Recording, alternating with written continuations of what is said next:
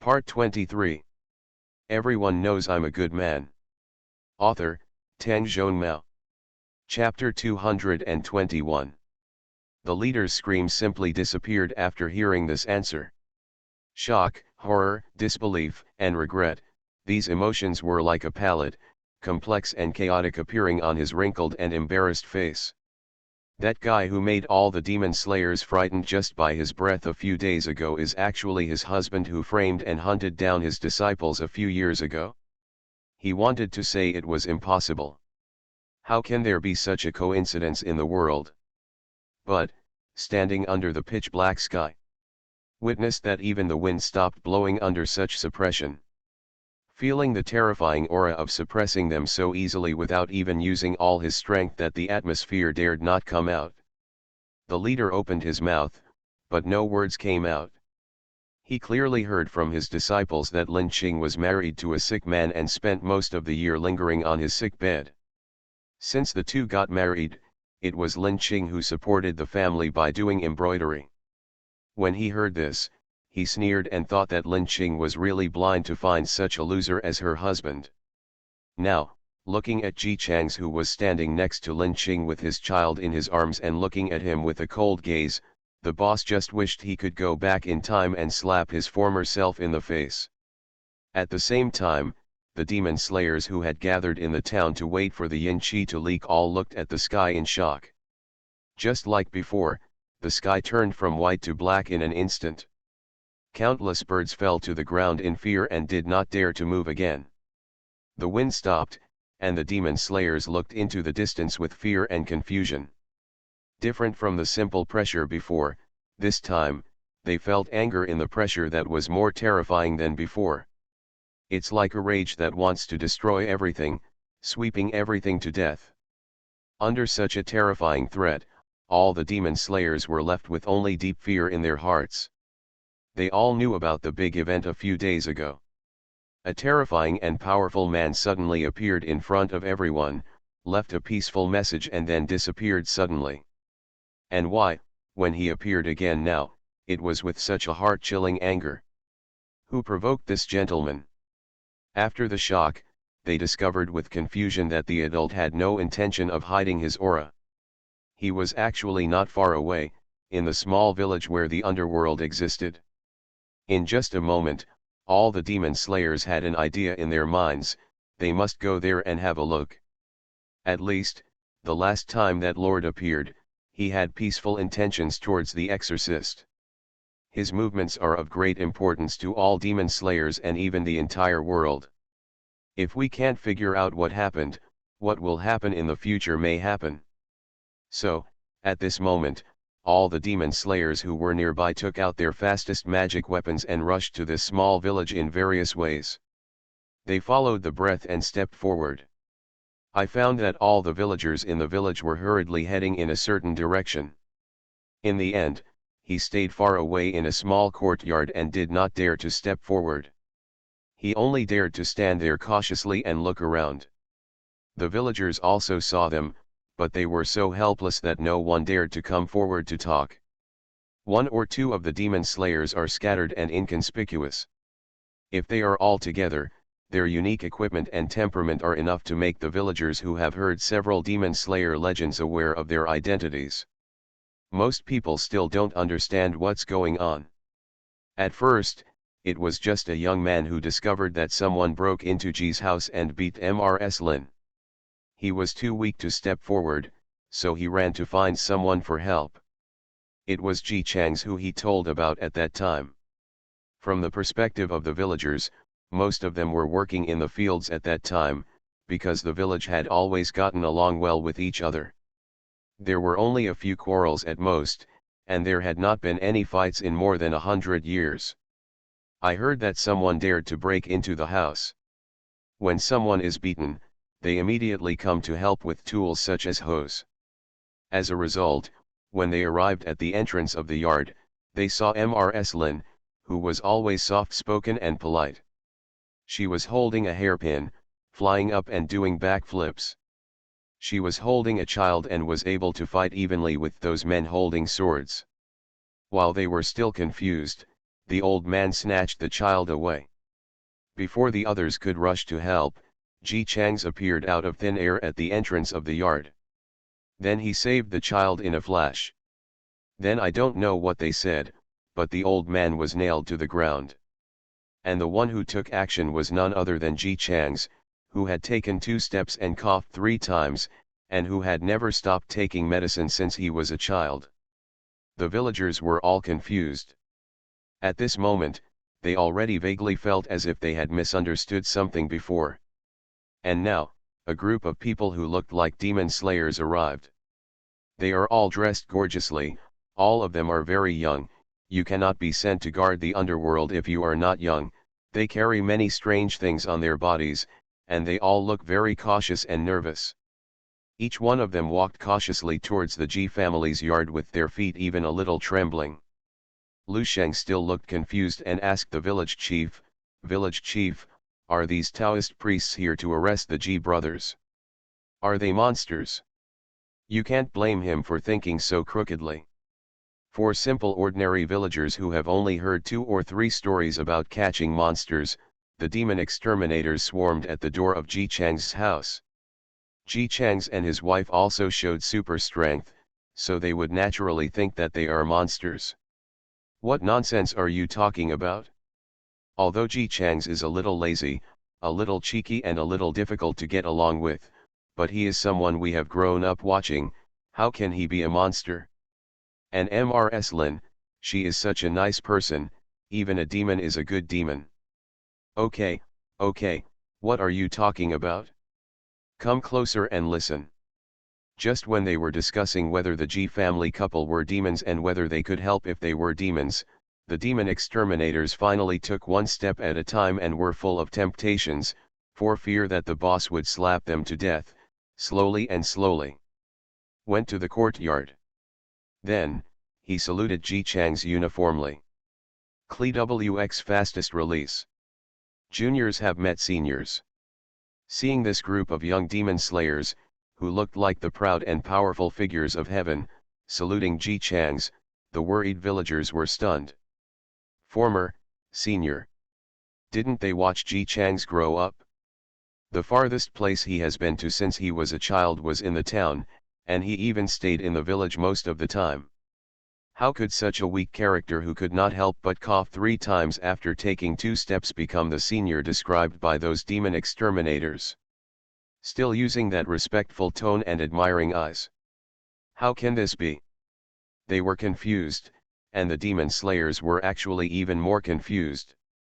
Most of them have met Lin Qing, the talented figure of the past, and naturally know that she was convicted of betraying the sect, murdering fellow sects, and seizing treasures. Later, they heard that she fell off a cliff while being chased and her body was not found. But now, not only was she doing well, but she was also standing so intimately next to the master who was filled with a terrifying aura. On the ground was Lin Qing's former master who kept fainting from pain, woke up again, and then fainted from pain again. What was nailed to his limbs was ice emitting thick black air. It was obvious that it was made by this adult. The demon slayers did not dare to meddle in other people's business.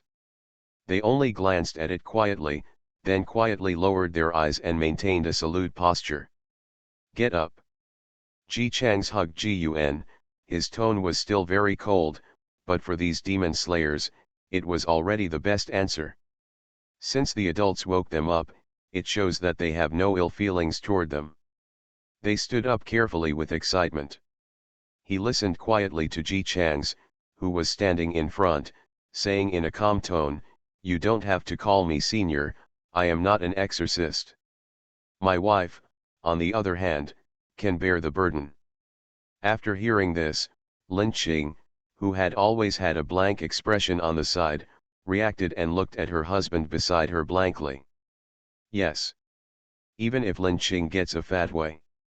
Even though she was about the same age as them.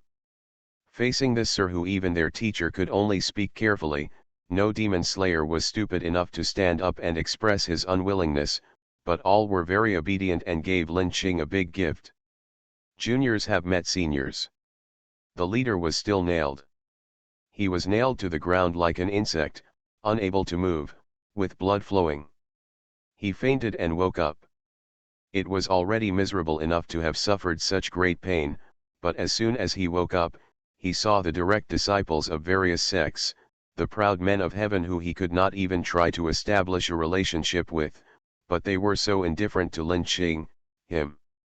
The disciple who personally announced the termination of the master-disciple relationship with her called her senior. The leader didn't take a breath and almost passed away. But he has a strong desire to survive, and even now, he is still thinking hard about how to save his life. Considering that there are so many demon slayers witnessing it, this one shouldn't be so awesome, right? He spoke with difficulty and in a trembling voice, "Sir, we are indeed reckless today. Please don't kill everyone for this private matter." Private matter? Ji Chang's voice was clear and cold, but it contained a killing intent that no one could ignore. "You are in my home, taking away my children, and killing my wife. Now you're telling me not to kill you for this private matter." The young demon slayers looked at the leader and suddenly something was wrong. Ji Chang's didn't move, but the black energy on the ground that was nailed to the leader's limb suddenly increased in size. The leader, who could barely speak just now, screamed louder, but he could only feel the pain in place and fainted. Severe pain that won't go away. The black air in the sky seemed to be intensified by Ji Chang's anger. The dark clouds turned and thunder and lightning flashed among them. The still wind turned into a strong wind, sweeping up the leaves on the ground. In just a moment, the depressing environment just now seemed to have turned into the end of the world. When the young demon slayers saw this battle, they hurriedly knelt down. "Sir, please calm down." After hearing their words, hope rose in the heart of the leader, who was still screaming. He hoped they would intercede for him. He doesn't want to die yet. He had finally managed to kill his brothers and climb up to the position of leader, and he had enjoyed it for so many years. He absolutely couldn't die like this. His hopeful gaze fell on the young demon slayers. But they said, "Why should your lord be angry over such a person? He has offended you, so just kill him. Being angry will harm your body, lord." Mainly, they were all afraid that Ji Chang's would kill them all together in anger. The leader, who was looking at them, suddenly felt his heart go cold, and his face was full of disbelief. Others didn't care why he couldn't believe it. Even if he saw it, he would only frown and condemn. What kind of method is their sect? After so many years, all the outstanding disciples have been killed or injured. The last time they held a conference, they didn't even have a disciple who was good at it. Other sects are also fighting each other to gain status and more resources, but no one goes as far as this sect. He directly killed all the outstanding disciples. While killing the disciples, he was still complaining that his sect had no outstanding disciples. Maybe he was out of his mind. Originally, they thought that this sect was already seeking death. Unexpectedly, there are even more desperate people. He actually provoked a terrifying boss like Ji Chang's. This lord is capable of crushing all demon slayers. Even the strongest demon slayer wants to be friends with him. And he, the head of a small sect, who gave him the courage to break into other people's homes in such a majestic manner, take away their children, and also want to shari and their wives. Do you still want to survive? I'm afraid I'm thinking about shit. The leader didn't know what they were thinking, but he could tell that no one here wanted him to live, including the disciples he brought with him. Because they all know that Ji Chang's hatred points are all on him. If he dies, this terrifying existence can calm down. But if he survives, maybe Ji Chang's will do something out of anger. If the seniors are kind-hearted and can't do it, it's better to let the juniors do it for them. The juniors are also willing to relieve the seniors' worries. The young demon slayers are already trying hard to get closer to Ji Chang's. They even took the initiative to reveal the truth that everyone knew well. Senior Lin, as the best disciple of his generation, was jealous of this person. He actually resorted to vicious means to frame Senior Lin, and even issued a death order. Such a jealous and capable villain should be punished by everyone. That's right. I heard that all his brothers and sisters were also harmed by him. It would be a shame for such a cruel and ruthless person to die. As if in an instant, everyone turned into messengers of justice and condemned the leader's various vicious actions. Did you see it? Lin Qing was watching the scene blankly when she heard Ji Chang say lightly, "This is a human being. They all know that you were framed, but when you were being hunted, did anyone stand up and say a word for you?" The demon slayers who were so excited just now shut up in embarrassment. Lin Qing didn't care much anymore. Her mood was actually very confused. But listening to her husband's usual tone, she still answered, "My husband said this as if you were not a human being." "Ji Chang's, I am indeed not a human being." Lin Qing was stunned along with the others. No one thought he was joking, and everyone looked at Ji Chang's in shock, whose pale face fit the character of Sick Yangzi perfectly. "Ji Chang's, I was originally a wild god wandering in the world. I was worshipped by the emperor and guarded the country. More than 20 years ago, the Ji family begged me and said they wanted a child. They were destined to have no children and their lifespan was short, but they were really pious, and I was tired of wandering, so I simply reincarnated into the Ji family, fulfilling their wish." Everyone was stunned. The demon exterminator was shocked for a long time before he stuttered and said, "So, Senior, you are a god." Ji Chang's corrected him coldly, "Wild god. The wild god is also a god. There are demons in this world, there are demon exterminators, and of course there are gods. But after the war between gods 50,000 years ago, the gods fell, and there was no news of gods in the world. Even if a monster wants to use this layer of skin as a banner, he will only dare to say that he is an immortal and never dare to call himself a god. Otherwise, if you say that you are a god here, heaven will think that you dare to call yourself a god with your little ability. If a lightning strikes down, it is certain that it will turn into a ghost, let alone whether it is a god or a god." But now, Ji Chang stood here and said in a calm tone that he was a god. Everyone subconsciously looked to the sky. The sky was still dark with lightning and thunder, but there was no intention of breaking it down. So, is this true? The exorcists were all stunned. At this moment, apart from being confused, they admired Lin Qing. She was able to find a god as her husband. What an amazing woman she was. Lin Qing was also confused. She looked at Ji Chang's and then at the sky, but she didn't recover for a while. So, after a while, she finally said with difficulty and cryptically, "Do you know my identity?" The man she had been with for 4 years still had the same calm look that had remained unchanged for thousands of years. "It's knowing." "Where's my mother, the puppet?" "No. I practice Qigong every night under the pretense of doing embroidery." "No." Lin Qing. She looked at Ji Yuan, who was hugged by her father and had no idea what was going on. "Did you teach the word soul that Yuan are just used?"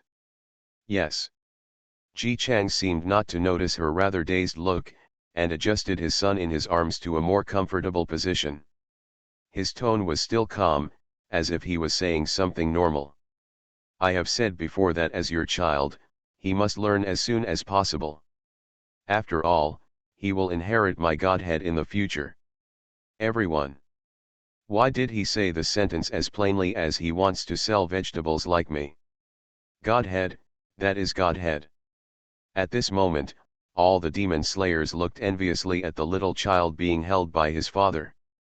They simply couldn't wait to replace Ji Yuan and become Ji Chang's son. "Make sure you shout daddy loudly." The leader, who was still screaming on the ground, also started to scream in shock, and his tone changed. His former disciple actually married a god. If so, if he hadn't been jealous of Lin Qing's talent, used a trick to frame her, and severed ties with her, then now, he would be someone who even a god would call her master. Naturally, he was so dizzy from the pain that he completely forgot about it. If he hadn't framed Lin Qing and sent people to hunt him down, Lin Qing wouldn't have known Ji Chang's. Then, you are a god, why are you so frail and sick? Is this it? Ji Chang's coughed a few times as usual and put down the hand on his lips as if nothing had happened. There is a netherworld here. Since I am here, I naturally have to suppress and resolve it. However, this body was born in a mortal family. Because it is a mortal body and is affected by the netherworld, it is inevitable that this will happen. It doesn't matter, I have completely refined the yin earth. In a few years, this body will not be affected anymore. Lin Qing's eyes suddenly lost the strangeness before looking at him, and even felt a little distressed. Since your body can't bear it, just slow down the refining, or wait until you leave this body before refining. Why do you have to work so hard on yourself? As she spoke, she remembered that she was facing not only her husband, but also a god, and her expression suddenly became uncomfortable. Ji Chang seemed not to notice her discomfort, and replied quietly, "The Ji family has continued to worship me, so I have the obligation to protect this place. After the Ji family's life has expired, the villagers have also continued to worship me. Since they have worshipped me, we have to take action. When will they worship?" Lin Qing remembered it halfway through her words and paused suddenly. He looked at Ji Chang's with some surprise and asked tentatively, "When you say offerings, you mean they give you food?" Ji Chang's nodded naturally, "Of course." Lin Qing asked in surprise, "Can rice be considered an offering?"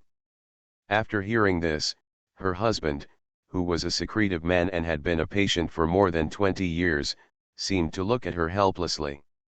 When to worship God, isn't it always about eating? Everyone. That's true. Whether they are exorcists or ordinary people, they all eat food when worshipping gods.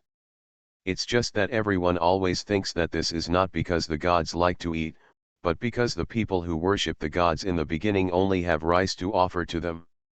Who would have thought? God, he really does this. After eating the villagers' food, they took over such a big killer in Yindi. Lin Qing figured it out and looked at Ji Chang's with extremely complicated eyes. No wonder. No wonder she could sometimes hear people in the village say something after she married her husband.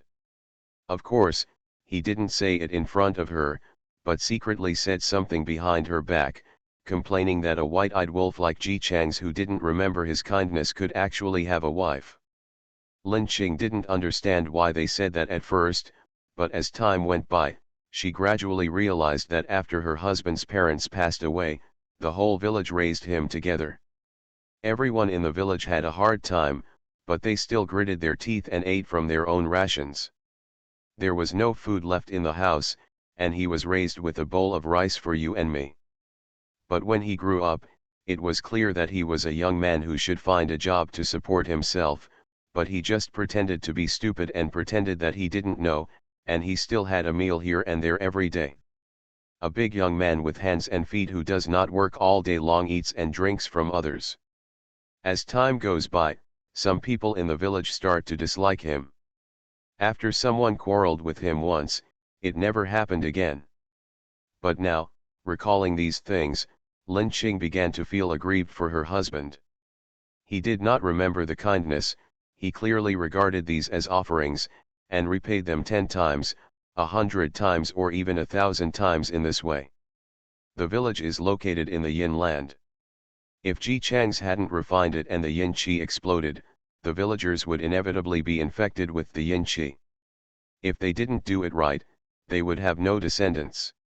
And despite being so helpful, he never said a word for so many years and just endured the misunderstandings from the villagers in silence. As a god, he could easily harvest donations from the villagers as long as he revealed his identity, but he never revealed his identity.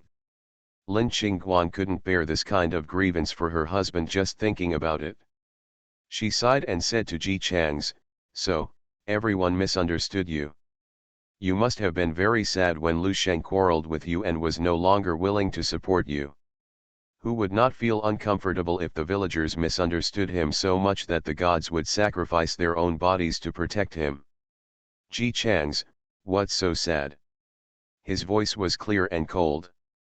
If this kind of attitude were present in the past, the demon slayers would only think of him as Zhuang Bi. But falling on Ji Chang's, who has the status of a god, only makes them feel that he is really full of boss aura. They support me, and I take good care of them. It's just about everyone getting what they need. Ji Chang's cold and indifferent tone also became a symbol of God should be so cold at this moment. Over the past many years, I have long been accustomed to believers stopping their offerings halfway through. Knowing that he was not uncomfortable, Lin Qing relaxed a little. She said, but without anyone to support you, you still continue to refine this yin qi. How come there is no one to support you? Ji Chang's naturally met Lin Qing's eyes and said calmly, aren't you supporting me? Lin Qing blushed lightly. I mean, when I marry you, I naturally have to take care of you. Halfway through, she suddenly realized that her husband had become a god, so, was he still her husband? It was at this moment that Ji Chang spoke, that's what you said. It is because of you that I realized that it is better to be taken care of by a wife than to be supported by others. In the past, you didn't know why you were unwilling to tell me your identity, so I respected you and just pretended that I didn't see it. Now that you have said it today, let me make it clear, Lin Qing, Yuan'er has inherited the power of you and me, and this godhead is from now on, I will leave it to our children to be just an ordinary human being, just like before and now. Lin Qing was stunned for a moment, then smiled, how ordinary? Look at the ground, there is a piece of it.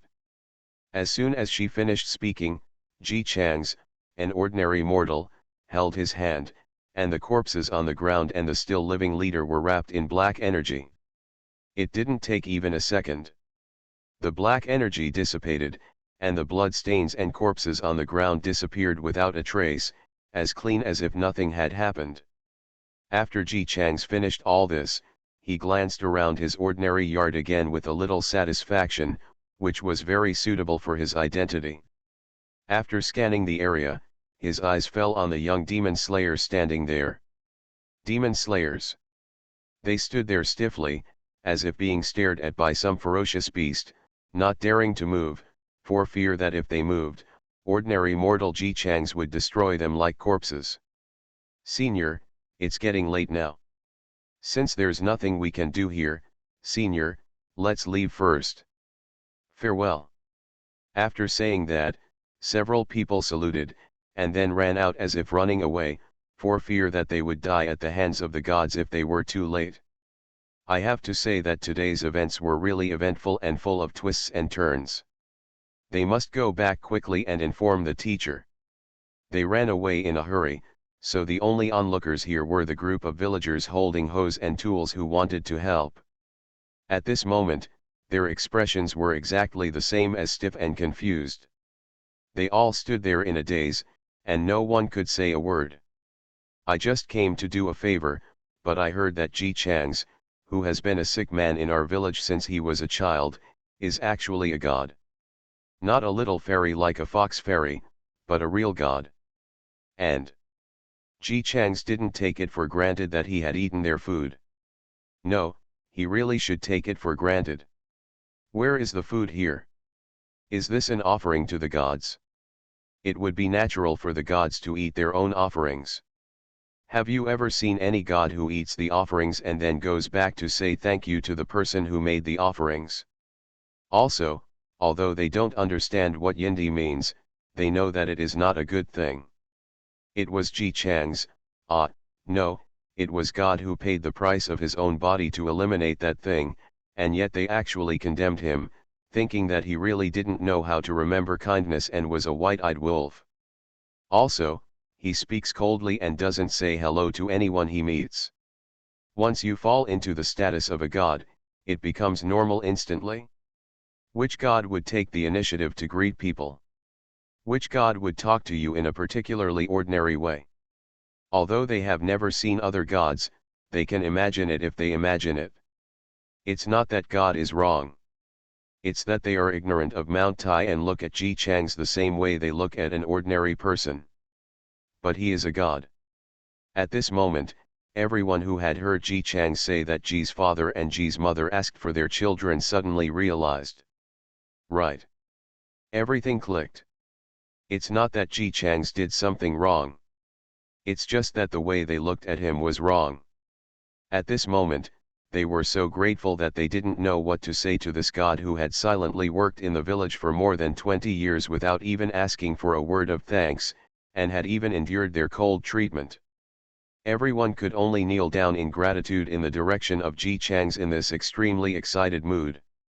Lord God, please forgive us mortals for finding out now. You are truly a good person. Everyone knows I'm a good man. Author, Tang Zhong Mao. Chapter 222. The Ji family, whose identities as non-ordinary people had been exposed, could no longer live in this small village. After discussing with Lin Qing, Ji Chang's took Ji Yuan and left. Legends of gods also began to spread in various places. Demons that can harm people heard that there are gods in this world, so they did not dare to go too far. After all, gods are protected by mortals. If they harm people, there is no guarantee that the legendary gods will be killed. It won't appear suddenly. The exorcists were also confused. This current generation of demon slayers is really not good. Besides the decline from generation to generation, the only other reason is that the only ones who can deal with their demons are the demon slayers. Now that a being suddenly appears and crushes the entire audience, how can this be done? Is it okay to be as uneasy as before? But after all, some sects have been corrupted for too long and are no longer monopoly industries. They don't even think about improving their own skills, but plan to embrace the gods. I heard that he has a mortal wife. Doesn't that mean that gods also like beauty? They also have many young and beautiful female disciples under their section if they can be dedicated to this god. Not long after this idea came up, Ji Chang's and Lin Qing quietly established a sect. No one knows where it is, and it does not openly recruit disciples. Lin Qing silently recruited the demon slayers who she knew were talented or hard-working, but ended up miserable because they were jealous of others for fighting for power in their sect and returned to their sect. 10 years later, the disciples of the sect went out to practice for the first time. 15 years later, its name is known to the world. 30 years later, Ji Chang's put a small godhead he had refined into Ji Yuan's body. 50 years later, Lin Qing passed away, and her husband, the god whose name no one dares to mention now, fell with him. At that time, all the harmful monsters had been killed, or they were hiding and not daring to show up. Groups of demon slayers who only thought about fighting for power and profit gradually disappeared, and new blood was born. Some demons who advocated their own practice of ahimsa were registered as registered disciples of the Ji Yuan sect under the leadership of Jealous Fox, the fastest growing public in literature. From then on, as long as they did not violate the oaths they made, they could no longer hide in Tibet.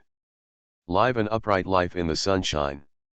For a moment, the world actually felt like it was back to the time when demon slayers were blooming and hundreds of flowers were blooming thousands of years ago. Ding.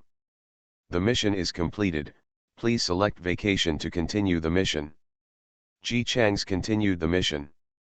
Thank you so much for our treat today, Mr. Ji. Come. Everyone respects Mr. Ji. Hey, Mr. Ji is drunk. Let's drink by ourselves. Hurry up. Didn't you see that our Mr. Ji is drunk? Why don't you send people to rest quickly? You're so unsightly. A drunken voice rang in his ears. Ji Chang's felt a little dizzy. He guessed it was because the original owner drank too much. 2 staff members helped him up and walked out. Where are you taking Mr. Ji? Go to the top floor. Didn't Mr. Ji stay there for a year? The 2 of them didn't say much. They carefully supported Ji Chang's all the way, put him on the bed, covered him with a quilt, turned on the air conditioner, and then turned off the lights and left. As soon as they left, Ji Chang's opened his eyes, stood up and looked around. What a big floor-to-ceiling window! There was a beautiful night view outside, with tall buildings, but not as high as the floor he was on. Therefore, the lights on those buildings and the river bridge naturally became the beautiful scenery under the floor-to-ceiling windows. Ji Chang's immediately confirmed that he was a rich man in his current body. Now the people who had just been drinking with him thought he was drunk, so they naturally wouldn't make a fuss. Ji Chang's was able to stand quietly in front of the floor-to-ceiling window, enjoying the night view and checking his memory. The rich one is not the original owner, but his parents.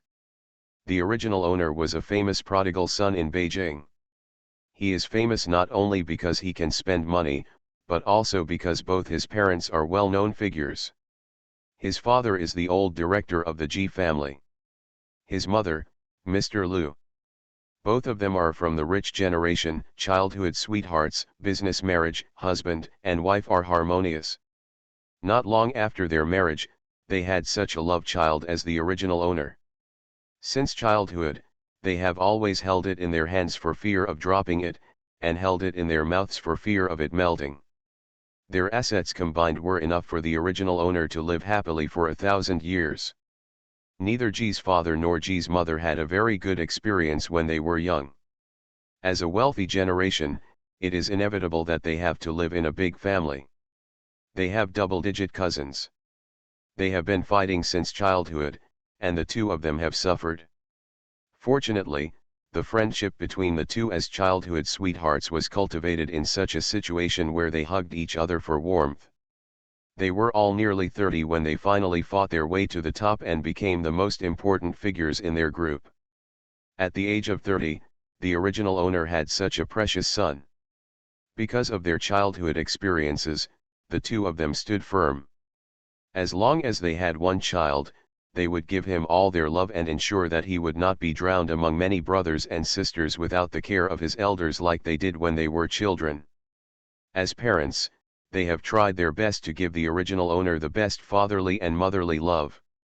It's a pity that the original owner did not grow up to be a happy prince under such pampering. Instead, he was arrogant, and would blame everyone if anything went wrong. Neither Ji's father nor Ji's mother planned to hold on to the power. They hoped that their son could take over the property. It was not that they hoped that he would be able to turn his hands into clouds and rain, but that they could only ensure that he had the ability to protect himself. Rest assured. The original owner didn't want to be a CEO. He was the only son in his family. Even if he didn't care about it, the money was still left to him. Why should he waste his energy? He only indulges in debauchery and having fun.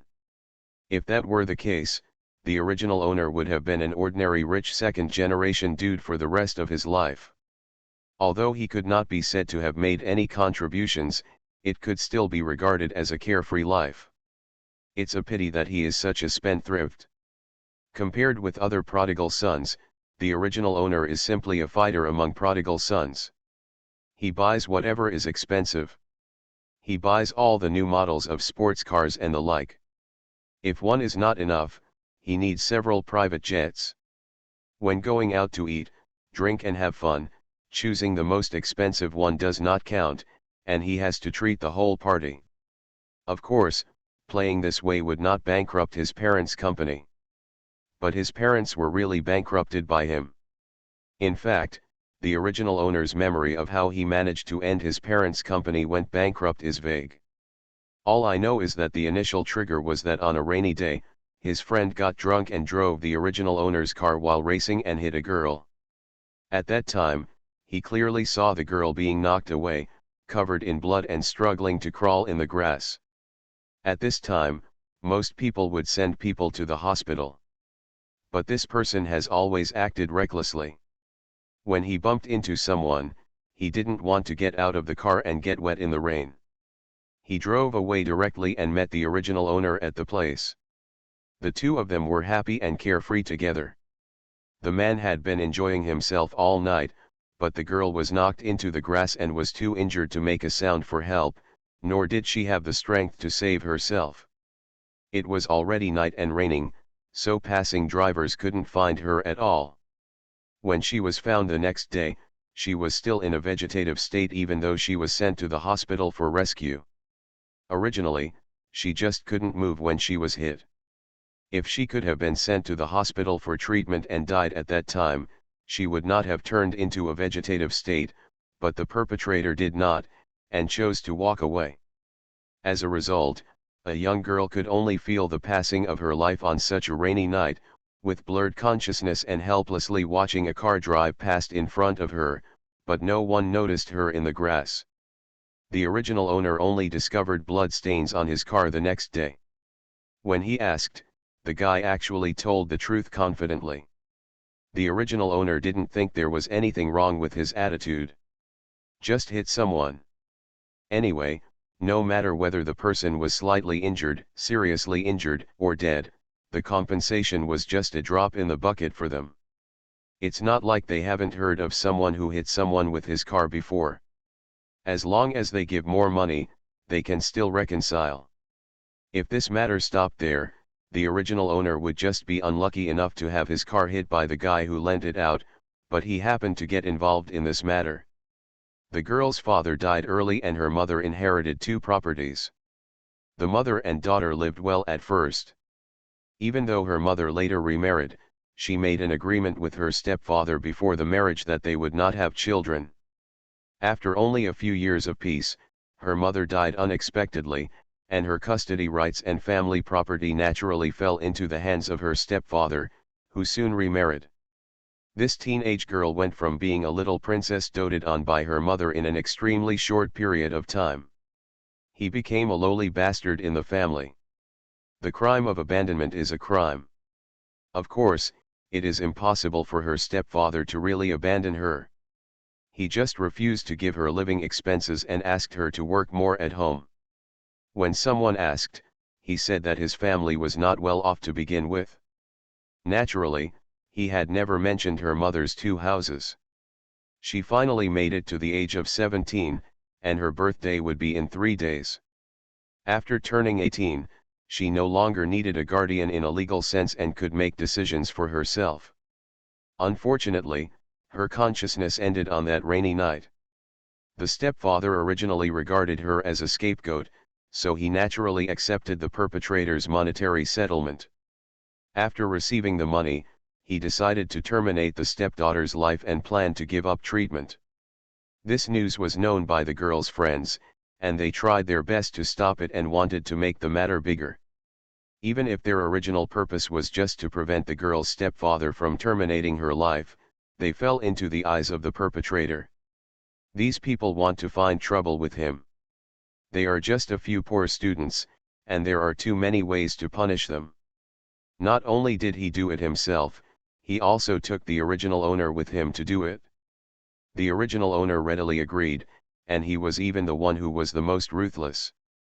It's not that I want to stand up for him because I have a good relationship with my friend, I just think it's fun to play with other people's lives like this and watch them have hope and fall into despair several times. Several students realized that someone was targeting them, and they didn't know where their ability came from. They actually followed the clues and found the original owner. A male classmate was so excited that he found the original owner and wanted to confront him. During the dispute, the male classmate died at the hands of the original owner. The original owner was also confused. He didn't take human life seriously, but he knew clearly that he was deliberately shari, and no matter how rich his family was, it was impossible to really keep him out of jail. The most important thing is that the male classmates said that those female students knew that he was looking for the original owner. So once he disappeared, they would definitely know it was him. The original owner panicked and found the friend, and the two of them just kept fighting. When the students didn't react, they spent money to buy a scapegoat with cancer, and killed them one by one, creating it was assumed that the male classmate was killed by the scapegoat along with them. The scapegoat told the police that he found out that he had cancer and was about to die soon. When he saw the youth and vitality of these students on the roadside, he was jealous that they had a good time, but he had no choice but to die, so he wanted to take a few backers before he died. These are naturally lies. He is acting as a scapegoat just for the money given by the original owner. That money is enough to ensure that even if he dies, his family can live a good life. From the original owner's perspective, everything was perfect. Everything was settled, no annoying people would bother him anymore, and he could still happily be his prodigal son. But the friend started asking him for money. The friend holds the evidence of his shari'an in his hands, as if holding his lifeline. If he doesn't want to go to jail, he can only give him money. The amount is getting bigger every time, and even if the original owner has more pocket money than ordinary people can imagine, he still can't make up enough. He had no choice but to lie to his parents that he wanted to advance, joined a company, and secretly used his authority to get money. Having tasted the sweetness of taking money wantonly, sometimes even if his friends don't ask him for money, he will take the money and waste it himself. Of course he couldn't steal money, it would be too easy to be discovered. It's just that the money that should be used to buy good materials is only allocated to buy cheap materials. Because more and more are needed, materials are getting cheaper and cheaper. But the problem is, what he replaced was building materials. With no external force at all, the building built by their company collapsed, killing more than 500 people. The society is shocked, the family members are grieving, and the government is seeking accountability. For a time, the company's reputation fell to its lowest level, employees resigned one after another, and all kinds of real and fake dirty information came out. People would not see it as the prince causing trouble, but only the entire company. Later, when everyone was in a panic, the vegetative girl in the hospital woke up.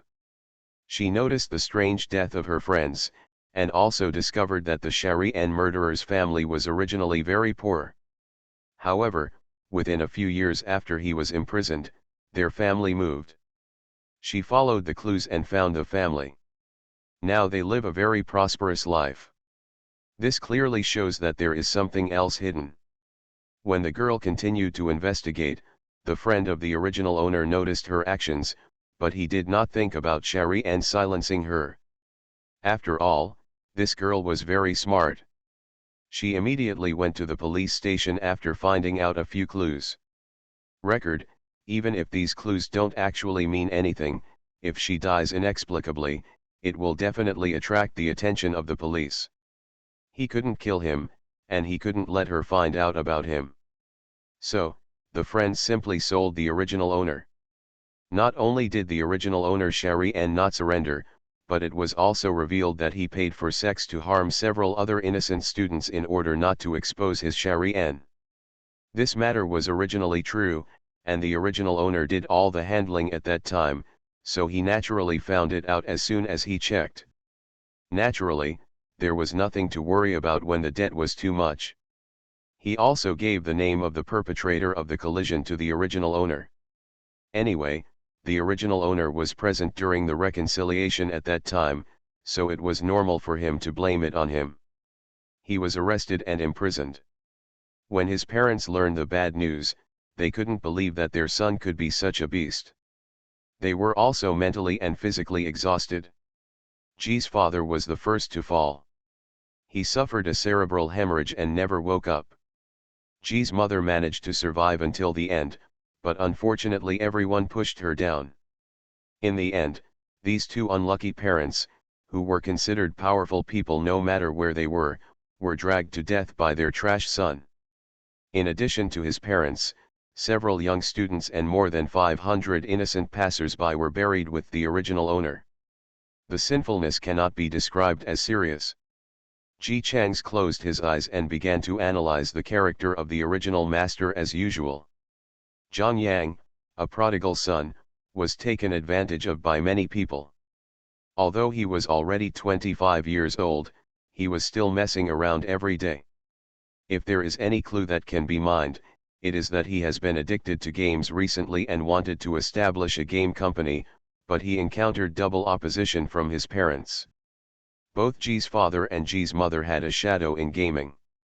When they first tried their luck, they jointly opened a game company, but they ended up dying. The gaming industry has since become difficult for them to get involved in.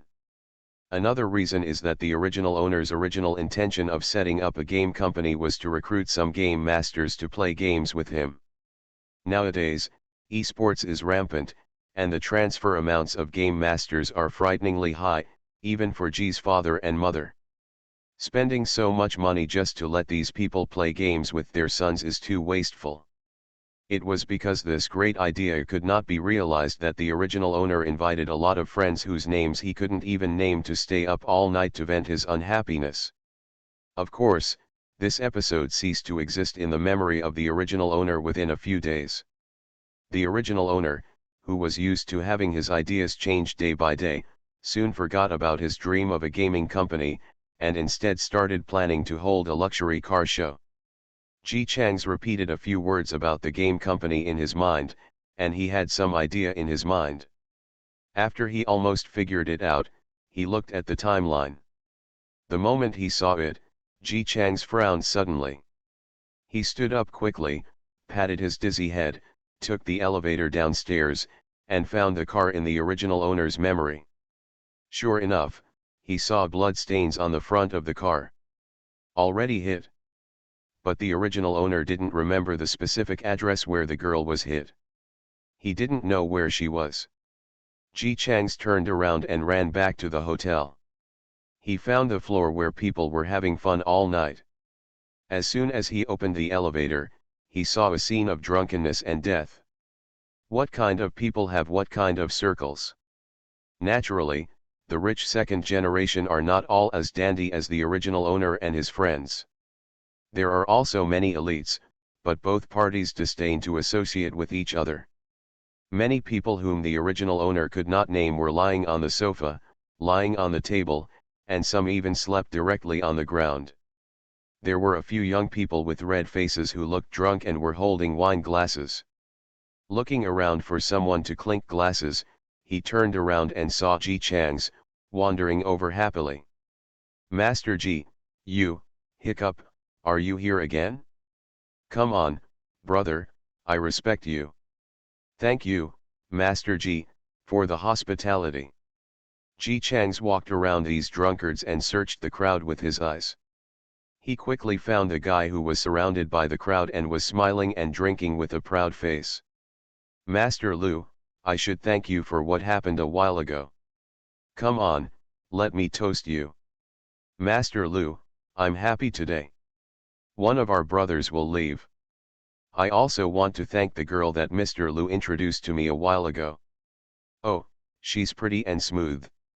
She's really good. Our Mr. Lu has a good taste."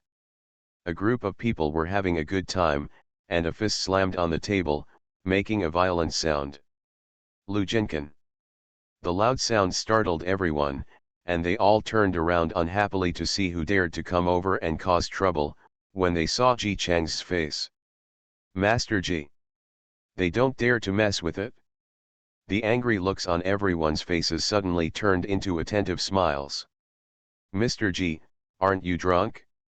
Are you sober?" Lu Jinkan was also startled. When he saw Ji Chang's looking at him with a displeased face, he smiled calmly, hugged his shoulders closely, and said with a little teasing, "What's wrong, Mr. Ji? You just didn't fall asleep? Are you unhappy that I sent you up and delayed your pursuit of beauty?" Yes, in addition to being a prodigal son, the original owner also had the nickname of a romantic playboy. The original owner of this all-night party specially asked these gangsters to bring more beautiful girls over, just to make it easier for him to hunt for women, but before he could find the target, he drank and fell down.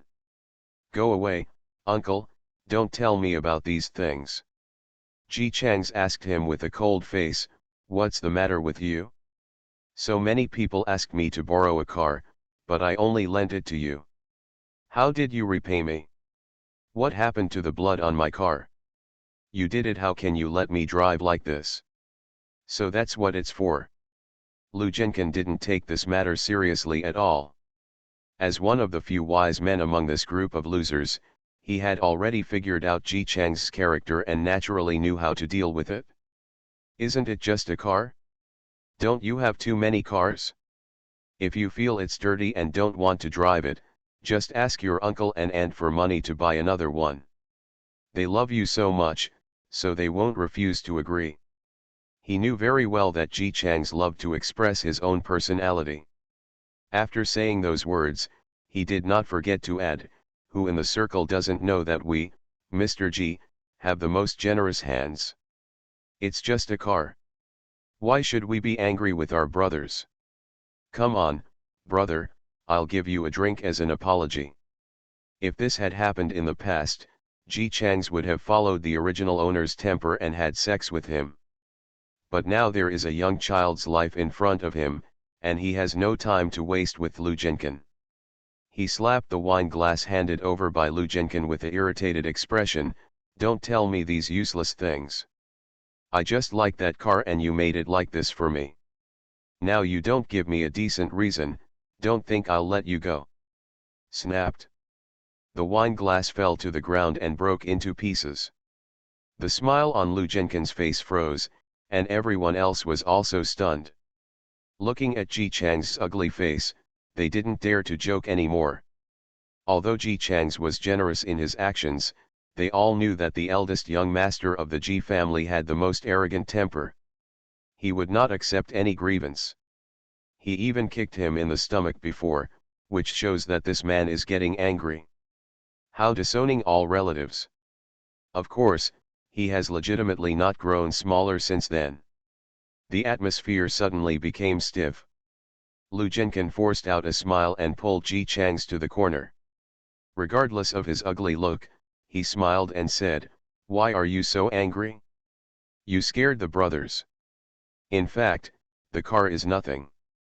It's just here I hit someone on the road. The blood probably belongs to that person. If you are really angry that I soiled your car, I will buy you a new one tomorrow to compensate you." His heart ached when he said this. Lu Jinkin is different from Ji Chang's, the eldest son who has been held in the palm of his hand since he was born. The situation in his family is more like that of Ji's father and mother when they were young. In the big family, there are about 30 people of his generation, including himself.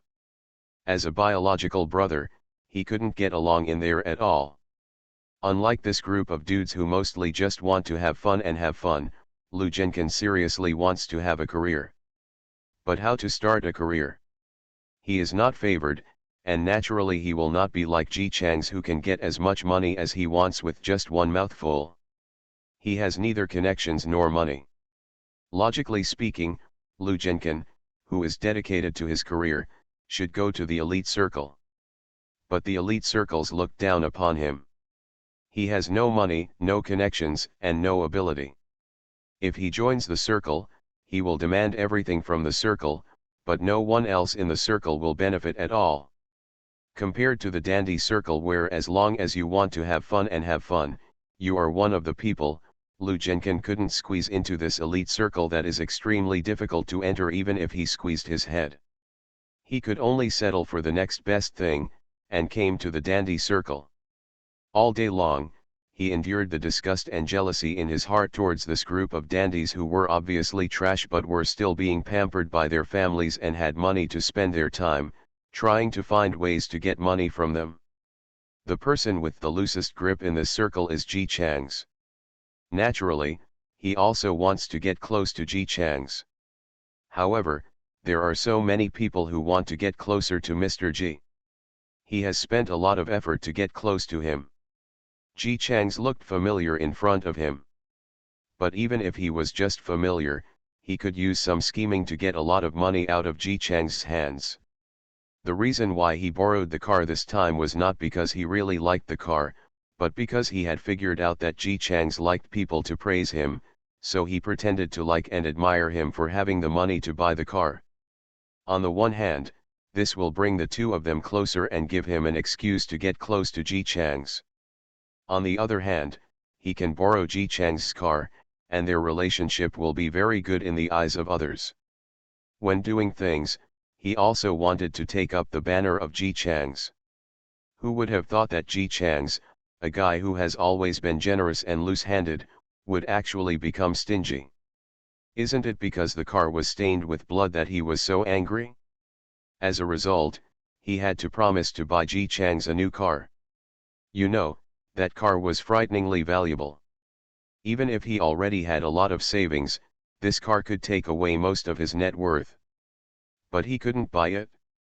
If he said, "Isn't this car a little dirty, I can send it to you to clean it up," Ji Chang's, a guy who was never short of money, might fall out on the spot. Wash. Even if you wash a dirty car and it looks brighter than a new car, I won't be shy about driving it. It's just so inhumane. It makes people envious and jealous and want to replace him. He thought that Ji Chang's would be satisfied because he had bled, but he didn't expect that the eldest young master of the Ji family standing in front of him would not only look better after hearing these words, but would also become even uglier. "Did you hit someone? Where did you hit him? How was that person?" Lu Jinkin was stunned. This reaction was wrong. Shouldn't Ji Chang's pay more attention to new cars? But he still replied, "It seems to be on Fengchen Road. I can't remember clearly. I don't know what happened to that person. He probably won't die. Let's have a drink today. I'll buy you a new car tomorrow to compensate you. Just pay that person some money and that will be the end of it. I feel bad that I have to use so much money to buy a car. I hope the poor guy who got hit won't make too many mistakes." While he was thinking painfully, he wanted to put his arms around Ji Chang's shoulders. "Let's go for a walk and drink. Don't think about these things. I will definitely handle this matter properly tomorrow. That poor guy spent so much of the night. You're still walking on the road, maybe you hit someone on purpose, isn't it just because there's no surveillance?" Ji Chang's endured it again and again, but still couldn't hold it back. Of course, he didn't need to endure it. With his current personality, it was normal not to endure it. So he tapped the back of his hand and motioned to the other person to look down at his clenched hand. "Look what this is." Lu Jinkin, fists. The next second, the fist slammed into his face. Accompanied by Ji Chang's angry curse, "I can go to Tamadai." Severe pain hit him. Lu Jinkin staggered as he covered his face. His hands were wet and slippery. When he lowered his head, he found that his hands covering his face were covered in blood. Ji Chang's made his nose bleed. As soon as this thought came to his mind, a storm of punches and kicks fell on him. You! You son of a bitch! I won't beat you to death today. How dare you hide?" Several people who were looking here not far away saw a fight starting, and hurriedly stepped forward to break up the fight. Master Ji, Master Ji. Stop the fight, what's wrong? Come on, stop it. Master Lu, what's wrong? Lu Jinkin didn't know what was going on. He really wanted to yell, "Ji Chang's, are you humming sick?" But when he saw the angry face across from him, he immediately regained his consciousness. This is the precious only son of the Ji family, and he cannot afford to offend him. So he could only bear it with nosebleeds all over his face and pain all over his body. "Mr. Ji, it's my brother's fault for dirtying your car. You hit me too, so don't be angry." Even now, he still thinks that dirtying Ji Chang's car is more important than almost killing a young student. Ji Chang's fist was about to move, but his reason was still there and he knew what was most important. He pointed at Lu Jinkin and cursed, "Hit someone with my car and left them there without caring. You are worse than a beast. You have a conscience, either you surrender or I call the police, it's up to you." After saying that, he turned around and left in a hurry, ignoring Lu Jinkin's expression, which was even a little dazed that his focus was actually on the person being hit. Master Ji, where are you going, Master Ji? Master Ji. Ji Chang's ignored them. They were all drinking so hard that they couldn't count on them. It was useless to call them. Of course, he, who is still dazed in his head, can't count on it. Fortunately, he has the ability to make money. Ji Chang's held on to his dizziness and casually asked a staff member, "Find me a driver. I need it now." 3 minutes later, Ji Chang sat in the passenger seat, rubbing his brows, and said to the driver, "Go to Fengchen Road." The road there was not far away. Ji Chang's called an ambulance in the car and called the police. The original owner was probably not very good at drinking. The alcohol was still taking effect. He was very dizzy now. When he got there, he turned on the flashlight of his mobile phone and searched a little bit. The driver understood what he was talking about on the phone when he was in the car. When he got out of the car, he followed behind and searched from the other side without him having to say anything. "Mr. G, it's raining so heavily, please hold an umbrella." No. Holding an umbrella is troublesome, but being exposed to the rain without holding an umbrella can help him clear his head. Ji Chang's wiped the rain from his face and carefully followed the grass on the roadside to find it. It was 4 o'clock in the morning and the rain was at its heaviest. It was raining so hard that it was hard to hear what he was saying, let alone listening to the grass. They can only use the most primitive methods to find any possible movement. Fortunately, when his clothes were all wet, Ji Chang saw a pale girl lying quietly with her eyes closed in the grass in front of her. Her face was frighteningly white. The rain hit it and then fell down her face. The blood on her body had completely soaked her clothes. Her white skirt turned into a red skirt. Her fingernails that fell on the dirt were all filled with mud. You can imagine how hard she tried to call for help before she passed out. Ji Chang's quickly took off his coat to cover her face, and shouted to the driver on the opposite side, "Found her, please bring the umbrella quickly, you can't move her now." When the ambulance arrived, they saw a luxury car parked on the side of the road. In the distance, 2 drowned men squatted next to the unconscious girl with umbrellas. The girl was taken into the ambulance, and Ji Chang's followed, shivering as the doctors and nurses checked her vital signs. He didn't want to shiver, but the original owner's body was really a bit delicate. He didn't feel anything when he was nervous just now. Now that he found his mood and relaxed, his body began to shiver uncontrollably, and he looked to the side. The nurse sister couldn't bear it anymore, so she found a white coat and asked him to put it on, shivering. After sneezing, Ji Chang's looked at the unconscious girl nonchalantly. The original owner's memory was not very clear about this part. He only knew that the girl was found and sent to the hospital the next day. This time he should have arrived at least a few hours earlier. He didn't know if he could change her. The fate of becoming a vegetative state.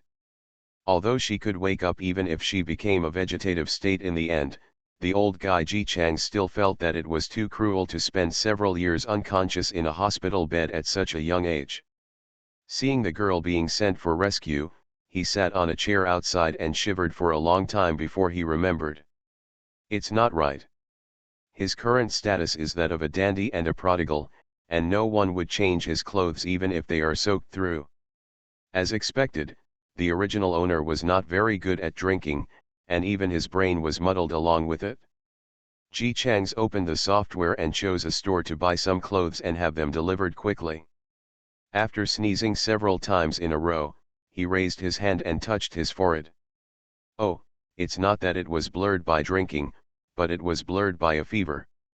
No wonder I always feel a little silly today. I feel dizzy, I feel weak all over, my vision goes dark, I'm afraid I'm going to faint. Before he fainted, Ji Chang's didn't forget to grab a doctor's leg. He pulled out a black card from his pocket and handed it to the doctor with a trembling hand, password 123456. Even if a distinguished rich man faints, he will not forget to pay the hospitalization fee first. You are listening to Novels at Bless Up channel. Wish you happiness and luck. Please subscribe to receive new novels. How do you feel about this novel? Please like and leave a comment.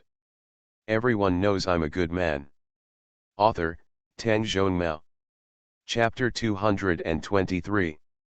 This was the first time that Ji Chang's encountered such a situation where he was going at a speed of life and death as soon as he arrived, and he fell into coma on the spot just after the speed of life and death was over. I fell into a deep sleep, and when I woke up again my head was not dizzy, but my whole body was weak. As he opened his eyes, he thought, the memory of the original owner did not include the fact that he was prone to getting sick. Master Ji, have you woken up? As a fighter among dandies, there are many dandy cash machines who actually don't have much money. When Ji Chang's fell down like this, many dandies were more concerned about serving their own parents than serving their own parents. They came to see him 3 times a day and almost wished they could live in the hospital. Now the first person to notice that Ji Chang's woke up was the playboy number 1. He was sitting on a chair playing games with his legs crossed. From the corner of his eye, he noticed that Ji Chang's had woken up and stopped playing games. He came forward with surprise on his face and shook his hand. Sumi Nagasawa's hand brought tears to his eyes. You finally woke up, Mr. Ji. If you don't wake up, all the brothers will cry to death. Ji Chang's. He shook off brother no one's hand and said, you, uncle, if you're disgusting, let me go. Brother number 1 quickly let go of his hand and began to pour water diligently. Mr. Ji, are you thirsty? I'll pour you some water. Ji Chang's finally regained his consciousness and sat up, thinking that it was because of drinking that he got into trouble. Why did he just call a driver? He should call a bunch of staff to go to the side of the road to help look for him. He is a second-generation rich man. Does he still lack the money to hire people? With his IQ on the line, Ji Chang's looked around and found something was wrong. The room was filled with bouquets of flowers, not the most expensive but more expensive. It was obviously not a day's work to make them so crowded. How long have I been unconscious? It's been 3 days. It's been 3 whole days. It scared us to death. You don't know, Master Ji. These days, the brothers have taken turns to take care of you. All of them have lost a lot of weight. No one has been there for 3 days to play. I pray to God and pray to Buddha every day, hoping that you will wake up soon. Ji Chang's opened his mouth to ask about the girl's situation, but when he remembered his own character, he changed his words temporarily. He frowned and looked around with an unhappy expression on his face. Where are my parents? They didn't even come to watch over me when I was sick. Forward. Brother no one's expression froze, and he smiled at Ji Chang's. We didn't dare to tell our uncle and aunt. Otherwise, Ji Chang's would end up in the hospital while he was having fun with them. If his parents, the bosses, knew about this, they and the younger generation would all have to eat their fill. Although Ji's father and Ji's mother couldn't discipline them directly, their elders still didn't crack their butts after a phone call. So we took good care of you first. Unexpectedly, you fainted and didn't wake up for 3 days. The doctor said that you were too weak. You were caught in the rain and you were emotionally nervous. The fever kept going down, and then the fever went down, and the fever went down again, and then the fever went down again. If you have a fever again, it will become like this. We originally wanted to tell our uncle and aunt today, but we didn't expect that you would wake up now, Mr. Ji. What a coincidence. Glancing at silly brother number 1, Ji Chang sat up straight against the wall and asked, where is the woman I sent to the hospital? Is he the one who was involved in the car accident? He seems to be in a vegetative state. Lu Jenkin said that since it was Mr. Ji who sent you to the hospital, then brothers should also do good things and help her pay the medical bills. Mr. Ji, this guy just wants to. If you want to curry favor with you, you must not forget your old love when you have a new love. I am the one who has been following you for the longest time, and Lu Jenkin is nothing. Junior brother number 1 Balabala said so much that Ji Chang's picked up a few key words in his ears. He frowned and asked, Lu Jenkin didn't surrender. Surrender? What surrender? What did he do? Seeing the confused look on brother no one's face, Ji Chang's guessed it. He skipped the question and asked directly, have the police caught the person who hit that woman? I caught him. He seems to be an old man. He said he hit someone because he didn't see clearly at night, and then ran away. Mr. G, let me tell you, that old man didn't even have a driver's license and he dared to drive. He still stole a car from the roadside. Car, I heard from the nurse sister that the old man was trembling when he walked and looked like he was going to die. I felt that he could not hold the steering wheel steadily, but he could actually hit people with his car. It was amazing, really amazing. The younger brother number 1 started to talk about whether he would be able to go to Disco 857 when he reaches the old man's age, how to be the most handsome old man, etc. Ji Chang's has already heard it. Lu Jinkan repeated his old tricks this time and found a scapegoat to die for him. There was no surveillance and there were no witnesses. The victim had become a vegetative state and could not serve as a witness. It rained heavily that night and washed away many marks. In addition, so many cars passed by later. All he had to do was find someone willing to pay for the crime. It would be difficult to blame him for this matter. Ji Chang's asked younger brother number 1, who was still chatting non-stop, where is the car I lent to Lu Jinkan? Brother number 1 was stunned and thought for a long time before he remembered, it seems that this guy made me wash it, but I didn't know what happened on the way to wash it. I fell directly from the car and was crushed by the truck.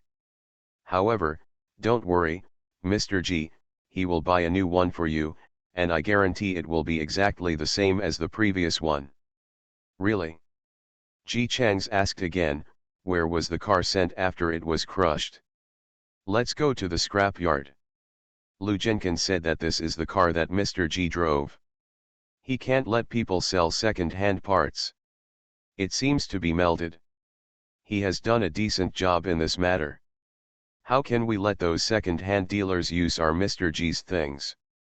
It's a waste, and I won't give it to them even if I destroy it. Oh haha.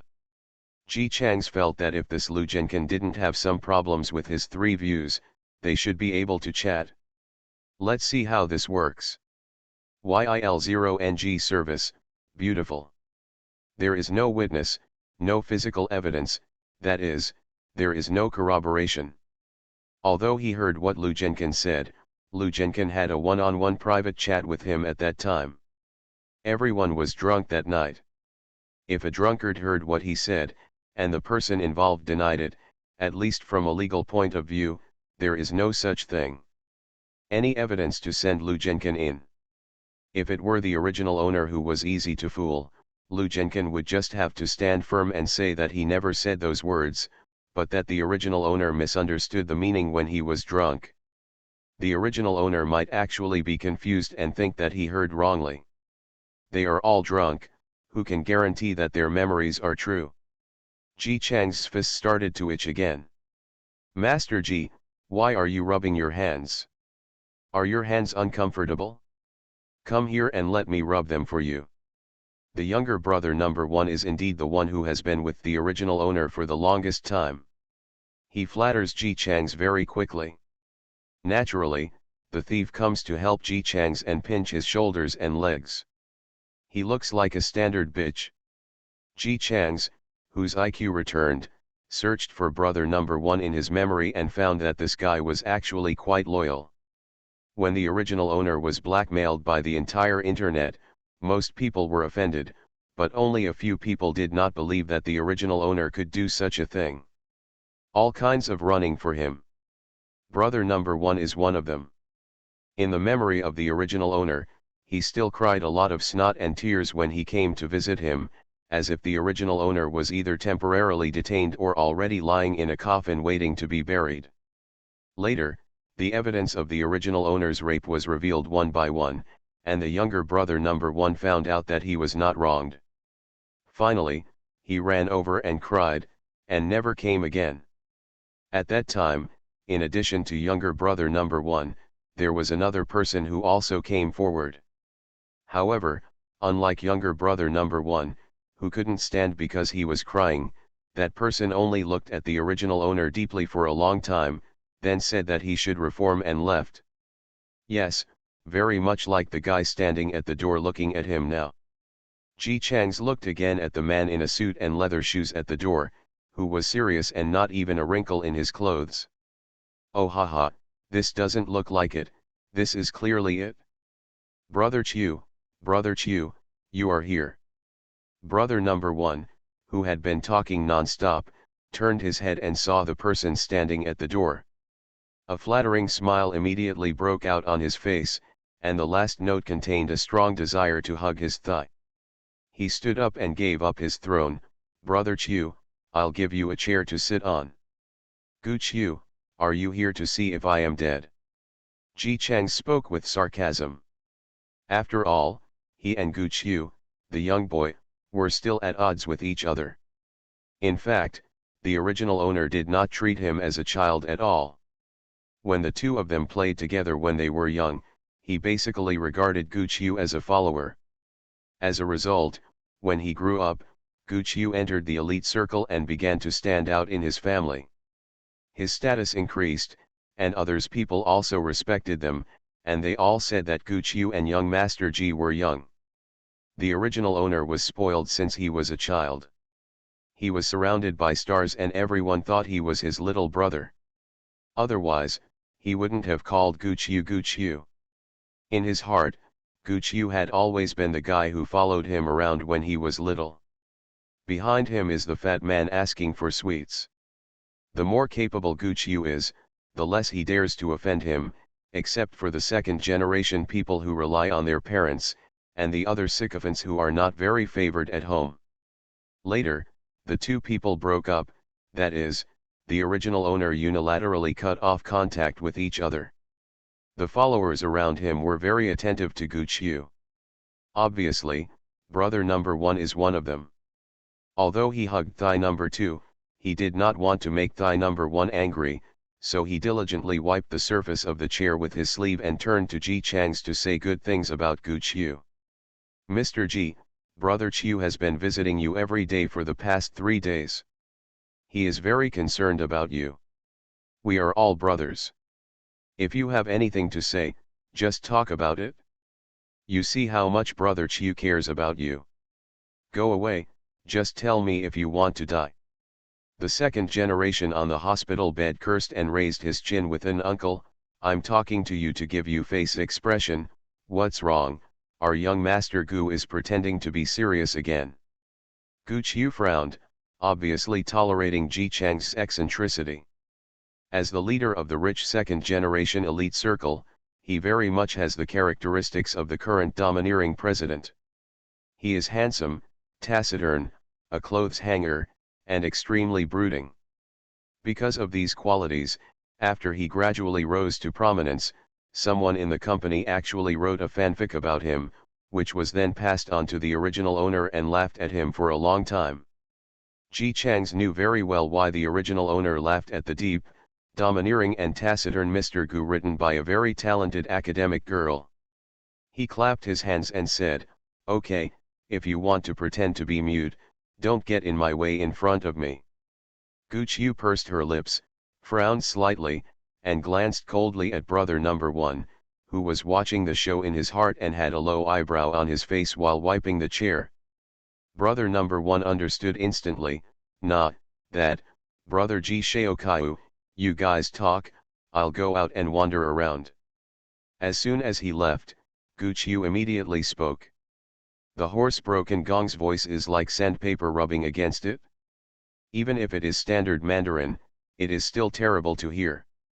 Ji Chang's, are you done with it? How can you hold such a grudge against such a trivial matter? Yes, the domineering boss Gu Chiu, he is not taciturn, nor is he deep and indifferent. He doesn't speak, he just has a bad voice and is afraid that others will laugh at him.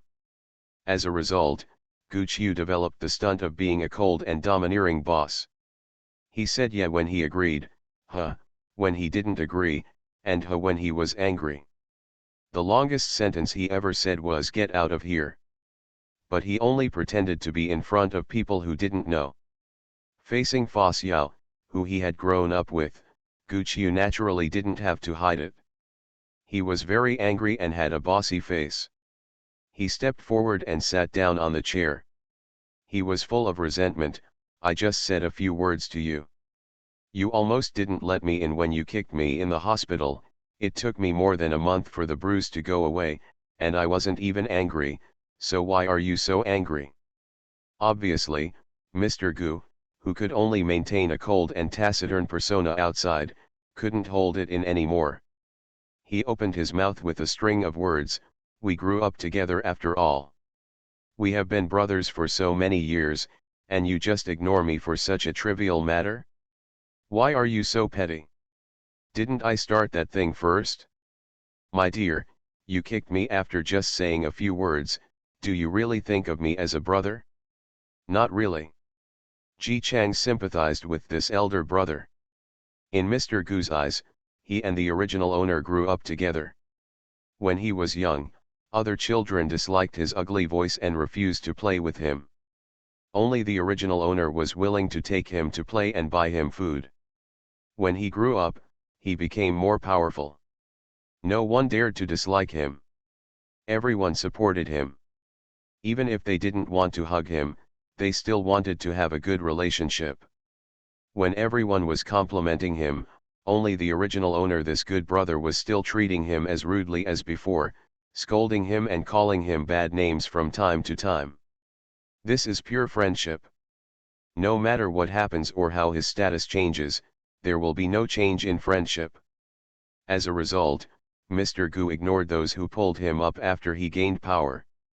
Only when he faced his good brother Ji Chang's did he consciously feel the warmth of friendship. When I was little, I begged you to play and you wouldn't play with me. But when you grow up, you all cry and beg me to take you with you. Look at my brother Ji Chang's. When I was young, no one played with me, but he was the only one willing to play with me. When I grew up, I gained status and power, and everyone else fawned over me, but Ji Chang's ignored me. This is what true, unpretentious friendship should be like.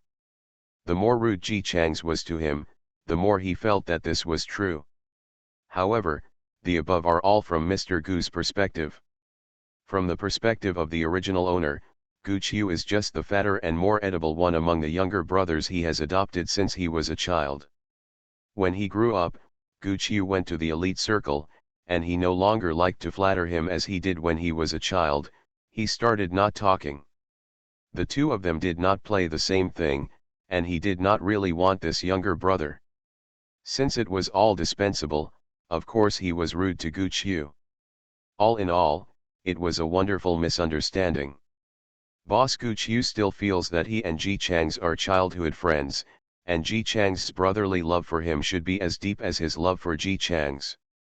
Therefore, the two of them just had a dispute last time, and Ji Chang's was so forceful.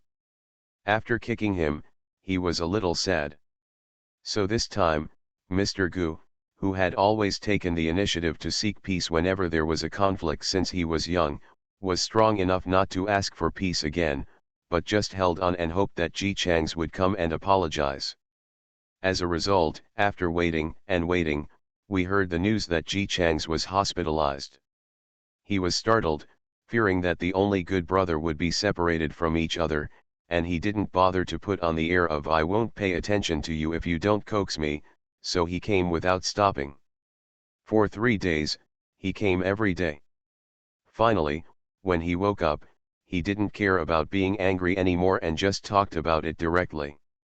Ji Chang still acted like a young master and said very proudly, "If you don't apologize to me, this matter will never end." Gu Qiu. He felt that his brother was very naive, but when he thought about it, he himself seemed to be the same when it came to friendship. There was nothing funny about him laughing at the same pace, so he confidently followed him and started to behave like a chicken. "I didn't initiate this matter first. That Lu Jinkan, he said it first. Just kick me."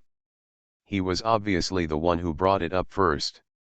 If you're not angry with him, you won't say it. You still treat him like that every day. To play with you. We grew up together. He is a middle-class guy. You still want me to apologize for doing things like this? Ji Chang's felt quite happy when he looked at Gu Qiu's little chicken. In fact, to be honest, Boss no, it was Gu Qiu. From the perspective of the original owner, his kick was really deserved. It was a sunny day. Lu Zhenkan had just broken into the gangster and was planning to establish a good relationship with the original owner. He said a few words to the original owner in a suggestive tone, to the effect that Mr. G, you can't just play like this. You are the boss of the G family. Young master, after inheriting your father and mother's IQ, you will definitely be able to do great things, so you can find a way to open a company so that others will not think that our young master G only knows how to eat, drink and have fun.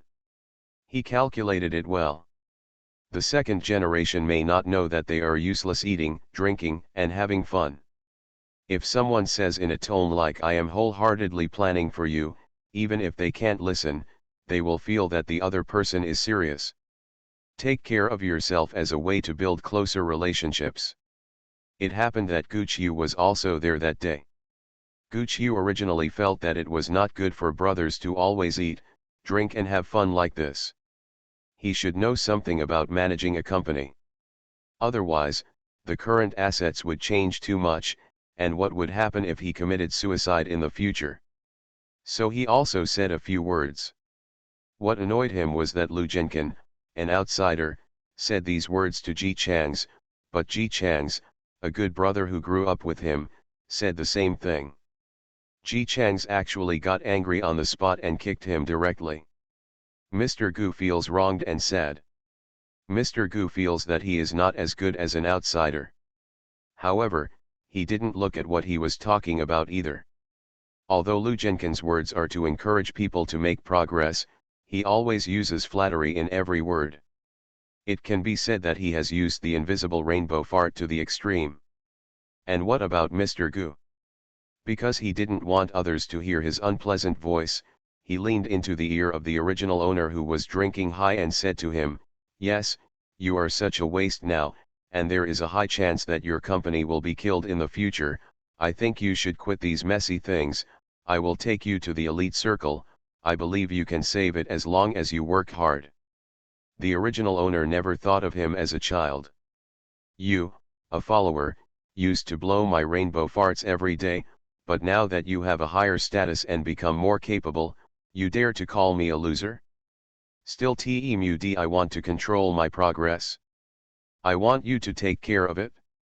So, that kick went out.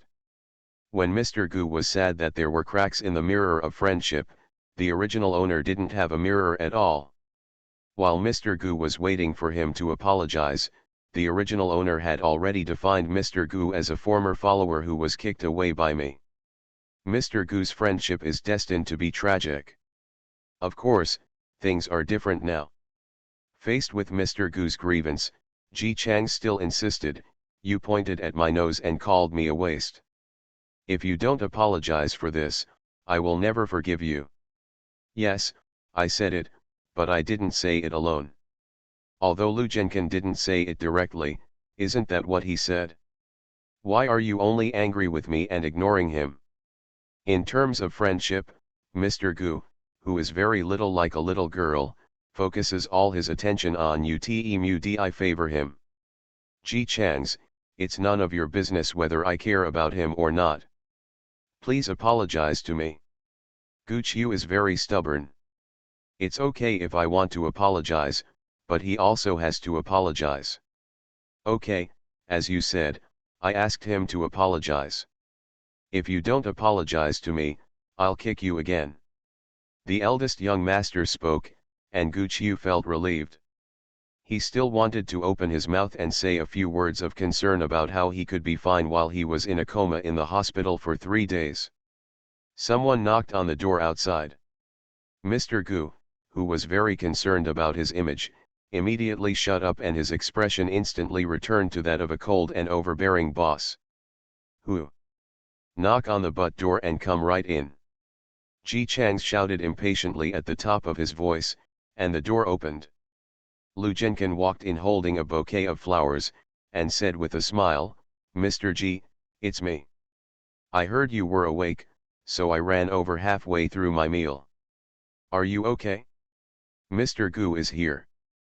Gu Qiu glanced coldly at Lu Jianquan, whose smile suddenly became more enthusiastic after seeing him, and gave a cold hum. "You said this, but you still came over in the middle of the meal, making it seem like you care about people." This is what Lu Jianquan really thinks. As a person who wants to enter the elite circle, every time he speaks, he works hard to improve others' favorability towards him, especially Ji Chang's, who is stupid and rich. He keeps making rainbow farts and flattering each other all the time. The idiot Ji Chang's must have been moved by what he said just now. His confident thoughts had just come to him when he heard the eldest young master of the Ji family on the bed saying in a very sinister tone, "Eat? I've been unconscious for 3 days and haven't eaten for 3 days. Are you still interested in eating, Lu Jianquan? If not, could it be that he wanted Ji Chang's to be in a coma for a whole day without eating?" Gu Qiu, who had not eaten today, glanced at Lu Jianquan expressionlessly and expressed his disdain in his own domineering way. "Heh.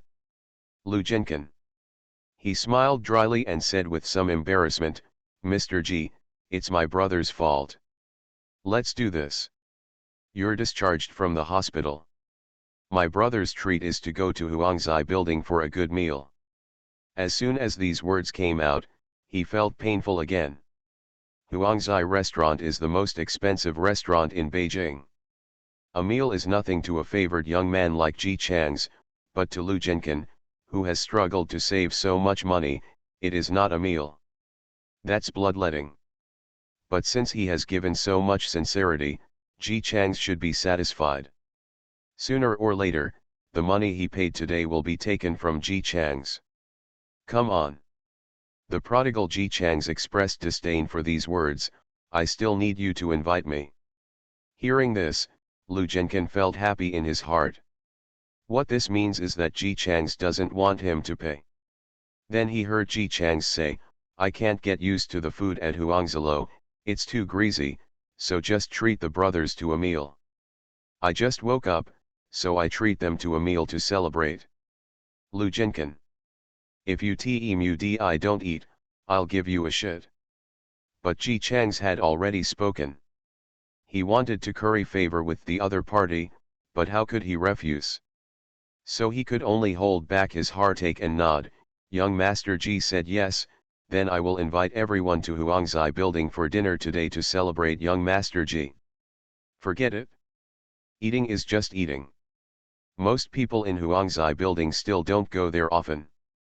Since he is treating guests, of course he has to regain his face. As a person who treats guests, at least his image will be generous and wealthy in the eyes of others, which will facilitate future affairs. Just as he was thinking about it, Ji Chang's took out his WeChat account, found the group chat, and sent a voice message in front of Lu Jianquan, "At 8 o'clock tonight, all come to Huangzai building to celebrate my recovery. I have to go home to recuperate and can't go. Eat, let Lu Jianquan organize it, you will find Lu Jianquan when the time comes." Lu Jianquan. No. Can you speak clearly? What does it mean to let him organize? He is the one who paid for the treat. Why did it come to Ji Chang's mouth that it seemed that Ji Chang's paid for the treat, and he was just entrusted by others to organize it? It was obviously his money, but why did all the benefits go to Ji Chang's? Lu Jianquan almost spit out a mouthful of blood in his heart, but even so, he didn't think Ji Chang's did it on purpose. After all, it is well known that the eldest young master of the Ji family is not short of money. Going to Huangzai building to eat is like cutting meat for him, and it is just an ordinary meal for young Master Ji. He had entertained many guests at Huangzai building, so he would not deliberately steal the gratitude of this meal. But, it's so frustrating. I've spent money but it's still not good enough, I'm so angry. Lu Jianquan's breathing was a little unsteady, but after thinking about the benefits he could get from pleasing Ji Chang's, he felt a little calmer. He glanced at Gu Qiu, who was sitting next to him with an expressionless and cold expression. Isn't this just ready-made benefits and connections? Gu Qiu, who has already gained power in the Gu family and is considered a well-known figure in the elite circle, is Ji Chang's childhood friend. If his relationship with Ji Chang's improves, can Gu Qiu not help Ji Chang's career for Ji Chang's sake? Thinking about these benefits, Lu Zhenkan felt much better. The smile on his face was so sincere.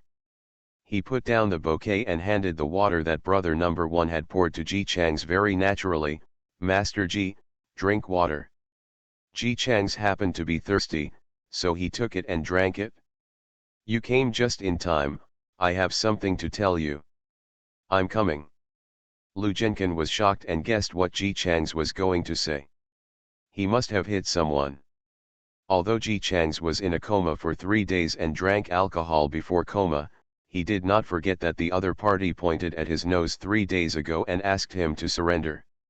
Since he had someone drive him out in the middle of the night to find the poor man and send him to the hospital, it meant that this matter was quite important in his heart. Although Lu Zhenkan himself didn't think there was anything wrong with hitting someone, it would still be quite troublesome if Ji Chang's accused him of hitting someone. Fortunately, he had finished all the finishing work. At that time, a group of people who heard Ji Chang's asked him to surrender were all drunk, so he just found some excuses and got through it. As for Ji Chang's, who would believe what a drunk young man said? He gave a few words of guidance, and maybe Ji Chang's himself would think that he heard wrongly. After all, everyone didn't know what kind of urine he had after drinking. Lu Zhenkan confidently drafted these words in his mind. He came up with these words after thinking about them for the past 3 days. They were perfectly logical and reasonable. He also practiced them many times in front of the mirror to ensure that his tone was sincere and his expression was normal. He is confident that as long as he speaks out, even if Ji Chang's doesn't believe it, any passerby can believe him. Seeing the eldest young master leaning on the bed, he opened his mouth to speak. Lu Zhenkan was already prepared to retort. Ji Chang's, apologize to me now. Lu Zhenkan, it's not what you thought, apologize. What apology? Wasn't he the one who was beaten before? He was ready to make a fool of himself and said, it's okay, Master Ji. I don't blame you, you just drank too much. Why did he apologize? Ji Chang's ignored the confused expression on his face and demanded confidently, apologize if I ask you to apologize, so much nonsense. Lu Zhenkan. He really wanted to ask, can you tell me something clearly, but he was afraid of angering Ji Chang's, who was always unreasonable. He could only hold back his aggrievedness and lowered his head with such a sullen expression. Apologize. I'm sorry, Mr. Ji. It's not true enough. You need to have more guilty expressions. It's best to have 3 parts guilt, 3 parts regret and 3 parts sincerity. The tone should be richer. Lu Zhenkan. Are you treating me like a dying tray? What kind of bad young master is this, playing tricks on people? He especially wanted to say, Grandpa, I won't serve you anymore, but he glanced at Gu Qiu who was sitting beside him. Connections. Ji Chang's is surrounded by ready-made connections. I will endure. I'm sorry, Master Ji. It was my fault. Master Ji, you have a lot, so don't be angry with me. Ji Chang's nodded with satisfaction. Before Lu Zhenkan could be happy, he waved his hand, as if the emperor asked the little eunuch beside him to step back. Okay, you go, remember to give me the person at Huangzai building today good hospitality. Lu Zhenkan. He was so angry that he almost vomited blood. Who is this person? If it weren't for money and connections, he wouldn't be coaxing this young master. If he finds a chance, he must trample this young master under his feet, and then Yuan. Ji Chang's, why are you still standing there? Hurry up and leave. I have something else to tell Gu Qiu. Don't delay things here. Lu Jinkan, hey, okay, Mr. G, I'll leave right away. Lu Jinkan punched hard from the bottom of his heart, but Lu Jinkan, who was submissive in reality, left with grief and anger with a heart that was about to vomit blood. He comforted himself. This time there was still something to gain. At least I found out that Ji Chang's and Gu Qiu had reconciled. Then Gu Qiu's connections can naturally change from Ji Chang's to his own. While he was thinking about how to make Gu Qiu treat him as one of his own, he walked out quietly and closed the door behind him. As soon as the door closed, Ji Chang's immediately said to Gu Qiu triumphantly, "Did you see it?" Lu Jinkan apologized. "It's your turn." Gu Qiu, who knew that Ji Chang's was not partial to Lu Jinkan, felt better. He didn't mind bowing his head verbally and apologized neatly, "Okay, it was my fault before. I won't do it next time." "It's good to know, but your apology is not enough. In this way, I wanted to start a game company before, but my parents didn't give me money. Can you sponsor me?" Gu Qiu glanced at the confident Ji Chang's and asked him, "Besides me, have you ever found anyone else?" "Of course not. How could I ask those cats and dogs for money?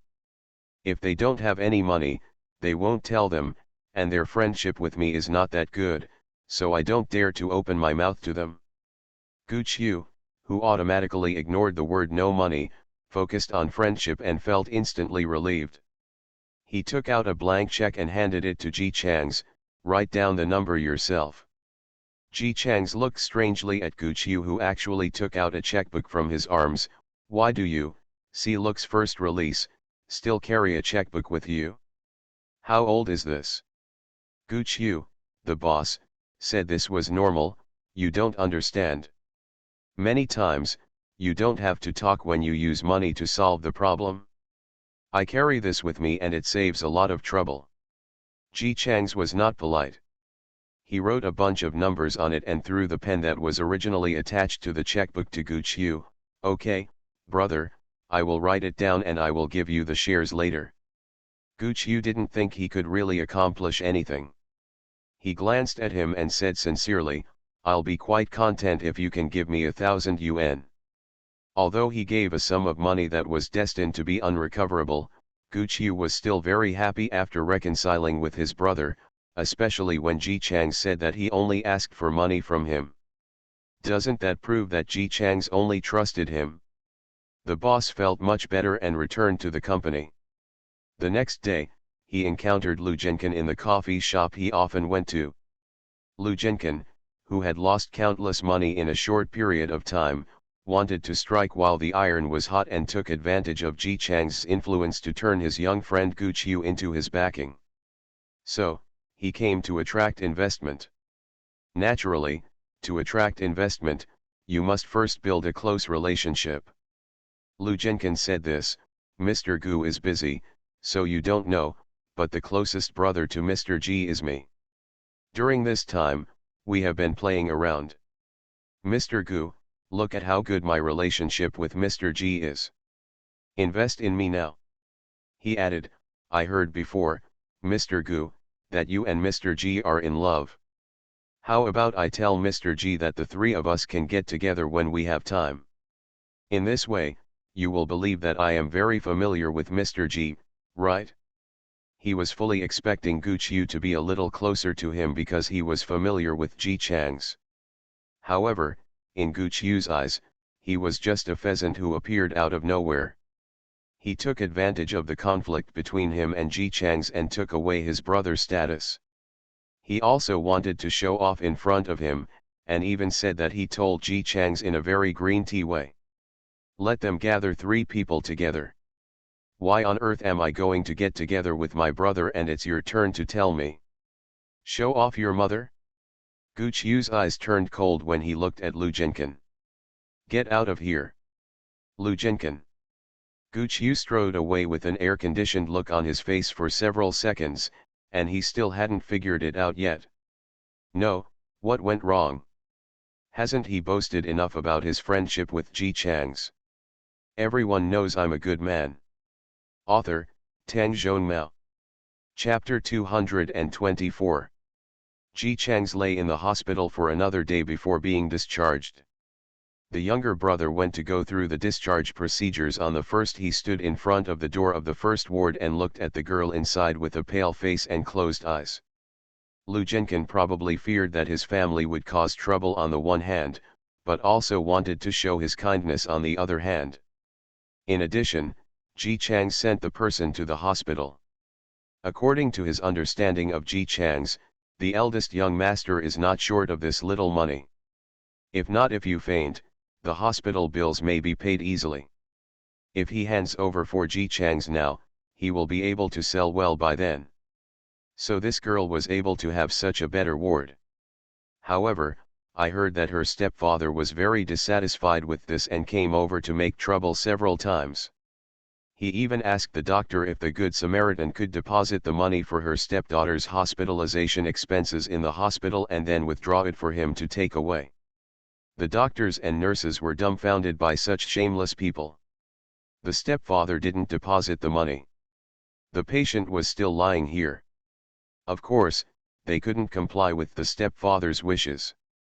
So he made trouble several times, and finally, after a young doctor couldn't bear it anymore and threatened him that as the legal guardian, he was also obliged to bear the girl's expenses, and the stepfather never came again. The weirdness of this person made a group of doctors and nurses with normal views very angry. In the past few days, Ji Chang's could sometimes hear them discussing this matter while walking in the corridor, expressing his sympathy for the girl and his contempt for his stepfather. At the same time, there was also admiration for this girl's classmates. "Mr. Ji, are you coming to see Sensen?" Ji Chang's was watching, and several young students behind him greeted him very friendly. Because Ji Chang's discovered Zhou Sen and sent him to the hospital, they were all very grateful to him. When Ji Chang's was in a coma, they sent him one of the flowers. "Well, she's here. Are you coming to take care of her?" Ji Chang's also greeted these young children quite skillfully. They were all still in school and were only 17 or 18 years old. They were able to find time to take turns taking care of Zhou Senator. Maybe it didn't seem like a big deal now. But in the memory of the original owner, these students, who are now underage, took care of Zhou Sen for several years. When they were students, they had no money to pay for the hospitalization expenses, and Zhou Sen's stepfather thought of letting her die. I had no other choice, so I pooled my money to rent a small room near the school and put Zhou Sen in and took turns taking care of him. Several young people who were supposed to be enjoying their college life happily, spent the whole college apart from studying and taking care of Zhou Sen, working part-time here and there to make money to pay for rent and various expenses. Originally, if they had waited a little longer, Zhou Sen would have been able to wake up under such careful care. Unfortunately, it was too late. They died in their best years.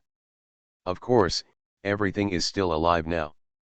The doctor said that Sensen is recovering well. "Mr. Ji, I really want to thank you. If you hadn't sent her to the hospital, she might have died." One girl's eyes were still a little swollen and she had obviously cried, but she still tried to smile in front of Ji Chang's. "Nothing." Young Master Ji glanced at the sleeping girl with a pale face and said, "Your relationship is really good. Yes, we all grew up together, the same kindergarten, the same elementary school, junior high school and high school, and we happened to be in the same class every time.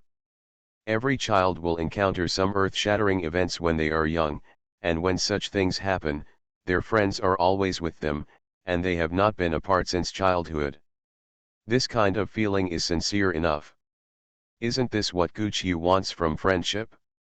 It was fate that I sent her to the hospital. Don't worry, I will definitely wake her up." The eldest young master of the Ji family said this in a coaxing way, as if he was very confident, but to the ears of several students, he just said it casually. Vegetative. The doctors said it was possible that he would lie like this for the rest of his life. If you're lucky, you might still wake up. If you're not lucky, Joseon will sleep for such a long time without waking up. Several people didn't know what to do. It was definitely impossible for them to just give up on Joseon. They could only try their best to take care of her. Now this kind man, who looked like a young master from a wealthy family, said that he wanted Joseon to wake up, but they only regarded him as comforting them. When brother number 1 came over, Ji Chang's happened to say goodbye to these young students. He ran over in a hurry. Master Ji, why are you talking to these ordinary students? They look so poor. Hasn't the eldest young master of the Ji family always looked down upon the poor? Ji Chang's glanced at him wildly and said with disdain, what? Do you look down on the poor? Brother number 1. Should he say he admires it or looks down upon it? It's so hard to flatter someone, why do you have a choice? Seeing that he didn't speak, Ji Chang's automatically assumed that he looked down on him and snorted coldly, according to what you say, you and I shouldn't interact with each other anymore. Brother number 1 immediately became anxious. Master Ji, what do you mean by this? I am really loyal to you. No one cares for you as much as I do. I am sincere and, what, serve the country with loyalty. Seeing that he was starting to talk nonsense, Ji Chang's pushed him away. Come on, you are all the same in my eyes. Brother number 1 was stunned. Same thing? Of course he didn't think that Ji Chang's would think that those students were also his younger brothers. After thinking about it carefully, I suddenly realized it. Yes. Mr. Ji is so rich, but he thinks everyone is poor, so doesn't he think everyone is the same? After figuring it out, he quickly chased after him. Master Ji, please wait for me. You have just been discharged from the hospital. Brothers will pick you up to pick up Feng Zikan. How about Huangzai building? When we got down to the first floor, there were already many luxury cars waiting in the parking lot. When we saw Ji Chang's coming, all the young men dressed like naughty boys leaned against the car and waved to him. Master Ji, this way. This way, this way. Many passers-by couldn't help but look this way when they saw this posture. Not only did the young men let them look at them openly, but they also whistled at them if they saw beautiful women looking at them. This is not a dandy, he is simply a second-rate person. When Ji Chang saw how many of them wanted to show off their peacock tails, he guessed that these people had been drinking a lot. He rolled his eyes and kicked away a drunkard who was coming towards him. Go away, don't hinder my career. The drunkard didn't wake up after being kicked. When he heard the word career, he woke up immediately. He raised his head in confusion and looked at Ji Chang's with a confused look on his red face. Mr. Ji, are you too drunk? Your uncle is so drunk. Ji Chang's kicked him over again, but this time he dodged it neatly, still with the expression, oh my god, is it raining red in the sky? No, how can you say you want to have a career? How can you betray our alliance of eating, drinking, and having fun? This guy's words were really irritating, but as he spoke, he dug around in his arms for a long time, took out a card and handed it to Ji Chang's. Then I will give you my money, you go ahead and do it, wait until the loss is over, then come and have fun. Brothers, jump up. After this guy finished giving the card, he held a pole in the parking lot and started pole dancing on the spot, with the sound of deng deng deng in his mouth. The scene looked extremely embarrassing for a while. Ji Chang's originally thought that this was already embarrassing, but he didn't expect that the other young men who were also drunk would start kicking in cooperation, shaking their heads and shaking their butts, as if they were treating the parking lot as a nightclub. Shameful, so shameful. When brother number 1 said this, Ji Chang's thought it was normal. Unexpectedly, this guy immediately answered, how can you sing by yourself without listening to the music? The singing is not good. After condemning these people who didn't listen to music, he took out his mobile phone, turned the volume to the maximum, and chose a deafening song. The parking lot was originally underground, so the sound spread loudly. As soon as the music started, it immediately spread far and wide, and the group of people immediately started dancing more and more wildly. Brother number 1 also naturally joined in, and he didn't know where he got a bottle. Half drunk of wine. Ji Chang's. He knew why Lu Zhenkan was able to play in the dandy circle by himself. These people were not very smart. Fortunately, these dudes are just the most unreliable among the second generation. The more reliable ones are all in the elite circle. Otherwise, if the second generation were like this, their parents would be really angry. His phone rang, and when he looked down, it was a message from Gu Qiu. 3 o'clock direction. When Ji Chang's looked up, Gu Qiu was standing less than 2 meters away from him, leaning against a car and looking at him quietly with a bossy face. So close, he lifted up his long legs and walked 2 steps to get there, and he still insisted on sending a text message. Ji Chang's. Forget it, people in the elite circle may not be reliable. He walked over directly, slapped the other person on the shoulder and put his arms around his shoulders. I didn't tell you that you were discharged from the hospital today, how did you know? In front of so many dandies, the image-conscious elite Mr. Gu was unwilling to speak and silently showed Ji Chang's his mobile phone page. I saw a series of posts in the circle of friends, all from the second generation. The accompanying pictures are all of hospital parking lots. Pick our brother Ji out of the hospital and come out to have fun today. Is your sister with you? Congratulations to Mr. Ji for being discharged from the hospital. How about going to the disco today? Only Mr. Ji can gather so many of us. Are there any pretty girls coming out to play tonight? It looks like flattery, but in fact it's all about dating girls, and they don't even try to hide it. It's so real. Tisk. Young Master Ji's face was full of disdain. Gu Qiu, it's better for you to compete like this. Look at who these guys are. Gu Qiu was happy when he heard this. But there were so many people here, and he still had to hold back and say nothing. He was so anxious that he looked around with a cold and domineering face, grabbed Ji Chang's arm and started talking. Pulled him into the car and got out of the car. As long as you know. As soon as he got in the car and closed the window, Mr. Gu finally didn't have to hide anymore. He said very proudly, you know now how unreliable your group of friends are, right? And that Lu Zhenkan, do you know? Do you know what good things he did? He actually came to the place where I often go to block me, and then showed off to me how good his relationship is with you. Who is this person? You have such a bad look, how did you make such a friend? Friend.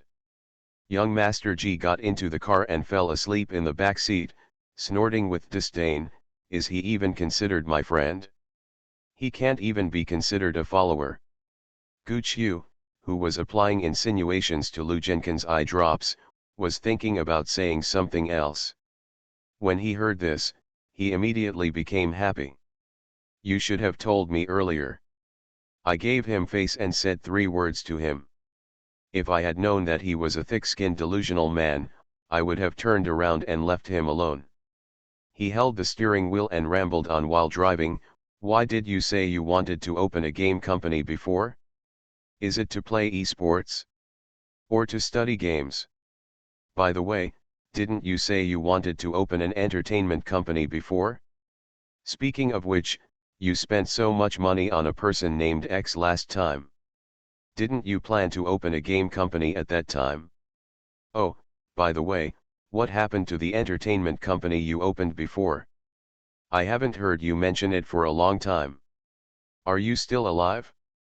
Do you want to save me? It's a waste of life, it's time to die. Ji Chang's lay lazily on his seat and answered quite confidently, originally, I opened that company just for beauties, but it turned out that it looked just average, so I just closed it down. That's a pity. I said before that I would help you check.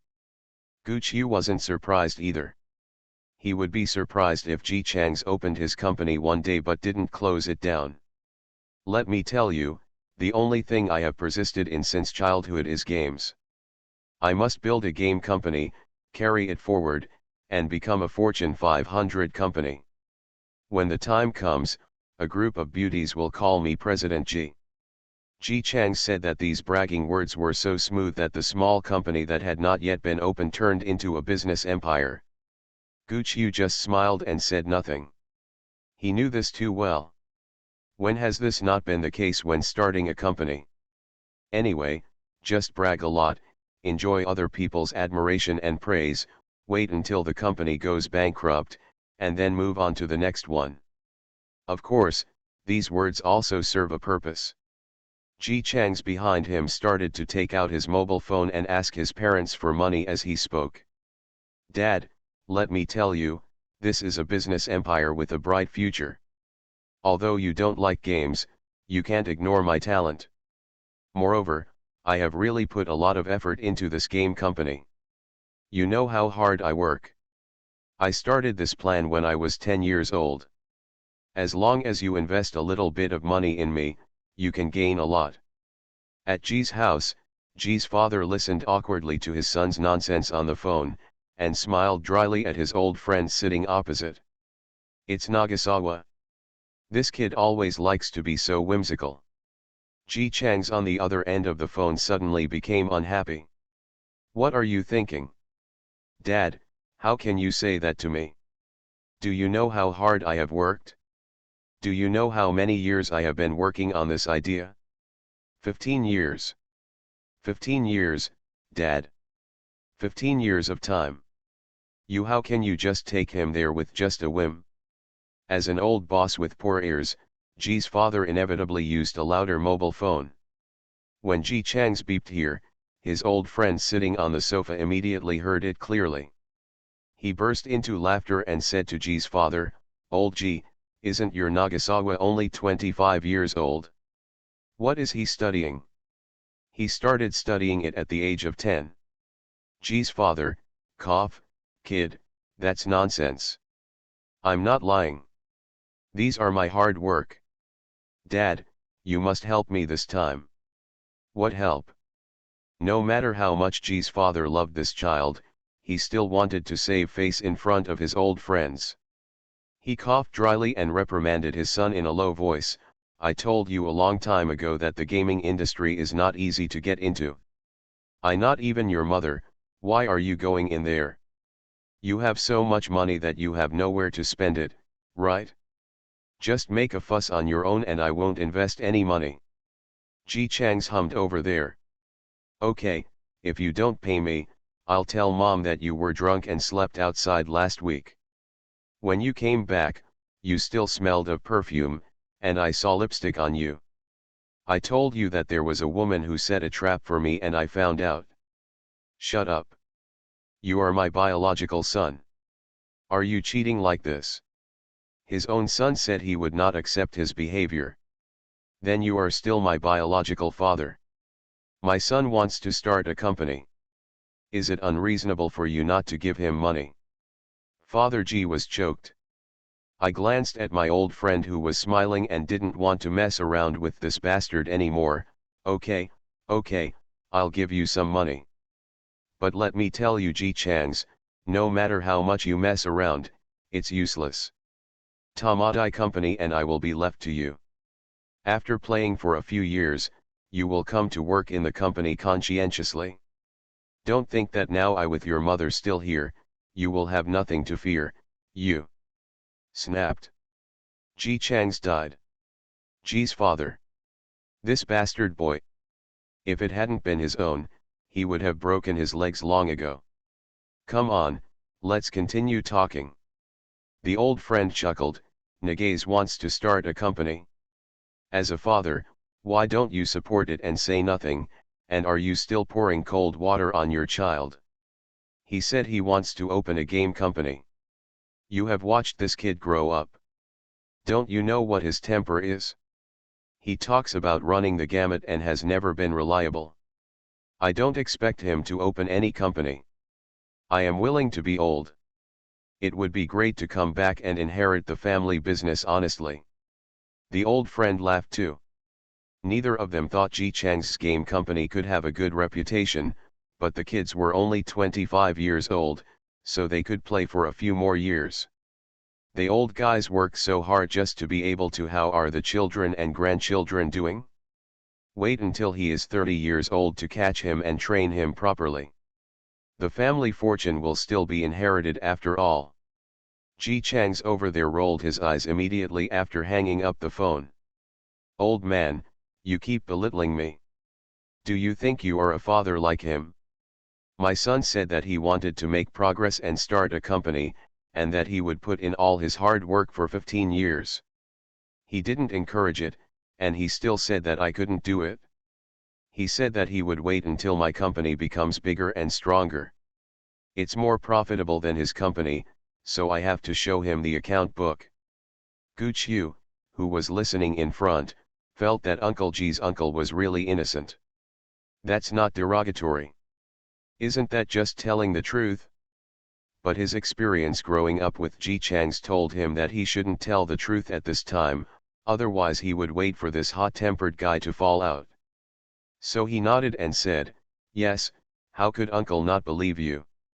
Isn't it just that an entertainment company, a catering company, a tourism company, and a cosmetics company went bankrupt before? As for that. Gu Qiu, yes, as for that. People talk about inheriting the family business and inheriting the family business all the time. Who wants to inherit their things? Ji Chang's, Mr. Ji, am destined to make a career in the gaming industry. When the time comes, I want my games to be bought all over the world. Everyone knows my name. Do I need some inheritance? Unless they go bankrupt, they will never agree to let me start my own business. Oh, I won't. Gu Qiu. He opened his mouth, unable to follow. To be honest, he had heard Ji Chang's words at least 3 times. Even the tone and content are exactly the same. What is destined to make a mark in the entertainment, catering, tourism and cosmetics industries, and what makes the whole world use the products produced by his company? The words are all the same. Then, it's like this every time, starting with big words and ending with bankruptcy. Ji Chang's was still there, they are all blind. Everyone doesn't believe me. Everyone thinks I don't believe it. Oh, what the hell? Men can't say no, Master Ji. I'll show them what it means to be a blockbuster. A smart bird can fly first. Gu Qiu, tell me, is my idea of opening a game company a great one? Gu Qiu, well, it's pretty good. Yeah, I've thought about it. Not only do I want to engage in esports, I also want to engage in research and development. I just want to develop a game that the whole world will want to play. I've already thought of the name, and I'll travel all over the world. Gu Qiu. No, the most important thing in developing a game is the name. It's technology. It's the vision. It is the result of the hard work of various staff. Of course, the boss's wise vision is also indispensable. Let's take a look at my own childhood. I do have discernment, but it's just for appreciating beautiful women. As for wisdom, it looks quite bright. He felt restless when he heard that Ji Chang's was enjoying his business empire and everyone admired him. In the end, Gu Qiu decided that his loyal words would go against his ears. We can't just watch our useless and inexplicably confident brother embark on a path destined to lose money. If we don't stop him, please give some suggestions to the head office. Nagays, I think. So my parents just don't believe in me. It's better for you, Gu Qiu. Only you believe in me, trust me, and invest money in me. Even my own parents don't give me money because they believe in my ability. Only you, if you are willing to help me like this, maybe you are a brother. Gu Qiu. Ah, brother. Yes, that's right, these are brothers. Brother, even if he knows you are not good, he still stands behind you and loudly tells everyone, my brother is very good. Ji Chang's, by the way, what did you just want to say to me? Gu Qiu coughed dryly and managed to say something in a harsh voice, I I want to ask you if you are still short of money. I can invest more money here. It shouldn't be enough for now. I'll ask my mother for some more money, and that should be enough.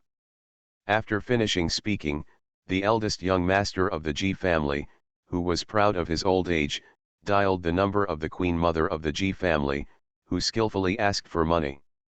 The queen mother smiled gently and said that money was not an issue. I can give you money, but baby. A blue vein popped out on the eldest young master's forehead immediately. How many times have I told you, you are not allowed to call me that since I am old. Okay, Mom, don't call me that. Nagasawa, this time is the last time. You go to open the company you want to open. If the company goes bankrupt, you will come back and be a successor. You can't be willful anymore, you know? If you agree, Mom sent the money immediately. As a person who had no childhood, the queen mother of the G family was very indulgent towards her son's hobbies and fun. Anyway, as long as he didn't touch the things that he couldn't touch, she would turn a blind eye to eating, drinking and having fun. After all, they have all been young, and it is normal for young people to like to have fun. There are quite a few people in their circle who only settle down when they are 30 years old. The line the queen mother drew for her son was 30. Before the age of 30, she must hold people down and let them learn how to deal with various affairs honestly. Ji Chang's readily agreed. Okay, don't worry, Mom. I will definitely make this company bigger and stronger, spread all over the world, and be stronger than you and Dad. When the time comes, just wait and look up to me. Wow, is that so? Nagasawa is so awesome. Mom is waiting for you to become bigger and stronger. After hanging up the phone, the queen mother of the G family threw the phone aside and raised her chin at the beautiful secretary. Be prepared, my son will come to the company in about 3 months, oh, no, 2 months, maybe 1.5 months. Done. After asking for money from his rich parents, Ji Chang's raised his chin proudly to Gu Qiu in front of him. Look, isn't the money coming? Gu Qiu, who listened clearly to the conversation between mother and son because he was on speakerphone the entire time, said, Auntie said that if this company can't get up, you will be arrested and taken to the company. I know. Didn't she say that she can't get up? My company will definitely become a big success and make a lot of money every day. I will become the richest man in the world by then. What reason does she have to take me back? Seeing how confident Mi Ji was becoming, Mr. Gu just didn't know what to say. No, why do you think you, a person who just starts and sells whatever he wants, can successfully start a company? He reminded tactfully, but, Nagasawa, I think starting a company is no joke. You must have experience. I have. Haven't I opened so many companies before? Gu Qiu. Any experience in how to make a company with rich assets collapse quickly within 2 months? He coughed. It's not just about the experience of starting a company. You need to know your own products. For example, you didn't understand cosmetics at all before, and you had to open a cosmetics company that time. Wasn't it because you didn't understand it? Are the products you sell going bankrupt before you even start business? Ji Chang said, I know everything you said. So what? I know you still look confident. Then Gu Qiu heard his little boy say naturally, when it comes to understanding the game, no one has a deeper understanding of the game than me. Do you still remember that dark and windy rainy night 15 years ago? Gu Qiu, you can't see the moon on a rainy day. Oh, that means it only rains. That night when it rained, I played the game all night and couldn't clear it. That day, I vowed to start studying the game. For this goal and dream, I didn't sleep at night or during the day. Eat and study hard every day. Gu Qiu. If you don't sleep at night, it's because you stay up all night playing games. If you don't eat during the day, it's because you're sleeping, okay. Later, in order to be able to make games with my own hands, I studied computer science in college. From here you can see how hard I worked for my dream. Gooch you, but you often skipped classes when you were in college. You didn't stay in school for more than 10 days in one semester. Ji Chang's was very confident. Isn't this normal? Of course I won't listen to lectures anymore after I've learned it. I know everything on my own, so why bother learning? Isn't that idle?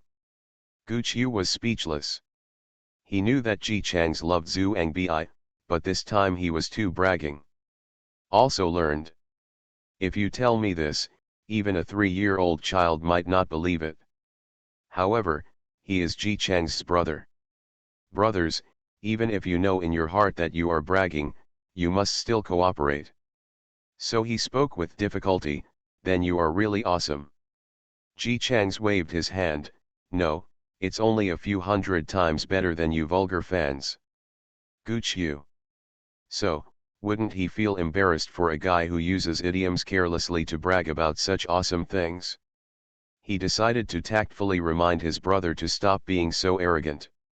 It would be fine if he had to brag like this to him. If he brags to others in the future, they will laugh to death. Nagays, since you have learned, well, you have learned computers, why don't you start a game company after graduation? It has been so long since you graduated, but you seem to have gone bankrupt. No, you have opened several companies. Play. Ji Chang sighed sadly. You don't understand, I wasn't playing around, I was doing business. Gooch Yu recalled his life after graduating from elementary school. Spending money like water, extravagant and spending money indiscriminately cannot be described as lavish. There are a lot of people wherever he goes, because Ji Chang's pays for these people to eat and play. Buying cars, several cars together, buying them but not driving them, just putting them in the garage to look good. When buying cars no longer made him feel fun, he started buying airplanes. In short, there are 2 words, prodigal. All kinds of defeats, regardless of style or level. If his uncle and aunt hadn't been so good at making money, he would have lost the family property long ago. Just like this, Ji Chang's actually said, is he doing business? Gooch Yu almost laughed out loud. However, because he had to maintain his taciturn persona all year round, he had long been accustomed to the expression on his face not changing much, so he still didn't smile in the end. Never mind. Anyway, uncle and aunt are rich, so let him have fun. When the game company goes bankrupt and he is arrested for reform, it will not be too late to comfort him. Where to go now? Have a meal. I want to eat whatever I want. All I can think about is eating. I want to recruit people. For a game company, of course I need to recruit a few people who can play games. Ji Chang's took out his cell phone and showed it to Gooch Yu. Look, how is this guy doing? Gooch Yu glanced at it and frowned slightly. Isn't this the game anchor who offended you? Why did you think of poaching him? Could it be that you want to poach people under your nose and slowly grind them out? This is not good. Ji Chang's knew what Gooch Yu was thinking as soon as he looked at him.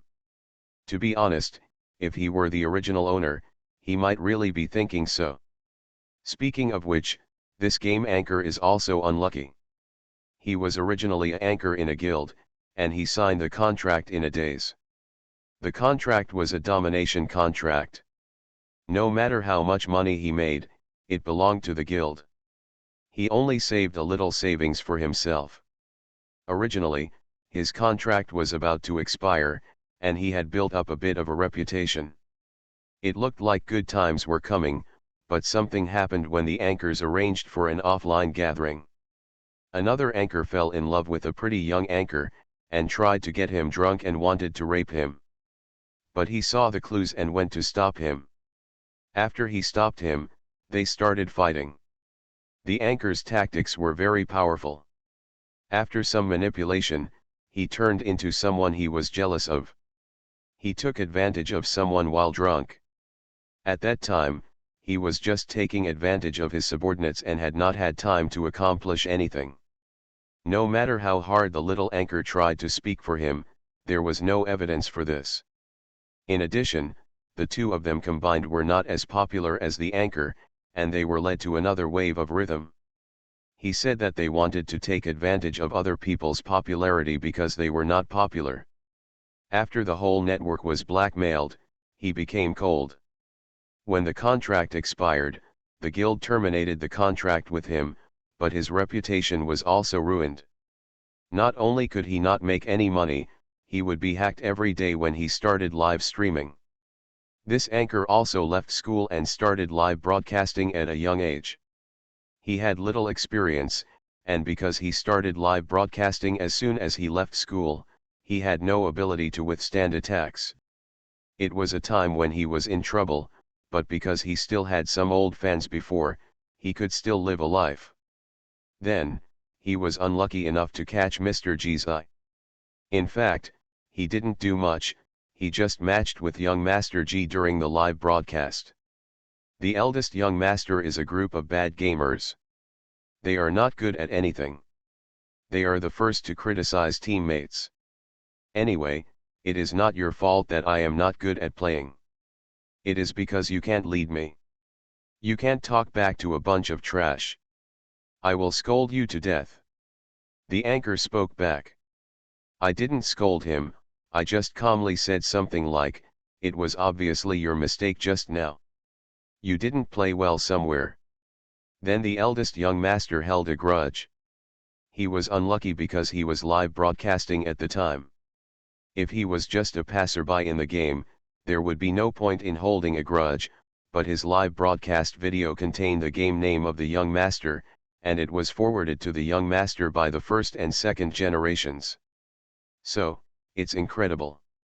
During a fan fight, the eldest young master sided with the anchor who had a grudge against the anchor, and spent a bunch of money wildly, scolding the anchor every time he spent money. The wealthy people who spent so much money are criticizing the dishonest people, and the gangsters are happy again.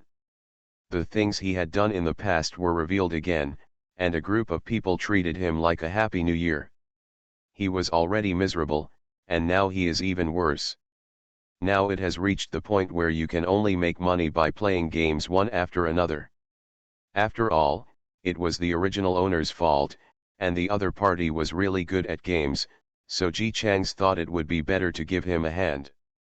10 minutes later. The young anchor sat on the chair with a confused look on his face. Opposite him were the ruthless and overbearing boss Gu Qiu and the arrogant second-generation Ji Changs. Ji Changs, let's be honest, I want to poach you. Gu Qiu, yes. Ji Changs, I mainly like your talent. Gu Qiu agreed, yeah.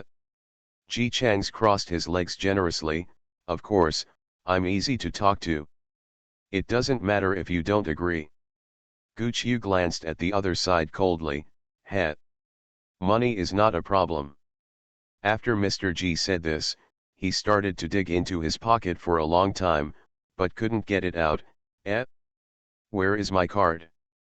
The card was gone, and he silently looked at Boss Faxiao, who was sitting expressionlessly and coldly.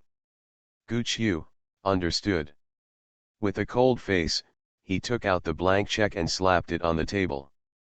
The boss looked coolly at the bewildered anchor, his voice was cold and deep, and he cherished his words like gold. Sign. Everyone knows I'm a good man. Author, Tang Zhonmao. Chapter 225. If 3 men can perform 1 play, then Ji Changs and Gu Qiu can perform 18 plays together. The unlucky anchor was stunned by the two people's heroic operations. To be honest, not only was he stupid, Gu Qiu was also stupid. Despite Mr. Gu Ba's cool and handsome look, he even handed out a check and almost said Tian Liang Wangpo, but in fact, he was confused in his heart. For so long along the way, Ji Changs refused to explain to him why he wanted to sign this anchor. At first he thought that Fa Xiao was waiting for an opportunity to take revenge, but now it seems that it doesn't look like anyone's revenge is with money. Mr. Gu is not like Ji Chang's, who was born with a silver spoon in his mouth. He was also very good before he took power. Short of money. If someone had thrown money at him like this when he was short of money before, he would definitely be grateful. He is like this for a down and out second generation, let alone such a poor and useless anchor. Of course, Mr. Gu has always been a master of character creation. From the anchor's point of view, he is noble and cool, and has the demeanor of a domineering father. The anchor's name is Xielin, an ordinary name, and his life in his previous life was quite ordinary. No, it was quite hard. He was really unlucky. When he was 2 or 3 years old, his father ran away with another woman, and his mother worked hard to take care of him by herself. Finally, the family was in a good situation. When he was a teenager, his father ran away again. They didn't get a divorce before they ran away, so legally, his father and his mother were still husband and wife. And his father came back with gambling debts. The debt collector came with a mission. He didn't care about the breakup of the couple's relationship. He was still young at the time, and his mother was a coward. In the end, the debt collector moved away all the family's assets. He was a piece of trash. Dad still stayed at home and kept asking for money just because his mother was easy to talk to. His mother has the typical thinking of a woman from the past. She thinks that when she gets married, she obeys her husband. Even if she cares about him, she doesn't dare not give it to him. He was also timid at that time. He was so timid that he didn't dare to act like he looked like he could slap him to death. My biological father is tough. The mother and son lived like this for 2 years. Then, the man owed money again. The unscrupulous man actually took the creditor to his house and said that he would take his mother to pay off the debt. His mother was good looking, even if she was older, and the creditor was not too young either. When he saw sex, he immediately wanted to use force. His mother ran out and fell into the river and died. It was the first time in Xielin's life that he had to fight with someone. He chased his father for more than a dozen streets with a knife, and was finally stopped by the police. After asking about the situation, his uncle and aunt in police uniforms placed him at the police station. Take care of him and arrest people at the same time.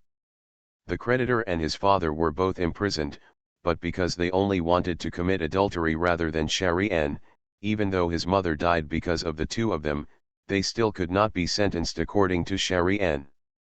Xielin's parents died, and he was taken care of by his aunt and uncle. The aunt and uncle's family didn't have much money, so it was difficult enough to take care of their own children. Now he had another problem to add. During that time, his uncle often took the initiative to work overtime just to earn that $10 an hour. $5 in overtime pay. His father is a bastard, but his aunt and uncle are not. Xielin still has a cowardly temperament. He looks like a little girl, but he is so cowardly. When his uncle was working overtime, he fell asleep because he was too sleepy and fell to the ground with injuries. When I was young, I left my aunt and uncle's house without any money but a letter. At that time, he had just graduated from high school with good grades and had already completed the college entrance examination. The teacher said that he would definitely go to a good university. His aunt and uncle were very happy and said that they would support him to go to university even though they were selling iron. At that time, their biological child, Xielin's my cousin, is also at the most critical moment of his studies, but he doesn't even have the money to attend a cram school. It was precisely because he wanted to save more money to pay for his tuition and living expenses, and to earn money for a cram school, that his uncle worked overtime for so long due to fatigue. Xielin didn't want to be a dragster anymore, constantly dragging down his family. His classmate liked to play games, but he was afraid of being pitted when forming a team. He would rather pay for the internet cafe fees to drag him along to play, so he learned how to play games. With his ability, there were not many anchors at that time, so Xielin signed the contract in a daze and became the anchor. His temperament is really cowardly, and he doesn't understand social rules. He has been cheated for so long and doesn't know how to defend his rights. Even if he meets the original owner who is a trashy teammate who can't fight well and beeps his teammates, he will only get angry. List the other party's mistakes carefully. But his biggest shadow is that his mother fell into the river and drowned because of being raped. When he first saw the beautiful female anchor being raped, he who had always been weak-spoken and soft-spoken all his life rushed forward and even touched the wine bottle. To be honest, Xiaolin felt that he was quite unlucky, but he did not regret helping that girl. Every time he missed his mother in the past, he would think that if someone happened to pass by at that time and helped his mother, maybe his mother he won't die. He would never let his mother's tragedy happen to another girl again. So even though it became increasingly difficult to make money, he was blacklisted by the entire internet, and he was scolded every time he did live broadcasts. Xiaolin still cherished the small comfort of I have helped others and tried hard to find ways to improve his life. Get better. He originally thought that he would have to struggle for at least a year before he could turn around. Unexpectedly, before the year was up, he was knocked unconscious by two fathers who fell from the sky. Schelling had only seen this plot on a TV series, allowing himself to write numbers on blank banknotes. He was so cowardly that he didn't know where he had attracted the idea of these two wealthy people, and he was also afraid that they were liars. After all, when he just graduated from high school, the guild almost used this method to deceive him. But Xiaolin was timid. Even if he suspected that the other party was a liar, he didn't dare to ask directly. He could only shrink back and lower his head. He couldn't say a word for a long time. Will you agree to give me an accurate answer? As soon as Ji Chang slapped the table, the poor boy opposite him shook his body and lowered his head even more. I. Xiaolin was originally an introvert. After being deceived by the guild, he became autistic. The subsequent incident of being bullied online made matters worse.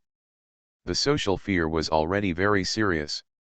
In addition, he had a cowardly temper. Facing the powerful Ji Changs, he had to hold back. I blushed and squeezed for a long time, but I couldn't even say a word. What are you? You are lucky that this young master likes you. Do you know who is sitting in front of you?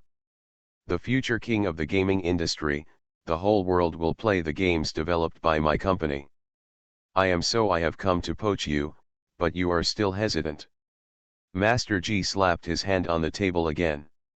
He was so arrogant and domineering that it would attract people's attention if anyone was around. However, Mr. Gu has already reserved the cafe, so this worry is gone. Being so arrogant and powerful, the little pitiful person opposite him was so anxious that he couldn't even stammer out any words. He opened his mouth to say something, but no words came out. Gucci really wanted to tug on the sleeves of the young man and tell him not to poach someone like a civilian girl, no, civilian man, but considering his domineering persona. Mr. Gu's face was expressionless and his voice was cold, yes. With Fa Xiao's support, Master Ji became even more arrogant. He snorted coldly and lay back. His long legs came together naturally and leaned to the side of the chair. He raised his chin towards Xiaolin. A person like me will be sought after wherever I go. With your attitude, do you look down on me? The unlucky little anchor saw that Master Ji was already taking the blame and looked down on him. He finally choked out, no, I didn't. It's not you who are still chattering. Ji Changs took out the contract from the bag he was carrying and slapped it in front of Xiaolin, making him tremble in fright. The eldest young master threw him a pen arrogantly, since you don't look down on me, you still want to come to my company. Sign it. Xiaolin, I'm not. No, why don't you sign it quickly? Ji Changs thrust the pen into his hand and said fiercely, hurry up, I have just been discharged from the hospital and haven't had time to eat. If something happens to me due to hunger, I will blame you for it. But. Xiaolin didn't want to sign, and didn't know how to refuse. He was sweating anxiously, stumbling and trying to say no, but he stuttered for a long time and couldn't say anything. But, don't waste my time. Hurry up and sign quickly. After signing, I have to go to dinner. But. Stop nagging me, why are you acting like a woman? Hurry up. Ji Chang's held down his hand and forced him to sign it. Then he took back the contract with satisfaction. He also signed and stamped it, took out a seal from the bag, grabbed Xia Lin's hand and pressed it. Get the fingerprints. Gu Qiu watched his operation so fiercely that he almost spit out the coffee in his mouth. He seemed to know why Ji Chang's had to print out the contract and bring a seal on the way here. This was simply a scene of forced rape. Even if the scene were replaced with a dandy in ancient times forcing a decent girl to press her fingerprints and force her to buy or sell, it wouldn't be against the law. He felt that it was inappropriate for him to do this when he was young. The child looks quite pitiful. I heard that he has just celebrated his 20th birthday. Yes, although he is only 26 years old this year, he feels that he already has the mentality of a 40-year-old boss. Although Nagasawa he has always been an asshole, but he always hangs out with a group of dudes who are also assholes.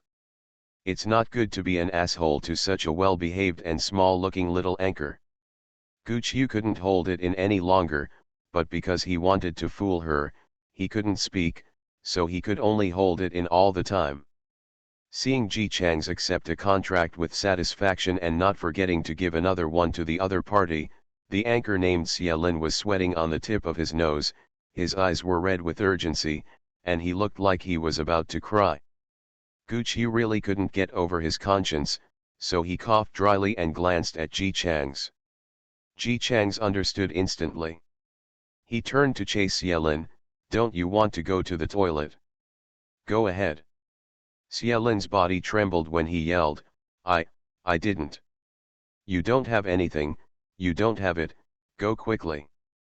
The cowardly young anchor lowered his head, stood up tremblingly and went to the toilet. As soon as he left, Gu Qiu couldn't hold it in anymore as he watched the other party's quail-like figure leave. Nagaze, this kid is very pitiful. Don't hold grudges. Didn't we ask about him on the way here? Although he looked at He, he is a man at the critical moment. I really admired him for helping a girl fight against injustice before. Otherwise, forget it this time. He is miserable enough, why do you have to interfere again? Young Master Ji looked at Fa Xiao in surprise. What do you mean? In your eyes, am I the kind of person who takes advantage of others and bullies them? Gu Qiu. He coughed dryly, isn't that right? Don't you have any idea? I know you had some issues with this kid before, but isn't that over? Forget it, he looks quite pitiful, so you just treat me as a favor. Ji Chang's glanced at him with a puzzled look on his face. What are you talking about? I'm too lazy to pay attention to you. He put down his long legs and started to send a message to the WeChat group. We are having a dinner at Huangzai building tonight. If you don't come, you can find a rope to hang up and apologize to me.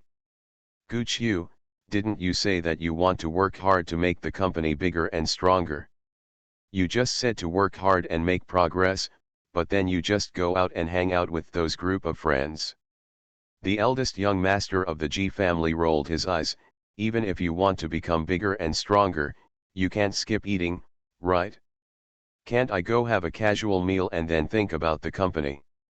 One meal can take away most of Lu Zhenkin's savings from an expensive restaurant, but Ji Chang's is just a casual meal here. I don't know if he will burst into tears if he hears these words. Gu Qiu wanted to talk about Xia Lin again, but the pitiful young anchor who was rushed to the toilet and washed his hands came back timidly with his head lowered. Looking at the hesitation every step of the way, it looks like he is going to some kind of hell. Tisk. The eldest young master, who always had a flamboyant temper, couldn't stand this kind of thing. He clicked his tongue impatiently, got up, and strode to Xia Lin's side. Regardless of whether his lips turned white with fright, he directly grabbed his shoulders and dragged him. The man strode back again. Seeing that Xie Lin was caught off guard and had to stumble dangerously to keep up with Ji Chang's footsteps, Gu Qiu stretched out his hand to support his forehead. In fact, he wanted to cover his face even more. Fa Xiao is such a bully. Is it too late for him to pretend that he doesn't know Nagasawa now? No wonder Gu Qiu misunderstood. Ji Chang's was famous for his retribution. No one dared to look down on him since he was a child. He had a domineering temperament, and the children all chased after him to play. Over there, adults. With the support of Ji's father and mother, whoever sees Ji Chang's doesn't show off all kinds of things. Therefore, this also leads to the fact that if someone provokes him, the scene will be very ugly. Gu Qiu knew very well what Xie Lin had done to Ji Chang's before. When Ji Chang's happened to buy a new driver and didn't have any pocket money, he gave that guy the money specifically to make Xie Lin angry, but he still borrowed it from him. Of course, the eldest young master of the Ji family looked down upon the money and never mentioned it again.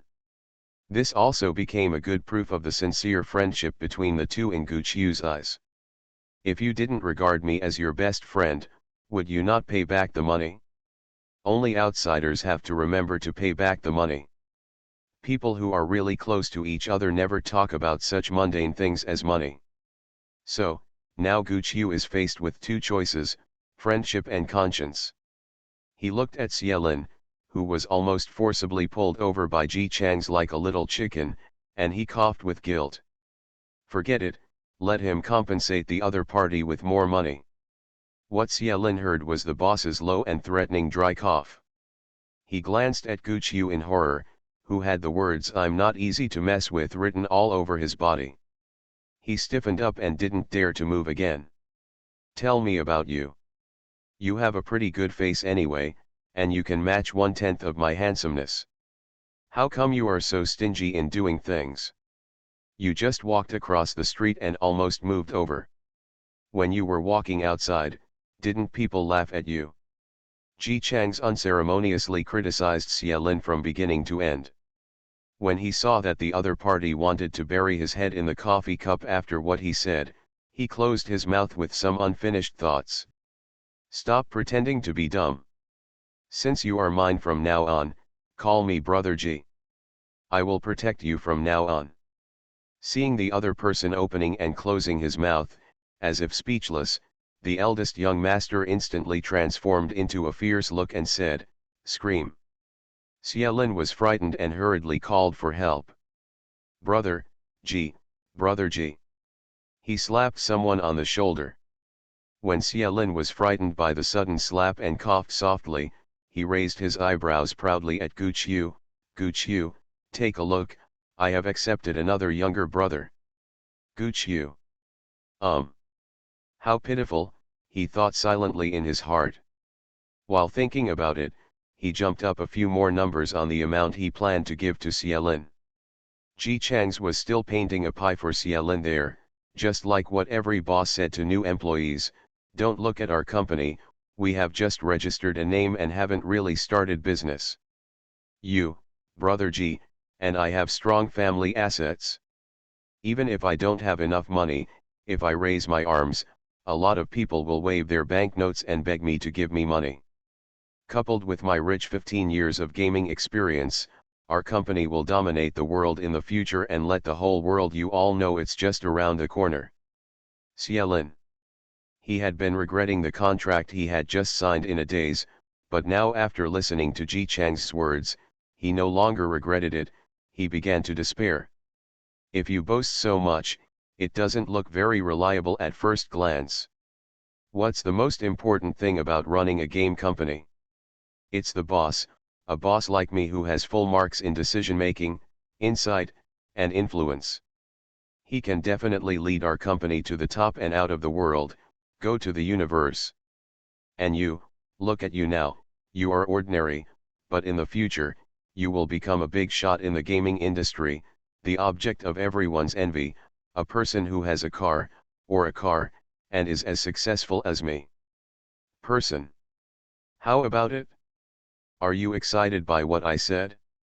Do you want to work like crazy now to repay my kindness to you? Gooch you. Xielin. The two of them were silent, looking at Ji Chang's, who had a high-spirited face, as if he was not just talking randomly but had already realized those things, and their minds were in a trance for a moment.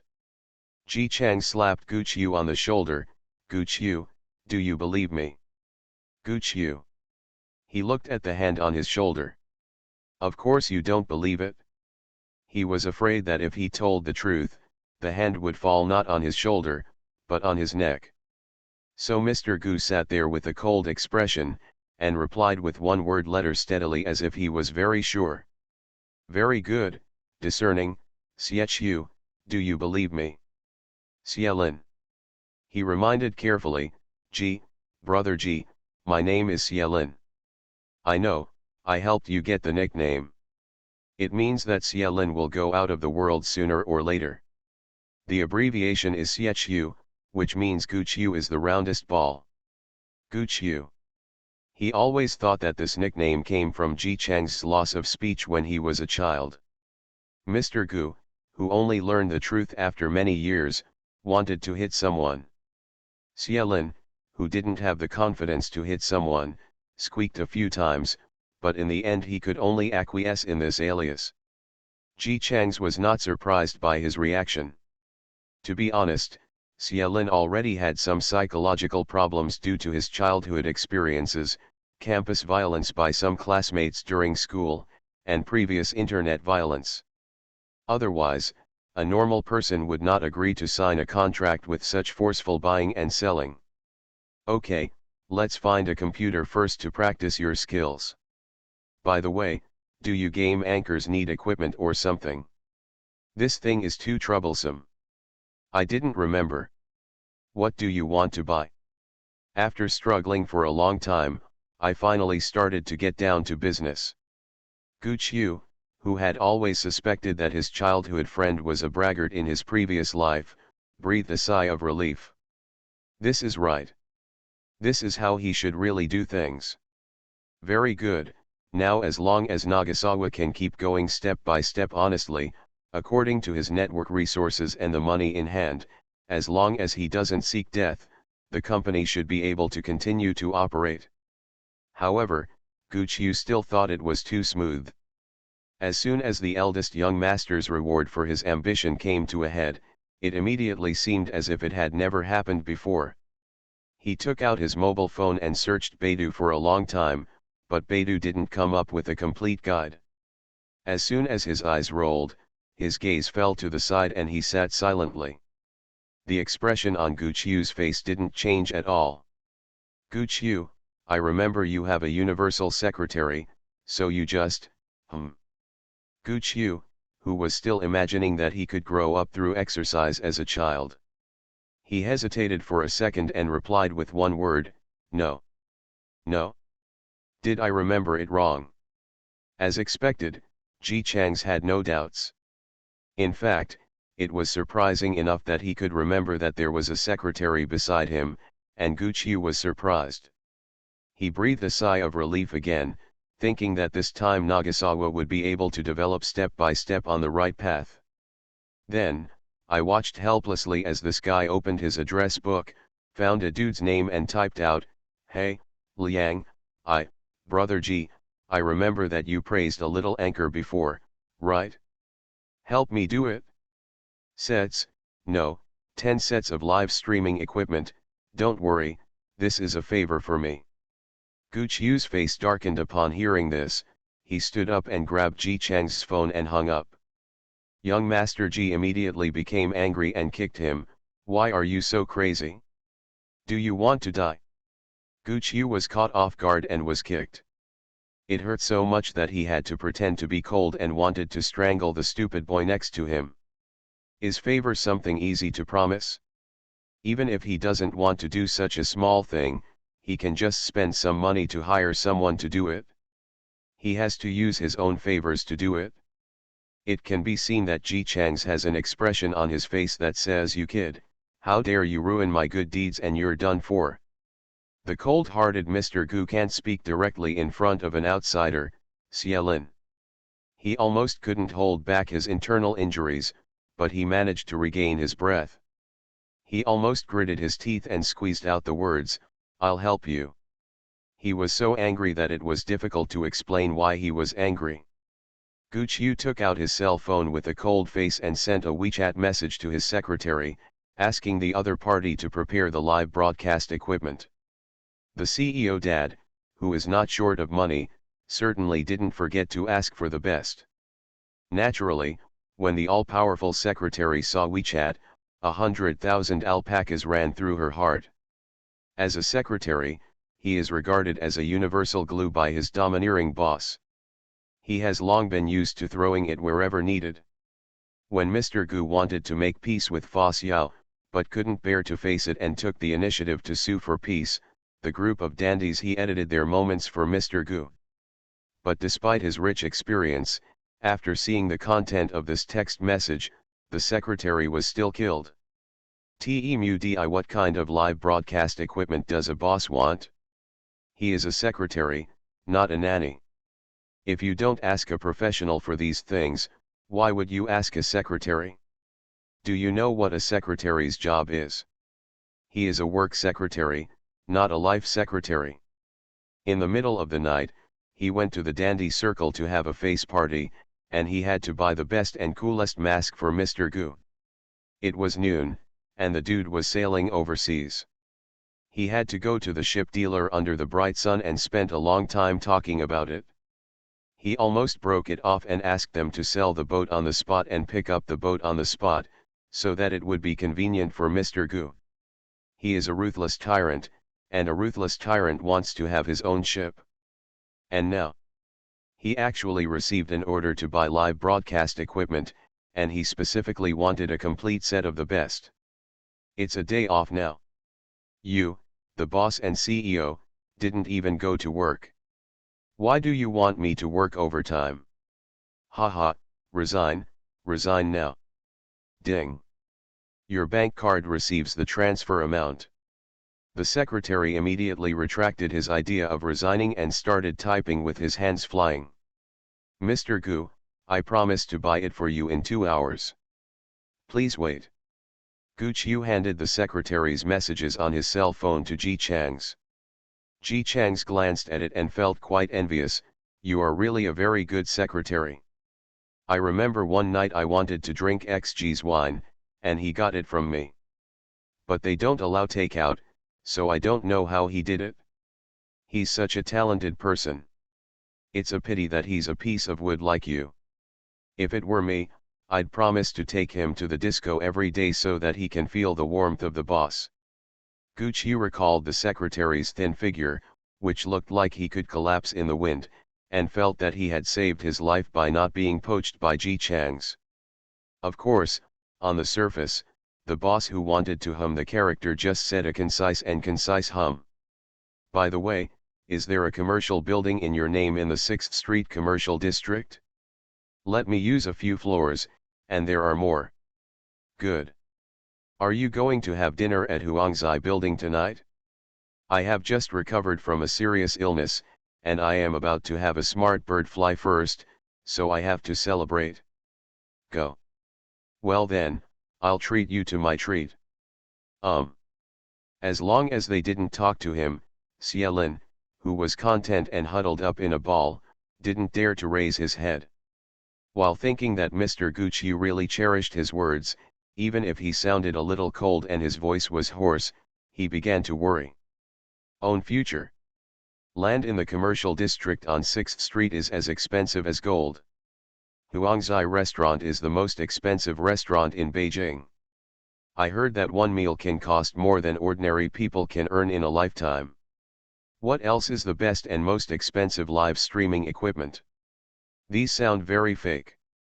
He looked like a liar, but what did they lie to him about? Is there anything else about him that can be deceived? Xielin couldn't think of anything after thinking about it, so his ideas naturally went to wild places. He secretly raised his head and glanced at Ji Chang's, who was drinking coffee with his legs crossed. He looks like a human and a dog, but he is too cruel, as if he could kill him with a slap. This brother G is so fierce, he must be a Hisewi. He won't be sold his organs, right? Go and see Guqiu again. That all mortals are just ants look on his face makes him look like a mafia prince or something. Xiaolin was not good at anything, but his brainstorming was number one. This brainstorming scared him half to death, but he didn't have the guts to resist yet. At Master G, he finally finished his coffee and ordered 2 plates. When the extremely expensive desserts were about to leave, he was still frozen in his seat like a quail, not daring to move. Ji Chang's took 2 steps and realized that something seemed to be missing. He turned to look at Xiaolin. Why are you standing there stunned? Xiaolin was stunned for a few seconds, then tentatively said, Brother Ji, goodbye. Then Ji Chang's came over with a speechless expression, grabbed his sleeves and picked him up. Goodbye, uncle. I don't have an uncle. No, where did you come from? Guqiu, look at this guy. He's even more timid than you were when you were a kid. Do you feel any good memories from your childhood? Guqiu glanced at Xiaolin, whose temperament was mysteriously similar to his own when he was a child, and looked away awkwardly. Let's go. TCH, I just know how to pretend. As usual, Ji Chang's made a mocking comment and pulled Xiaolin out directly.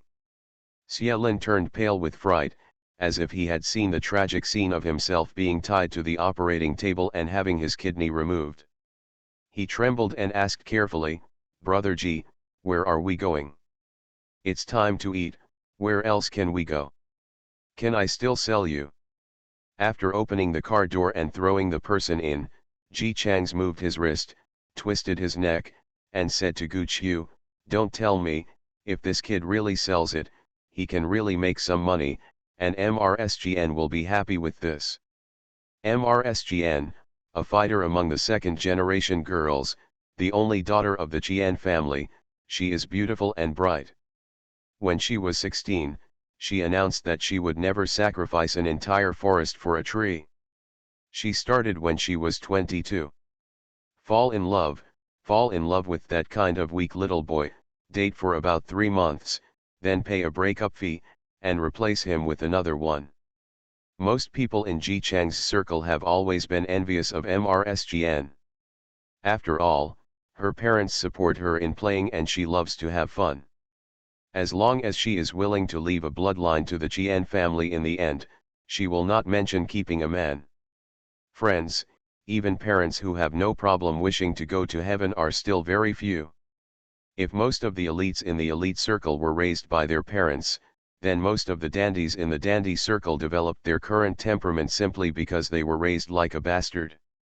The family doesn't need them to inherit the family business, and they don't expect them to be successful. Their parents don't like them very much, so they naturally don't care about their studies. They give them a lot of pocket money every month, which is a lot for ordinary people. Staying together as a group is everything their parents give them.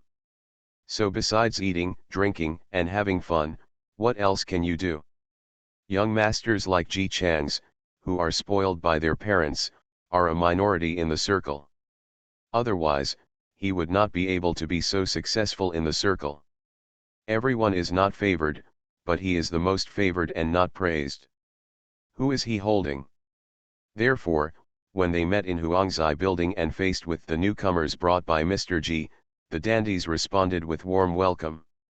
The way they warmly welcome others is to take turns pouring wine, and when they are drunk, they pat Xiaolin on the shoulder and call him brother. Xiaolin was worried at first, but later he was very happy. He has never been as popular as he is today. Everyone was friendly to him, he couldn't tell that they were trying to curry favor with Ji Chang's, and called him by his name. Toasted him, and some even gave him cakes to eat. Dandies often play together. After talking to him for a few words, they confirmed that he was a coward. They looked at each other. Although they didn't know why the other person was so cowardly, it was unbelievable that young Master G still played with him, but since GG, if you are less willing, then they are also willing to treat this new coward, brother. So Xielin also drank too much. The coward who drank too much was still a coward.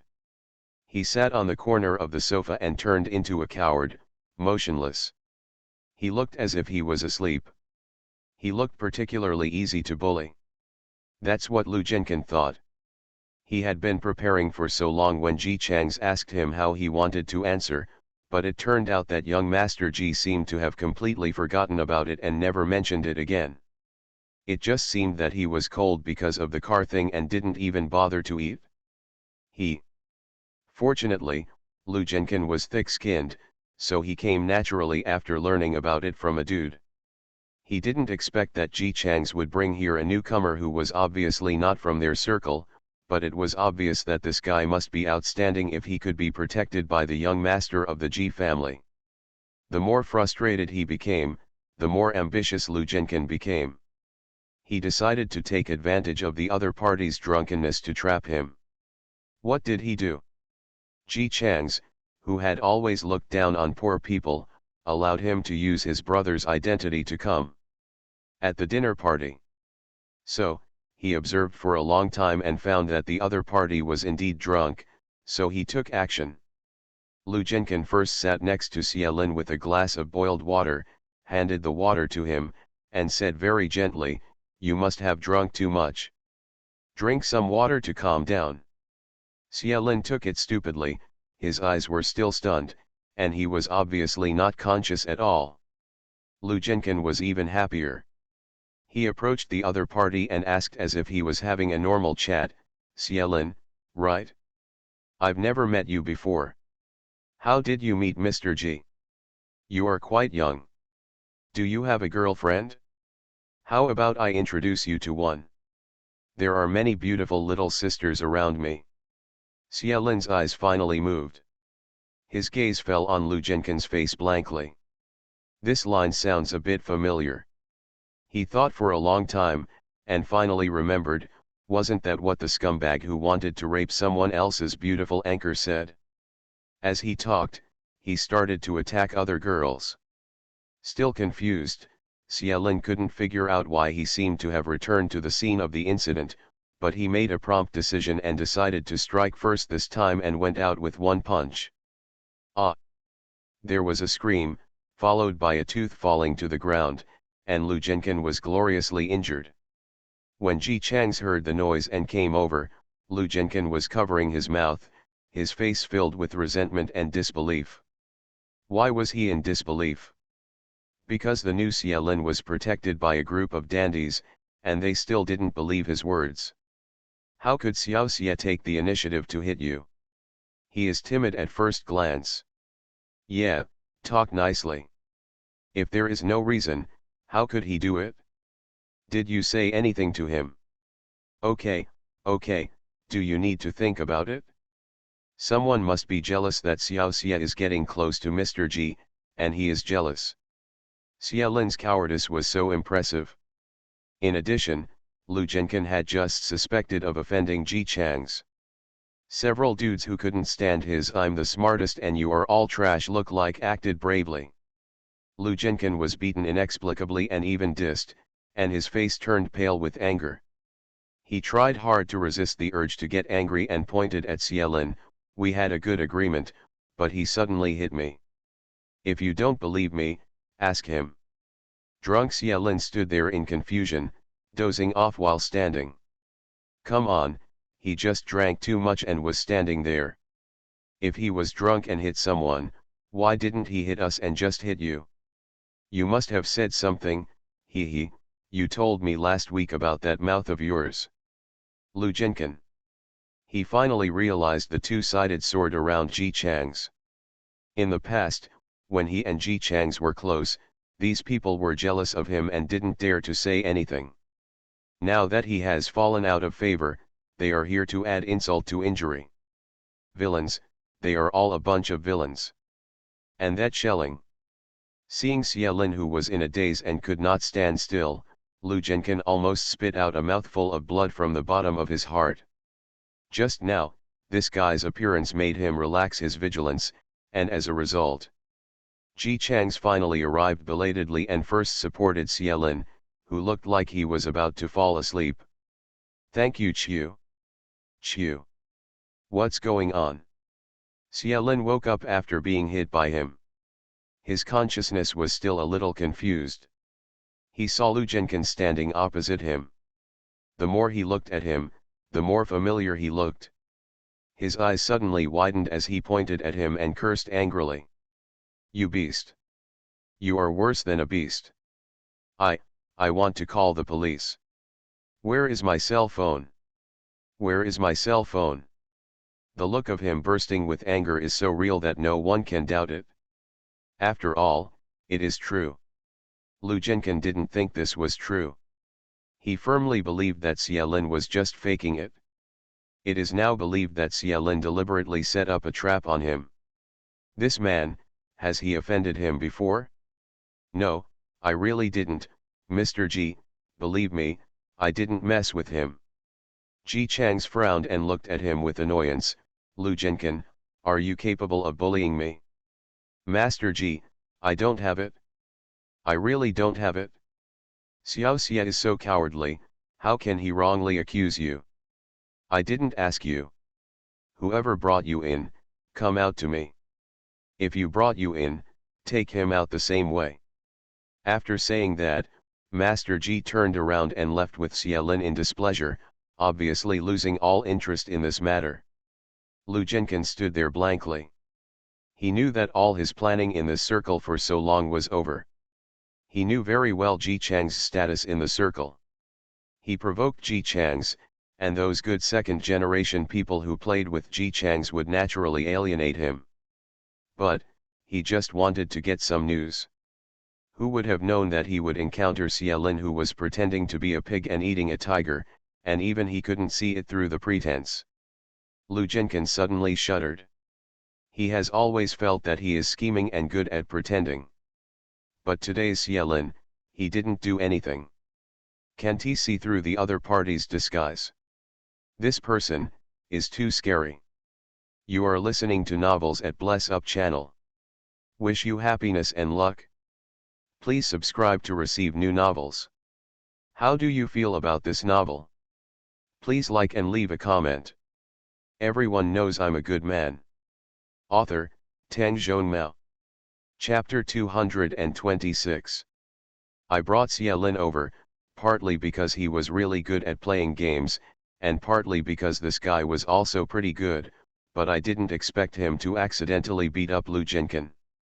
Ji Chang suddenly felt that good people are rewarded. He carried the little poor man to the sofa on the other side and sat down. He looked at Gu Qiu, who had a serious look on his face and held a wine glass as if he was tasting the wine. In fact, he was drinking Fiazai happy water and said, Gu Qiu, what are you talking about? If I ask Xiaolin to sell her sex, will MRSGN give me money? If he wants to develop new games and maintain the operation of a game company, he doesn't have enough money. Even if Gu Qiu fully supports it, they still have to find a way to find a big sponsor. MRSGN's situation is similar to Ji Chang's, but what makes him better than Ji Chang's is that he has stronger personal abilities. At the same age, the resources and small treasury available to him are much better than Ji Chang's. After all, one relies on his parents and the other relies on himself. It's clear which one has more money. So Ji Chang's turned his attention to MRSGN. Gu Qiu. He asked why Ji Chang's deceived people and acted like he really regarded them as brothers. He had been drinking coke while thinking about whether Fa Xiao had a conspiracy or was out of his mind. This doesn't look like the way he used to do things. Now when Ji Chang's mentioned MRSGN, he understood. Emotionally, he used Xiaolin as a fortune teller. However, this idea is still slightly naive. Gu Qiu glanced at Xiaolin, who had stopped eating and was sleeping on the sofa in the dark, and reminded Ji Chang's tactfully, MRSGN will not invest money for a man. Do you think it's just you guys who are playing crazy? Even though she seemed to be having a lot of fun with a new man in 3 months, she knew very well that she had never paid a penny more than she should have. If you fall in love, you have to invest money. MRSGN has never done such a loss-making business. Looking at what you said, I just said casually, can I really sell CLN? What I mean is, the company has such a great boss like me and such a great plan, I can make a material to attract investment, hand it over. MRSGN has good eyesight, isn't it amazing that she likes it at a glance? The eldest young master of the G family smiled proudly, leaned back on the sofa, and raised his long legs. When the time comes, I will have the money to support you, and I will spend it how I want. Don't look at me like this. I am talk about spending money on the company. Gooch you. He didn't believe it. Ji Chang's behavior, his smile, and his criminal record clearly indicate that he just wants to make money for his own entertainment. However, although he knew his brother's urine nature, Gooch Yu was not very worried. MRSGN is not one of these easy-to-fool dandies. She is very smart. How could she give money to a little boy? As for the plans, information, etc. mentioned by Ji Chang's, can you expect a guy who even has to buy live streaming tools to come up with anything real? Ji Chang's took out a computer from nowhere and started typing on it. The eldest young master is full of confidence. Just wait, I will write the information now. When MRSGN sees it, she will definitely invest in me. Mr. Gu sat silently on the sofa and took a sip of 1982 Coke. He didn't persuade me, he simply felt that he had drunk too much. Nagasawa, who had drunk too much, was really fast. He finished typing in a short time. After showing off his perfect and no regrets plan, he sent it to MRSGN in front of Gooch Yu. Female that. Gooch Yu. I hope MRSGN can tolerate his brother's occasional madness. I should tolerate it, after all, we can be considered as growing up together. Ji Chang's vowed, just wait, she will definitely call me within half an hour. Gooch Yu couldn't think of it for half an hour, you must be sleeping on the sofa. This is how much you drink to get the effect. The tyrant's father calculated the odds in his heart that MRSGN would call Ji Chang's. Well, very good, almost 0.001%. Then he saw Ji Chang's take a photo of Xielin on the sofa and send it to MRSGN. Gooch Yu. Okay, now it's 0.003%. Rounding is just not possible. MRSGN is definitely not the kind of person who is fascinated by beauty, and there is no way she would call. Dad, answer the phone. Dad, answer the phone. Ji Chang's cell phone rang. The caller was MRSGN. Gooch Yu. The eldest young master of the Ji family raised his eyebrows proudly at him and put his cell phone on speakerphone. From inside came MRSGN's domineering voice as always, I have invested in this project. Gooch Yu. MRSGN, we will discuss it in detail tomorrow afternoon. Money is not an issue. Just keep it for me. Don't let others see it until I make a decision. Gooch Yu. He understood the sentence himself. It probably means that before I am sure that I want to fall in love with Xielin, you should not introduce Xielin to others. No, what happened? When did MRSGN become a lover? Gooch Yu was extremely confused in her heart, but she still pretended to be serious on her face. She watched Ji Chang's agree a few times before hanging up the phone, and raised her eyebrows at him proudly. Did you see that? I said my plan is okay, look, MRSGN they all agreed to invest. Gooch Yu. So why are you so confident in your plan?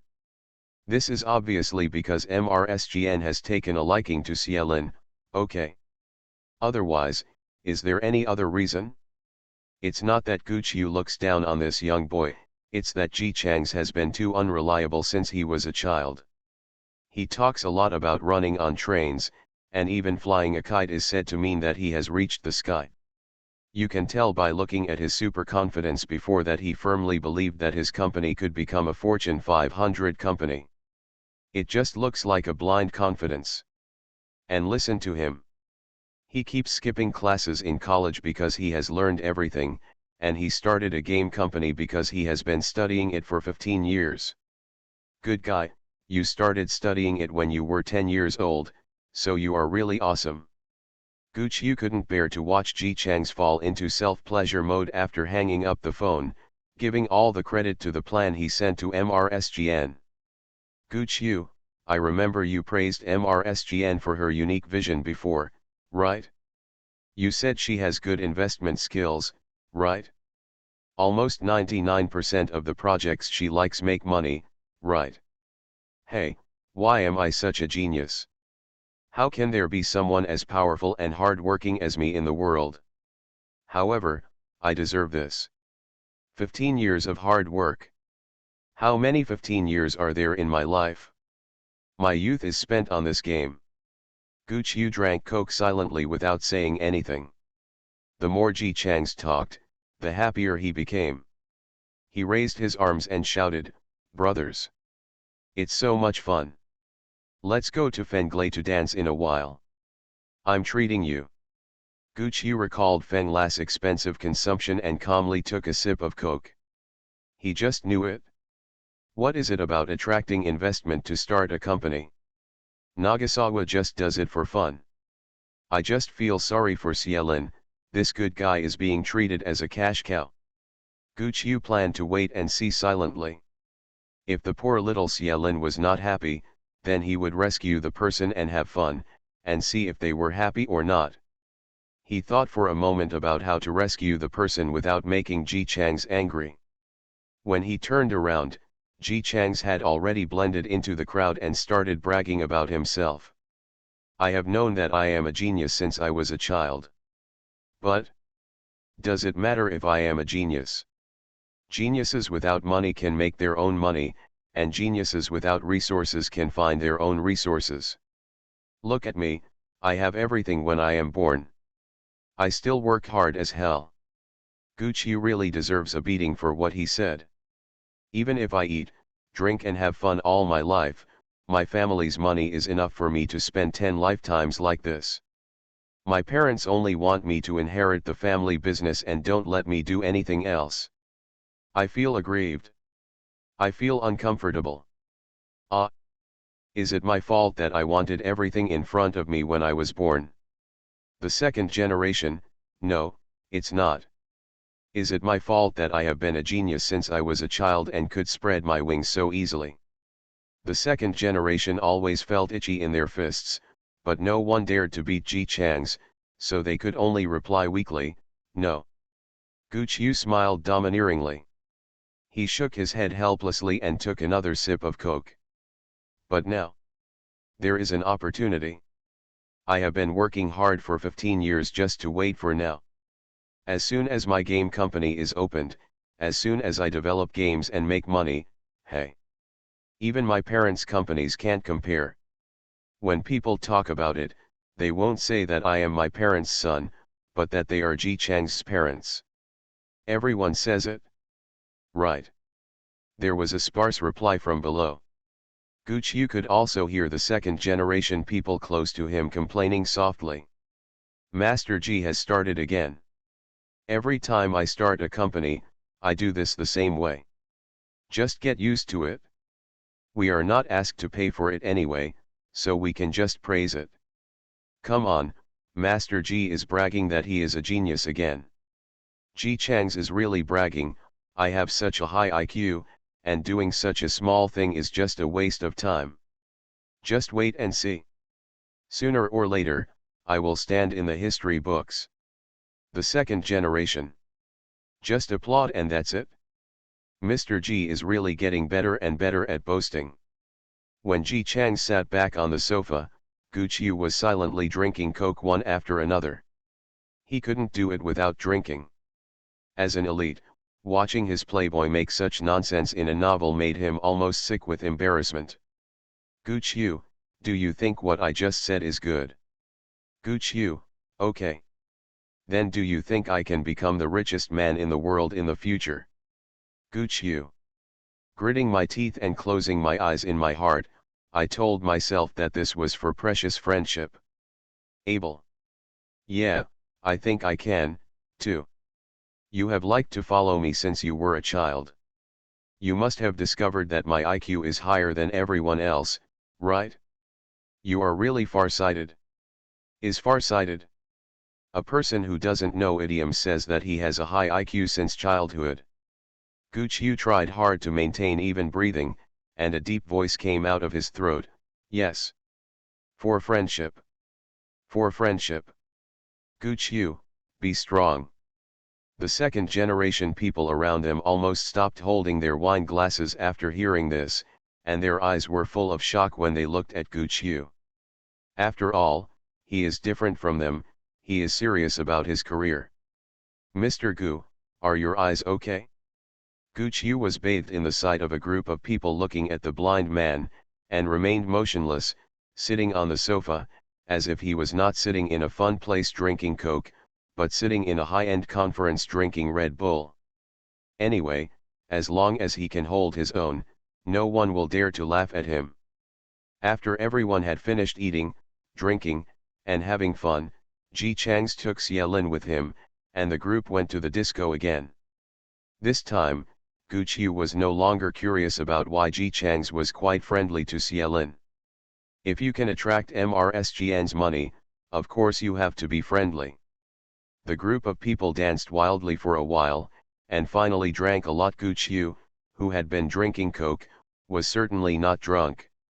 He asked the staff to help Xielin, who was in a daze, and he betrayed Ji Chang's and reluctantly sent the two of them to the hotel. He wiped the sweat from his head and left. There is no way, as a best friend, you always have to pay much more than Ji Chang's ordinary friends.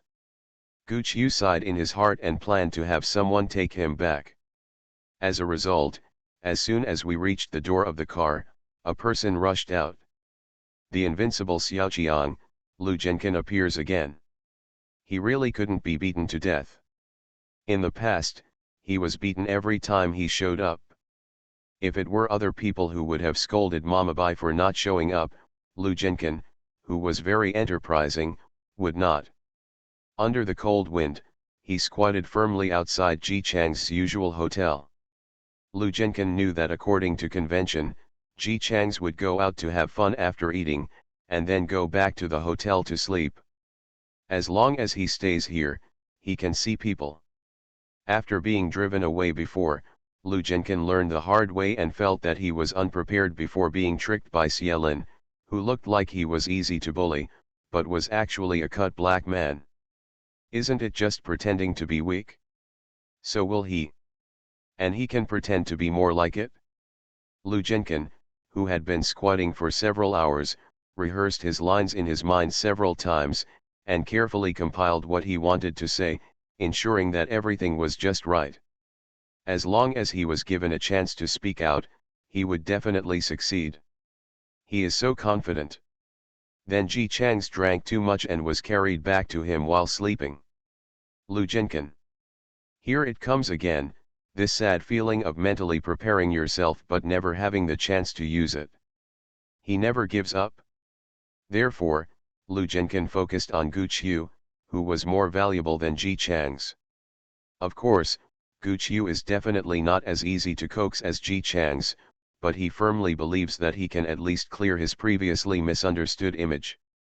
As long as Guqiu is willing to give him a chance to speak, he can definitely do it. Lu Zhenkan didn't think Guqiu wouldn't talk to him. He had already inquired about it. Although Guqiu usually seemed cold, if someone asked him to talk, he would still listen patiently. Wasn't it the time before? I just don't know why people get angry while talking. But he is still a boss after all, so he should not hold grudges with such a small heart. So, he got on. Mr. Gu, I know you misunderstood me about what happened before, but it's really not what you think. It's like this, Guqiu's whole body was filled with air conditioning, get out. Lu Zhenkan. No, I haven't said it yet.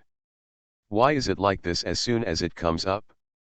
Seeing that Guqiu was about to get in the car, but now he said get lost and turned around and walked back to the hotel, Lu Jinkin became even more confused and subconsciously chased after him. Mr. Gu, I will only waste 2 minutes of your time. It only takes 2 minutes. Can you give me this opportunity? Gu Qiu became anxious when he stopped her, and walked around him with an ugly expression on her face and continued walking forward. Mr. Gu, Mr. Gu. But it. What a stupid thing. Gu Qiu had already walked around the other person, but this guy still refused to give in and tried to pull his arm. Gu Qiu pushed the other person away angrily and hurriedly walked into the hotel. Lu Jinkin never expected that Gu Qiu would take action. Isn't he aloof? Isn't it true that although he is taciturn, he is very capable of putting on airs? How could he do it himself? Lu Jinkin, who was pushed and sat on the ground, was really confused. He really couldn't figure out why Gu Qiu was so disgusted with him. He was so disgusted that he took action himself. Fortunately, I was not injured by the push this time, I just sat on the ground. But why is my butt so cold? Lu Jinkin touched back and his face turned green. The most miserable thing in the world is not that a piece of clothing is torn when it falls to the ground, but that after the piece is torn, it is stained with bird droppings from nowhere on the ground. Lu Jinkin's face was green and white, and he was so gloomy that he didn't calm down for half a day. Ji Chang's. Gu Qiu. Do you really think he has no other option but to curry favor with them? He can still do it even without relying on them. Ji Chang's wants to open a game company, right? He is a young man, he knows how to start a company. His family is considered outstanding in the gaming industry. Although he is not favored, he is still a member of the family. Open a game company, right? There are so many places where you can operate. He will definitely take revenge for today's humiliation. Lu Jinkin had a firm expression and sneered. It's just bird shit. If he can't get over it, how can he become a real master in the future? Bring it on. He is not afraid. Chiji.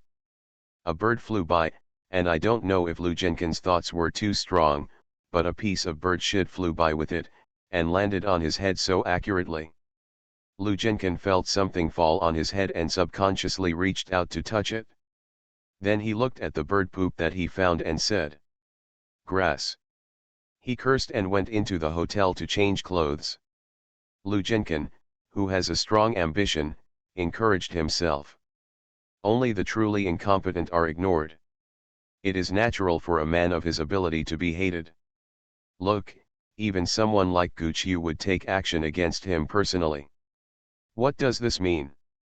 It shows that he is definitely not a thing in the pool.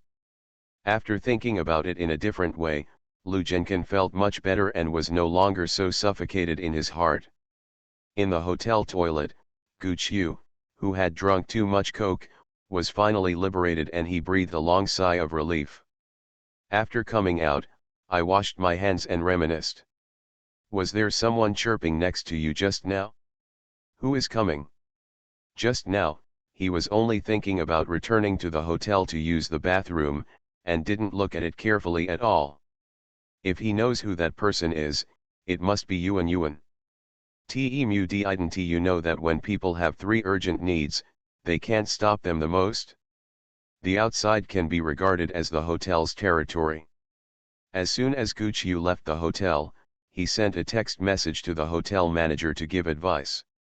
So when Lu Jinkin changed his clothes and went out, he saw the security guard walking outside, as if he planned to stand guard outside. He could still hear the 2 security guards talking. Why should we stand outside properly? Aren't we usually inside? It seems to be Mr. Gu from the Gu family. He just reported that he met an inexplicable person at the door of our hotel. Even though he didn't know him, he had to pull him away and refuse to let him go. The manager was afraid that he would encounter such a situation again, so he planned to do layout in the future. Let us stand guard. Did you check the surveillance? Who is it? I don't know him, but I'm dragging him along. I'm watching. I guess it's some poor guy who knows that Mr. Gu and his friends are rich, and wants to be shameless and ask for money. It's not like this kind of thing has never happened before.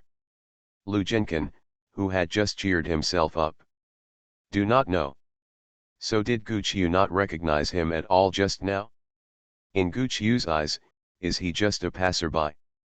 This blow was really too big for Lu Jinkin, who was very ambitious. He was so angry that he almost spit out a mouthful of blood and swore in his heart. He must make Gu Qiu pay the price. Oh no, Gu Qiu was too difficult to deal with. He felt that he couldn't handle him, and he might even be crushed to death with one finger. Thinking about it this way, I feel even more frustrated. Lu Jinkin, who was really about to vomit blood, could only silently change the target of revenge in his heart. Ji Chang's. It's all him. He was a playboy. If he hadn't relied on his good family background and the protection of so many people around him, would he still be able to defeat him? If you don't want to eat, drink and have fun, why not start a company? Okay, then let him teach Ji Chang's that everything in this world does not come with money. Upstairs, Ji Chang's yawned, opened the window and looked down. Because of his high-level relationship, of course he couldn't see Lu Jinkin underneath, but he saw the bird flying relatively close to him. The bird was frightened by his sudden opening of the window and quickly turned around and flew towards the ground. Then, Lu Jinkin, who was standing below with great confidence, was attacked by bird droppings again. Lu Jinkin. Damn it! With money, resources, and the support of a mature president like Gu Qiu, Ji Chang's game company started smoothly. The live broadcast equipment was also brought to the office by the conscientious secretary. He even thoughtfully ordered a batch of green plants to be placed in Ji Chang's company. Of course, the money was paid by Mr. Gu. Xie Lin was still confused. When he was actually taken to Huangzai building, he had already been confused once. But because the people around him were so enthusiastic that time, he focused all his attention on making friends with everyone, and later on drinking, so he had no time to be shocked. Afterwards, when the wine sobered up, so did the people. Before he could react, Ji Chang's lured him into being a young man by saying, "You are from our company, so you must also participate in the construction of the company." After working hard for several days, Xie Lin was so shocked that she sat in a clean, bright company that exuded a sense of pride from top to bottom. Of course, he thought he was being arrogant. Because he was in a hurry, Ji Chang's did not decorate the house. He just used the previous decoration of the house and hung a sign at the door to announce the establishment of his company. The two second-generation people also thought the decoration was quite simple. But if you fall into a group that has been poor since childhood, signing up for a guild or a hot chicken guild specializes in squeezing people. If it can give you money to go out to eat, it is good, but also give it to the office? What good things are you thinking about? Ji Chang's not only brought people directly to the company, but also gave Xie Lin a separate, very soundproof office with at least 20 square meters inside. The equipment inside was complete, and just by looking at it, Xie Lin knew that these were not something he could afford.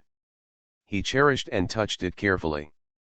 The most important thing when being a game anchor is to protect your hands. Xie Lin is still young and does not have hand problems, but the anchors he knew before have warned him that if possible, it is best to buy an esports keyboard and a human body. Engineering chair. Because most anchors need to live broadcast for a long time, sometimes sitting for 12 hours, it is normal not to leave the chair except to go to the toilet, so it is easy to get occupational diseases. Otherwise, it would be fine now, but in a few years, his hands will get sick and his shoulders will no longer work. By then, he will have no education and will not be able to do anything else. If he has no savings, it will be really miserable. Xie Lin also knew this, but he really couldn't spare the money to buy these things that were too expensive for him. He could save on rent, water, and electricity, but his aunt fell ill a year ago and could no longer work, and had to be treated continuously. The money was not too much for a well-off family, but it was a little for his aunt and uncle's family. It's too much to bear. Xiaolin had to save money and send money back. A keyboard worth a few hundred yuan was a big sum for him. The guild only regarded him as a money-making machine. It was good if they didn't squeeze him. How could they replace his keyboard? It took so long. Well, as a game anchor, he still uses the kind of keyboard that costs more than 10 yuan apiece. And now, he saw a keyboard on his gaming table that was said to be the most expensive and had nothing wrong with it except that it was expensive. Xiaolin carefully touched the keyboard, took another look at the various well-arranged equipment in the room, and sat down on the chair excitedly and carefully. This chair is so comfortable. At this moment, Xiaolin, who had been in confusion, finally reacted. Is he hugging the golden thigh? Golden Thigh Master Ji called him directly, "Come to my office and let's talk about salary." Half an hour later, Xiaolin almost floated out of the office. As soon as he returned to his office, he couldn't wait to turn on his mobile phone and make a call. "Auntie, it's me. I got a new job. The boss is very, very nice, and he pays me a very high salary. Yes, I'm just telling you, I'll record a video and show you my office. This place is really special. Very good." Because he had not communicated with others for a long time, he still stuttered a bit when he spoke, but for the first time, these words were full of hope and activity. And all of this was brought about by Ji Chang's. Xiaolin was clumsy and timid. He didn't know how to express his gratitude, so he could only work hard to complete the tasks given to him by Ji Chang's. The first task Ji Chang's gave him was to live broadcast well, and when he became somewhat popular, he would attract other game anchors to the company. So Xiaolin opened a live broadcast software that he had not opened for many days. After the live broadcast could no longer bring him much profit and brought him only abuse, Xiaolin rarely played. In addition, he has been busy helping the company move things and tidy up in the past few days, and has not started a live broadcast. Perhaps the person who hired the black man thought he had given up live broadcasting. This time, Xiaolin's live broadcast room was actually peaceful. "Linzi. Ao Linzi, why haven't you broadcasted live for so long? I was shocked. I thought you would never broadcast live again." "Linzi, hold on, you are playing so well, sooner or later you will become popular." "We've Linzi, I miss you so much, you have lost weight, you are so pitiful, sister, give you a hug." Xiaolin's heart felt warm after seeing this. These are his fans. In fact, they used to work hard to comment on the barrage to cheer him up. However, there were too many scumbags and too few fans. No matter how hard they tried, they still didn't wait to show their faces for a second. Zhone was squeezed past. When a passerby who didn't know the situation entered the live broadcast room, the gangsters tried their best to throw dirty water on him. The passerby didn't know why, but most people followed the crowd and took the popular science seriously. As a result, Xiaolin's reputation it stinks even more. Now that the Navy is away, it is rare for him to live broadcast properly. Opening the game, Xiaolin started to operate it skillfully. His skills are very good, but the difference is that he is not as eloquent as some anchors. Dry explanations are flattering. But most of Xiaolin's fans are technical people, so they don't care about this and just watch the live broadcast seriously. Xiaolin played a large account with a high rank. He also had several quadruple kills and even a 5-kill once. He was quickly pushed to the homepage by the live broadcast software, attracting a group of new viewers. Mist grass. So cool. Where does this great god come from? That operation was amazing just now. Is Daddy a fan? I won't hold you back. The live broadcast room became peaceful and lively after a long absence. As new fans joined in the barrage, the popularity gradually increased. Over there, the anchor who wanted to play dirty with a girl and was beaten by Xialin came online. His nickname is in English, and fans generally call it X. This time, I just took a look as usual, but unexpectedly I saw Xialin's recommendation on the homepage. When I clicked on it, there was still a lot of singing and dancing. This blind guy didn't quit, but continued to live broadcast. Anchor. Unless someone spends money to buy him a positive score prop, his score will only keep falling. How could anyone give Xialin a positive score? Even if there were people, it was just a drizzle. Compared to the rotten egg set meal he ordered, Xialin's few fans were not enough. He clicked into his live broadcast room, and when fans mentioned that Xialin came back and was knocked off the list by a rotten egg, he smiled tolerantly. That's it? I hope he has a rich financial backer who can help him win. It's a shame to get back on track, otherwise it would be a shame if I finally made it to the list. Huh? Xialin doesn't have a rich financial backer? Ha ha ha ha. Actually, I don't have many. My financial backers and dad seem to prefer watching the live broadcasts silently, waiting until important moments to come out. Isn't that the G family master who appeared last time? Not 2 seconds after he finished speaking, Mr. G's name flashed above the live broadcast room. The upper part will only flash when the local tycoon smashes props worth more than 1,000 yuan at a time. The host X will be happy when he sees the name of Master G. Could it be that this wealthy financial backer came to help him? Before he could be happy for a second, he saw the name of the smashed anchor following him. The master of the G family sent a deep water to the woods. His sponsor dad sent Xialin to deep water? Just like the deep water feast that was thrown at him before, this time, the sponsor's father still sent a deep water rain, but this time the beneficiary was Xialin, the master of the G family, and told him that he was too good, so give him a good beating. The master of the G family said to him that he was too good. Why did he only have 4 kills, and where was the 5th kill?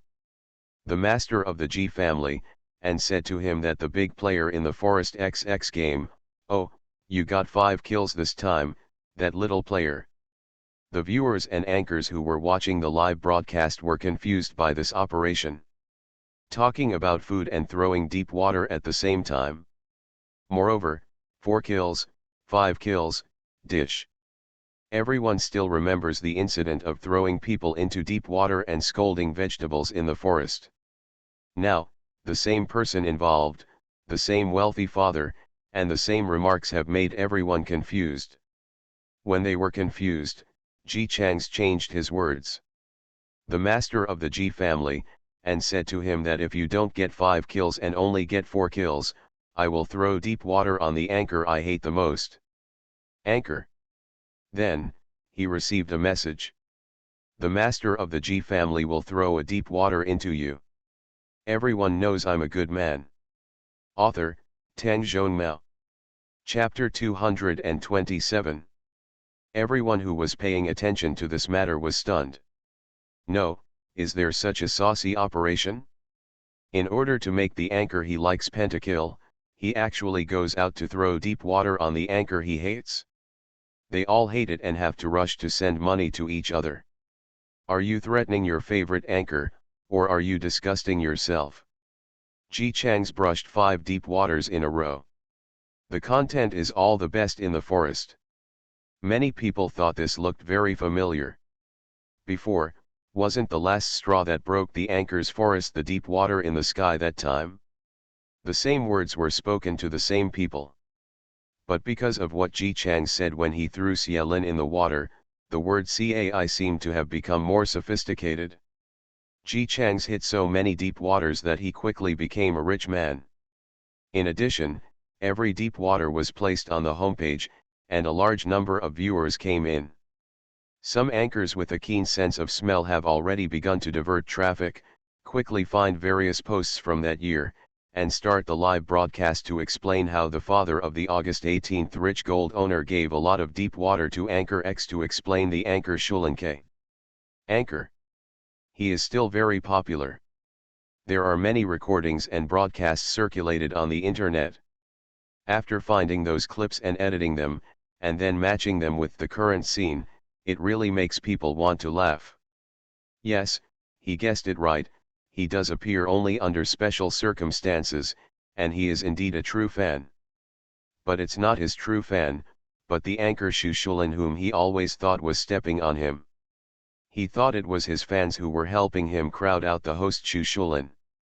In fact, the host Shushulin was the protagonist. He was just a sentimental passerby, and he was still the kind to be hated. Awkward or not. Everyone watched as every time host Shulin made a mistake, Mr. G, a wealthy man, would immediately hit Anchor X with water. After such a live broadcast, he had spent at least 30,000 yuan on the other party. Many young anchors looked at it and even felt a little envious. Although Mr. G said that he gave it to Anchor X because he hated it, it was 30,000 yuan. 1 point was divided with the platform, but 15,000 yuan was very profitable for a small anchor who did not make much money. Thinking about it this way, Anchor X is quite lucky. Although he is said to be the most annoying, he has money. That's not what Anchor X thinks. He has become quite famous now, and has accepted many advertisements. Does he lack the 30,000? To him, these 30,000 yuan were a clear stain and dark history. Especially since he had always regarded Mr. G as his true fan. He mentioned him several times during live broadcasts, and was very careful that Mr. G was silently watching his live broadcast and flattering him from a distance. The results of it? He is the most hated person on the entire platform. The reason why I gave him a deep dive was just because I didn't see the pentakill of my favorite anchor. Awkward or not? If this were replaced by a few anchors who were more generous or focused on the overall situation, they would smile and say, if hating is a deep water, I hope everyone can hate me. I don't ask too much. Just one of you can hate me and a deep water, then I will definitely make a fortune. This matter passed like this. After all, even though Ji Chang said he was annoying, the benefits were indeed real. If he had said that, there might be a lot of people who would envy his good luck. Black fans are all such money-splitting people. It's a pity that Anchor X is a petty person. If he wasn't careful, he wouldn't have hired scumbags to destroy Xielin's live broadcast room just because Xielin blocked his good deeds, and hired trolls to pour dirty water on the internet. As a result, Ji Chang's, the wealthy father who was originally the biggest financial sponsor in his mind, suddenly plummeted in status and became the same garbage that people wanted to step on like Xielin. 30,000 yuan? Who do you give alms to? He looked at his bank card balance and smiled disdainfully. It's as if the G family master is the only rich man in the world. In fact, the master of the G family seems to be rich, but if you calculate carefully, the last time he hit Shen Shui, he only spent more than 200,000. Counting this time, the full amount will not exceed 500,000. Although 500,000 may be a lot for an ordinary family, there are many people in the news who use their family savings to reward anchors. This G family master might be like this.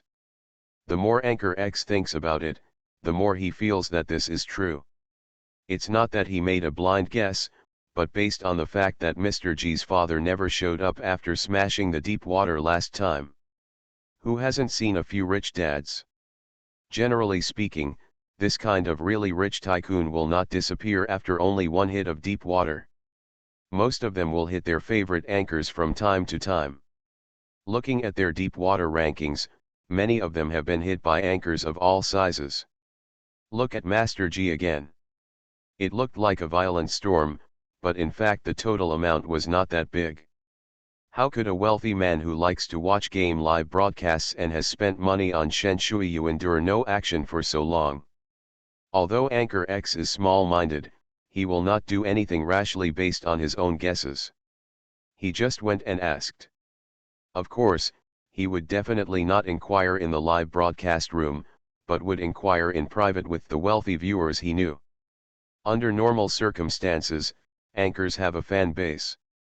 Many anchors will add each other privately in order to consolidate their rich audience, and they will chat with each other from time to time. Anchor only 1 or 2. The local tycoons are not the tycoons against him, but they are just spreading the money. The total amount is more than Ji Chang's. Although the ex-anchor has made a lot of money, but in the face of this kind of generosity, it seems that there are many connections in reality. He would still find a way to join the rich tycoons privately, so that he might be able to ask them for help when something happens. But many of these rich people will add friends to each other. You may know who the master of the Ji family is just by asking. Anchor. Master Ji, I know who he is in reality, he is not in the same circle as us. Who is this person in reality? You can't say this, it's revealing other people's privacy. But isn't he very short of money? Why did it start raining water again? I gonna go see. Oh. Although he didn't know the specific identity of the other party, he captured the information that Mr. G's family was short of money. Besides, there are other things to say. Not being in a circle means not being a rich second generation, at least not a rich second generation like this rich audience. Maybe the family just has a little money. Are you short of money recently and are you bankrupt? Anchor X suddenly became excited. You're short of money, you're still pretending to be an uncle when you're short of money? Helping a loser to fight against him. He looked at the chat history and thought about how to slap this master of the G family in the face through the internet. If he didn't make up for it this time, how could he still be in the live broadcast circle? In reality, Gu Qiu, who was busy, received a call from a young master in the elite circle. Gu Qiu, I remember that Ji Chang's had a good time with you, right? Didn't he look for people to invest in and look like he was very short of money recently? Why did he start giving rewards on the live broadcast software? He spent almost 300,000 yuan in one go. Gu Qiu. He just got investment from MRSGN, and then he turns around and spends 300,000 yuan on the live streaming software? He also said that investing is not just for fun. He really wanted to ask Ji Chang's what was going on right now, but because he couldn't say too much, all he heard was a brief rhetorical question. Oh. You still don't believe it? Back then, Ji Chang's was throwing deep water at some ex-anchor. His name matched his temperament so well. I always thought it was him. I met him once and asked him, and he immediately admitted it. No, last time I know, it's the beginning of the month and there's a lot of pocket money, I understand. Gu Qiu, breathe quietly. Isn't he going around crying this time and saying he has no money? He said he was soliciting investment, but he didn't mean to spend all the investment he solicited. Well, I invested 200,000 yuan before, but this guy said he didn't have any shares. But for the first time, I will be given money in proportion to my earnings. Will my money be wasted? Gu Qiu, breathe silently. No, the more I think about it, the more I feel like it's all over the place. This guy Ji Chang's talks a lot about cheating, but the key thing is that he also says it in a serious way, you know? As he said that, he deceived people into lameness, and transferred the money in a daze. Although 200,000 is not much, this is the first time I've made a loss since I started my own company. Why don't you say anything? Are you listening? Gu Qiu, yeah. Forget it, why am I telling you this? If it doesn't come out in one sentence, I might as well ask him directly. The chatty guy hung up the phone. Gu Qiu immediately found the other party and sent a message on WeChat, send me the details and I will ask him. Within a minute, the other party sent me several posts about this incident. By the way, I also intercepted the chat history between myself and Anchor X and sent it to him. I'm going to work, tell Ji Chang's yourself. Compared with the dudes who have a lot of time to eat, drink and have fun every day, most people in the elite circle are busy every day. After all, they are relatively young and have not yet reached the stage where they can sit firmly on the Diaotai. Gu Qiu turned around and went to find Ji Chang's. Fortunately, in order to make it easier to look after the seemingly unreliable hairboy, Gu Qiu specifically considered the distance from his company when looking for a building under his own name. The two companies were facing each other on similar floors. If they were willing, they could stand on the same floor. It's not impossible to communicate on the phone with a telescope by the window. Of course, Mr. Gu, who was past the age when he used paper cups as phones when he was a kid, didn't do that. He simply took a step forward and went downstairs to find someone on the opposite side. When he found the person, Ji Chang's was lying on the huge sofa in his office with his legs crossed and making a phone call. His tone was lazy, as if he was too lazy to be enthusiastic about the investment. "Don't worry, I'm already looking for someone to do research and development, and I'm definitely looking for one in a million talents. You should know very well that once my project is completed, it will be such a sensation in the world, right? You've also seen the sample, and there's absolutely no problem. Yes, in the early stage, let's recruit a few anchors to build up popularity. That's the money, it's a bit lacking. Money is no problem, right? Good. I know you are the most generous, madam. Then you can come over and we can discuss it later." "Okay, hang up." Gu Qiu. MRSGN actually said to Nagasawa, "Money is no problem," as if she would give him as much as she wanted. "Is she okay? Have you not been feeling well lately? Maybe you should have your brain checked?" "Gu Qiu, here we come." After making the call, the eldest young master of the Ji family was still lazily lying on the comfortable sofa and opened a game, as if he was ready to play 2 games. "Gu Qiu, how much did MRSGN invest?" Ji Chang's casually mentioned a number. "Gu Qiu. Gu Qiu. Is MRSGN crazy? Invest so much money in Nagasawa? They all grew up together. Doesn't she know what kind of urine Nagasawa is? Are you worried about spending money?"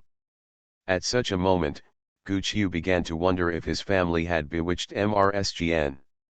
Otherwise, how could the lady, who has always had a vicious vision and never failed in her investments, make such an unprofitable investment? He couldn't help but ask Ji Chang's, "What exactly did you promise her?" "You didn't promise anything? I only gave her 7% of the shares, and I didn't give you much." Gu Qiu. Mr. Gu, who had an investment amount of 12% of the shares but could not even reach 1/10 of MRSGN, was silent. "Apart from the shares? What else did you give her? You didn't really sell Xielin to her, did you? She's only 20. Ji Chang's glanced at Gu Qiu inexplicably. "What are you talking about? Am I the kind of person who sells his subordinates? I just sent Xielin's photo to MRSGN to look at, and said that if she likes it, I can introduce it to her, and what else? Didn't say anything. I don't know what I'm thinking about every day. Also, why did you come here again? Don't you have a job? Look at me and learn from me. How hard I work. If my parents see it, I will definitely be moved to tears." Gu Qiu looked at Ji Chang's, who was beeping and playing games. "Your job is to play games. Ah, that's right. As a game company, you should always play more games to see the market." Ji Chang's confidently said, "I have decided to sacrifice for the company. I will play games all day today. If necessary, I can work overtime to play games. After all, I love labor so much." Gu Qiu. He looked at the laptop on the coffee table, which showed the recharge page. The domineering president, who was shocked by "how could my little boy be so shameless," finally remembered why he came here. "You just play games. Aren't you going around trying to get investment? Why are you going to give rewards? Aren't you short of money?" Ji Chang stared at the game screen and played the game seriously. Isn't it necessary to cry for poverty when raising investment? I don't know who will give me money from poor families. Gooch you. No one in real business would do this. When you seek investment, you need to let people see the potential of your project and make them feel that you will not lose money and will definitely make money by investing in you, so they will give it to you. When you come up and say, "I'm so poor and I have no money, please give me some money and we can work on a project together," others are afraid that you are so poor that you won't be able to get the project off the ground or that it will collapse halfway through. However, considering that the people Ji Changzela invested in were all second-generation people, and they had all grown up together, Gooch you could barely justify being a child. Yes, we all grew up together, so we don't need so many tricks. But why did you spend money on the live broadcast? Didn't you tell me yesterday that you were short of money? Ji Chang's subordinates kept saying, "Yes, I am short of money." Gooch you was about to say that you still throw money at the game anchor when you are short of money, so he listened to his next sentence, "But I didn't give you this money. MRSGN paid for it." Gooch you. Ji Chang spends money on game anchors, and MRSGN pays the bill? Why did the world suddenly become fantasy? No, wait a minute, you asked me to ask you, why would MRSGN give you hundreds of thousands to reward the anchor? Didn't she always adhere to the golden rule that she would do it for free if she could, and never get an extra son? Didn't you listen to our call just now? Let's build up the popularity of our anchors. If the popularity builds up, then we can let him be popular when he broadcasts the closed beta. Oh, he's dead. The eldest young man who was playing rubbish at games threw away his phone when he lost and started to blame him. "Hey, my teammates are so bad, they are all rubbish, and you, too. I play games just when I need to concentrate. You said it's the same as 100,000 whys. Why are there so many questions? After asking, it's still MRSGN. What's the matter? Are you attracted to her? Brother, please be careful. MRSGN is just like a queen. I don't even dare to provoke him." Gooch you. He didn't fall in love with MRSGN, he thought MRSGN was out of her mind. How easy it is to support an anchor. Even if he is not in this industry, he knows that just generating some public opinion, hiring some trolls, and spending a little money to buy a hot search is more cost-effective than just spending real money on it. Is MRSGN crazy? Otherwise, why would she, who has always been very prudent, do such a foolish thing? Moreover, there is currently only one anchor in Ji Chang's company, and each anchor costs more than 300,000. When there are more anchors in the future, there won't be. Etc. Gooch you suddenly reacted, picked up his notebook, found the record, and opened the live broadcast room of the anchor who had been hit with a lot of water. On the screen, a Xia Lin who was playing the game very seriously appeared immediately. While playing, he explained in a dry tone why he did what he did. Oh! The truth is revealed. MRSGN is not cultivating the anchor's dementia career brain. This is clearly a sane love brain. Look at this guy, he takes advantage of the convenience of his job and throws money at him to be flattered by a handsome guy. No wonder when she was about to break up with her ex-boyfriends, those young lovers were so sad that they returned all the gifts she gave out. The handsome boys were afraid that if they accepted the gifts, MRSGN would think they were what I like is not her as a person but her money. Gooch you knew this because one time he and MRSGN had a work relationship, and the two met again, so they simply found a restaurant to eat and talk. Then, he witnessed a handsome young man appear out of nowhere and walk in front of the two of them, crying like a pear blossom. While crying, he said that he really liked MRSGN and he didn't want a penny. He can sign the agreement to prove it, he just hopes that MRSGN will not break up with him. Gooch you still remembers that MRSGN took the paper first, raised her chin with her index finger, and wiped her tears with her other hand in a teasing manner. After wiping, When there was still hope in the other person's eyes, MRSGN said. Of course I believe you are not with me for my money. But I am with you just to be fresh. Look, we have been together for 3 months. You are no longer fresh to me. Why should I still be with you? Be good, don't make trouble. Okay, let's get together and relax. Gu Qiu was shocked at that time. He watched helplessly as the tears that had just been wiped away from the little fresh meat came out again. He looked at Qian Tainu, who was still gently wiping his tears in disbelief, and then turned around and ran away. It's the same as watching the 8 o'clock show, Gu Qiu's psychological activities. Anyway, since then, Gu Qiu has always admired MRSGN's free and easy relationship. Unlike him, because he knew that once he fell into a relationship, it would be difficult to get out. He had never dared to fall in love, for fear that he would really become in the fanfic written by the original employee, the heroine, who tortured the body and mind, then knelt down and begged the opponent who ran with the ball to go home, the idiot boss. But having said that, to be able to make Queen Qian, who has always clearly stated the price and only take the kidneys but not the heart, to pursue her so seriously, and throw money at her before she even eats it, this Xia Lin is a woman. Are the charms in your eyes so great? Gu Qiu was puzzled. He admitted that Xia Lin was the type that MRSGN liked, but it wasn't as if he was obsessed with her. They hadn't even met officially yet. Okay, it's time for me to get off work, so today's live broadcast is temporarily over. Thank you fans for your support. See you all at 2 o'clock in the afternoon.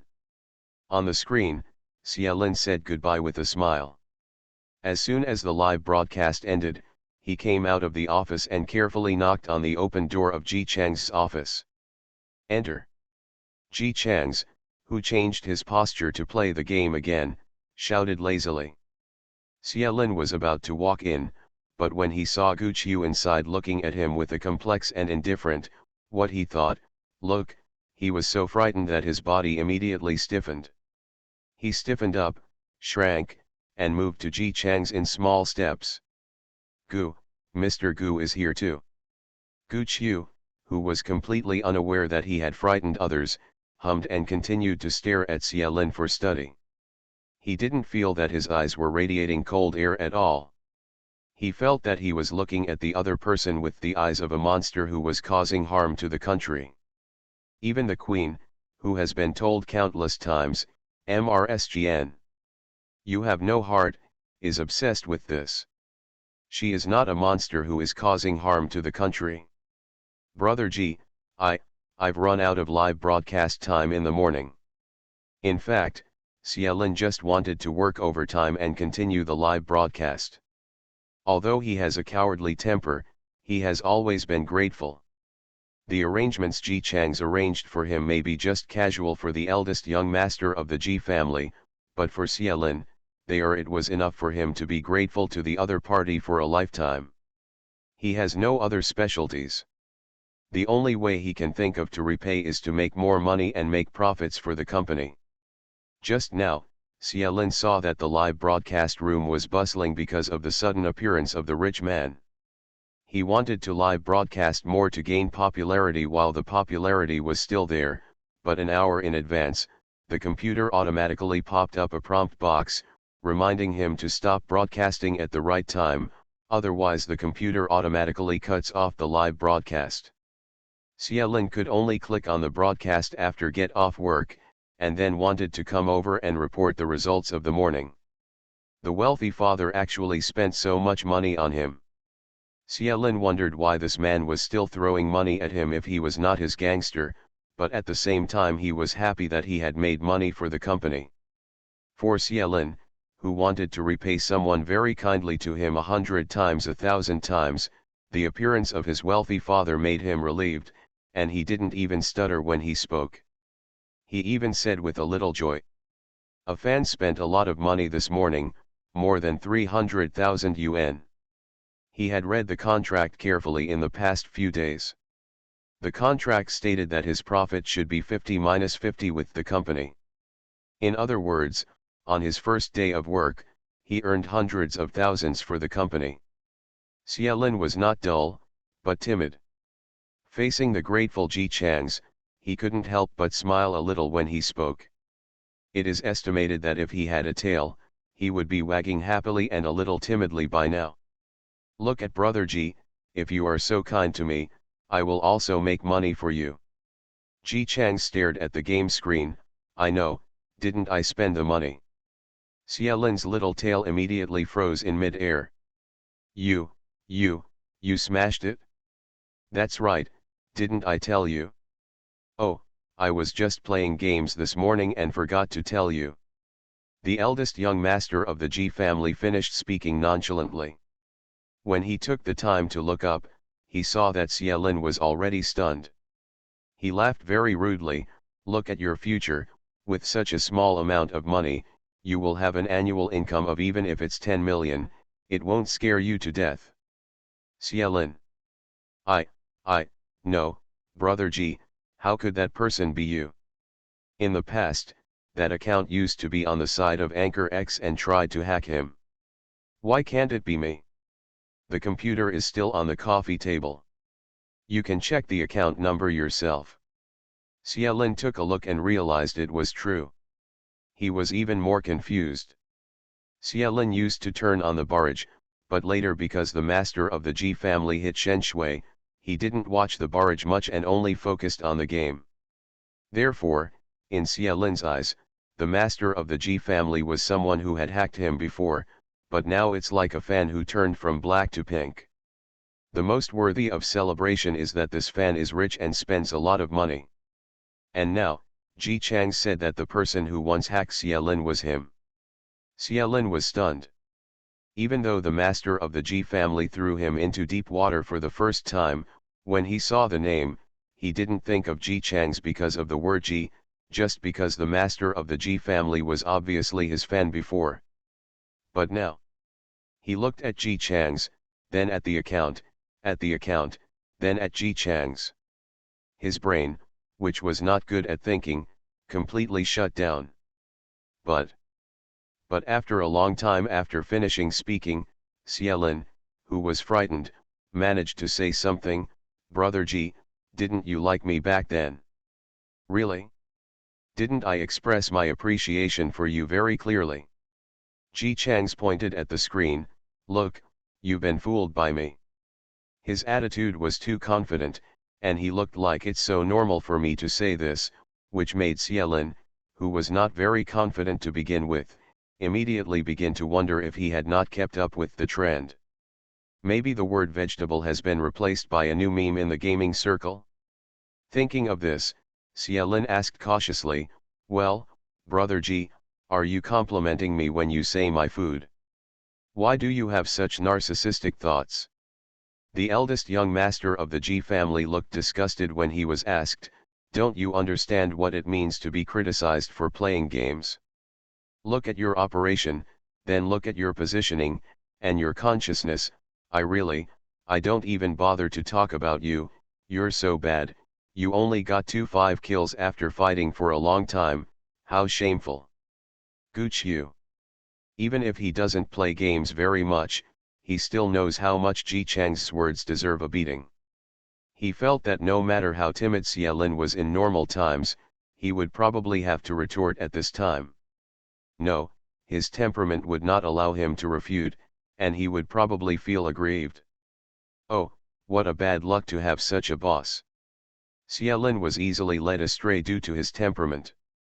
At first, he thought this was a bit wrong, but as soon as he saw Ji Chang's pretending to teach him a lesson, he immediately followed Ji Chang's train of thought. He does play well among ordinary people, but GGE gave him such a high salary and such a good profit and dividend model. Naturally, his gaming skills, which are relatively good among ordinary people, are not enough. What kind of price, what kind of technology should be used, logically? Xiaolin lowered his head guiltily and apologized very hard. I'm sorry, Brother Ji.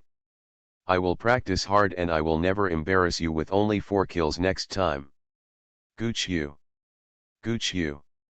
It's over, and Xia brain is gone. Looking at him again, he was so arrogant that he wanted to raise his chin to the sky. Well, it's good that you know.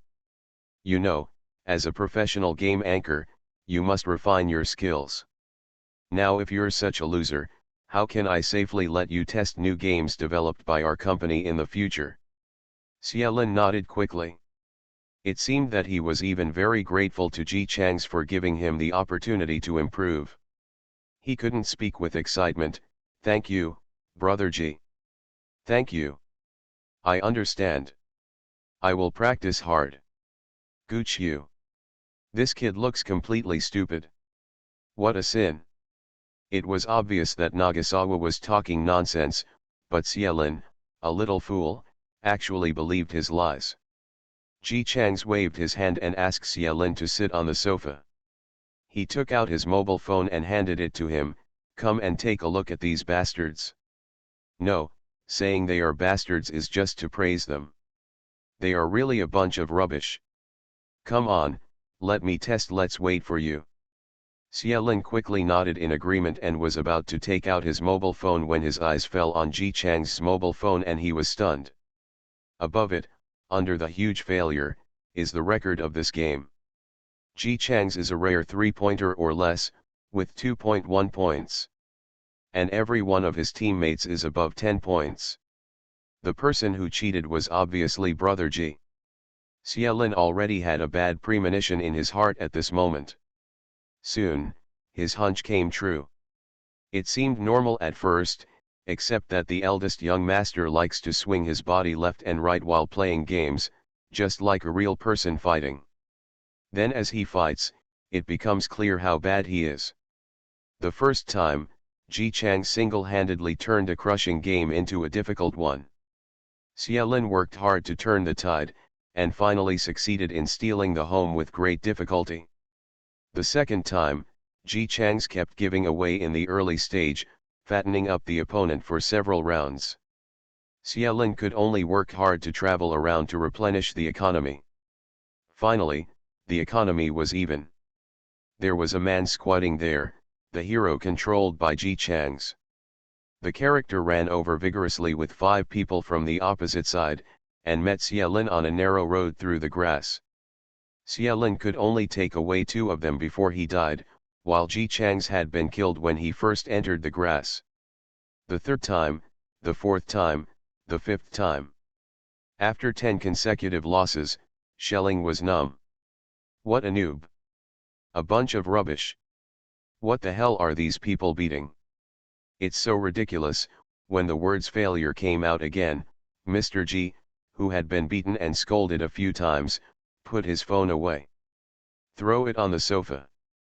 As soon as he opened his mouth, he cursed, what kind of mage is that? Is he blind? What's wrong with his eyes? I'm convinced by this operation. It's really amazing where my teammates are. Why are all the teammates I meet such idiots? Xia looked at the results on his mobile phone. The mage's total score was a full 10 points higher than Ji Chang's.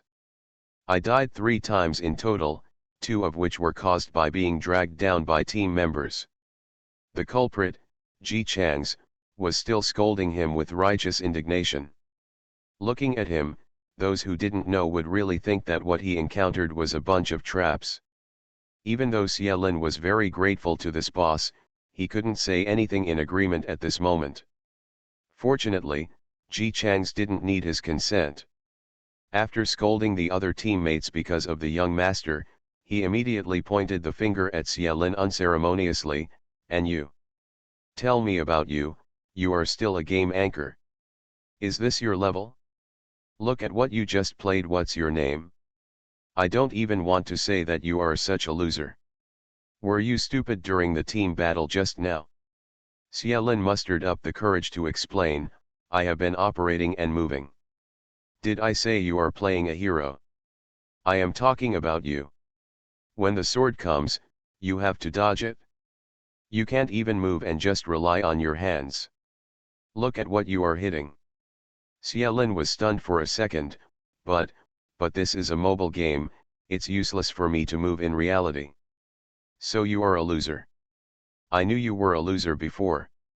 At that time, I threw so much water at that person, but I couldn't motivate you. Now you are going back further and further. You are hiding like this. Just for a moment. Ji Chang's grabbed Xie Lin's shoulders and pushed him to avoid it. Xie Lin followed with a confused look on his face, still not understanding why his body had to move along with him while playing games. Gu Qiu, who witnessed that Nagasawa had been madly cheating on his teammates, couldn't stand it anymore. Good. Haha, you don't know anything about a non-game player. Is this okay?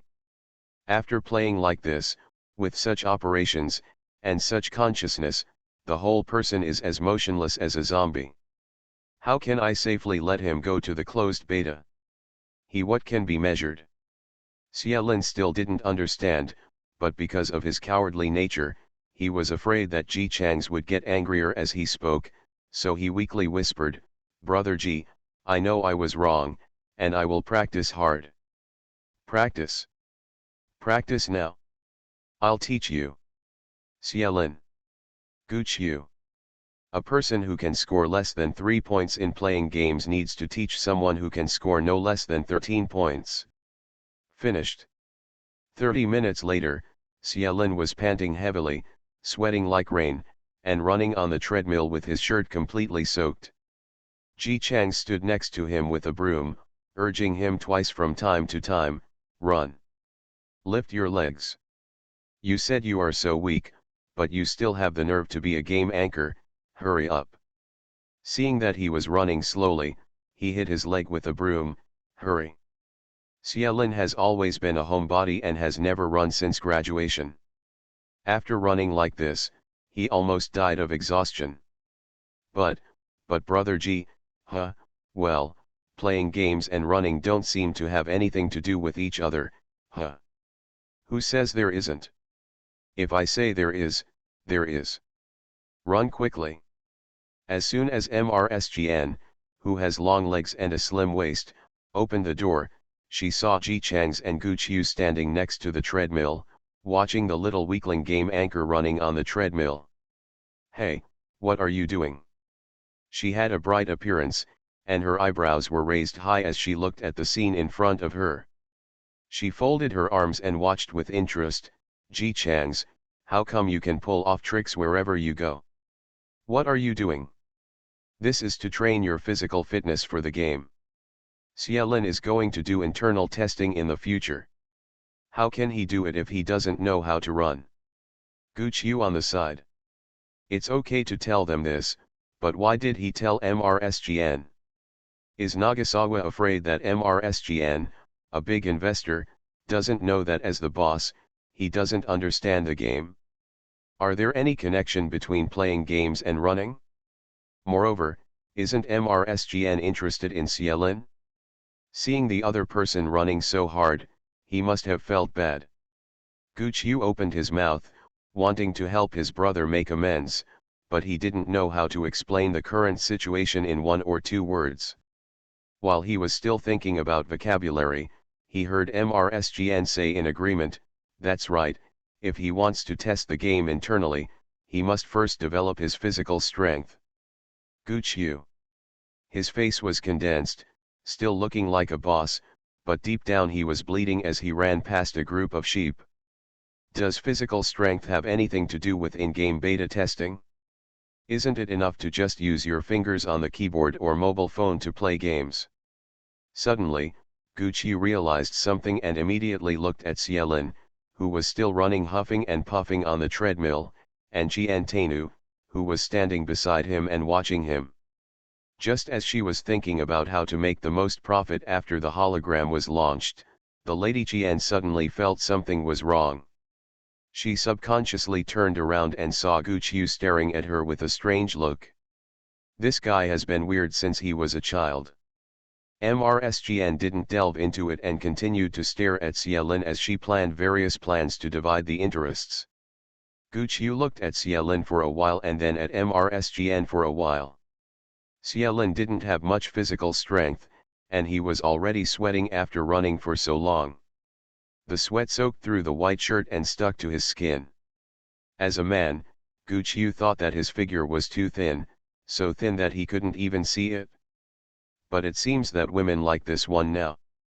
He automatically completes the setting, wetting clothes with sweat equals vitality.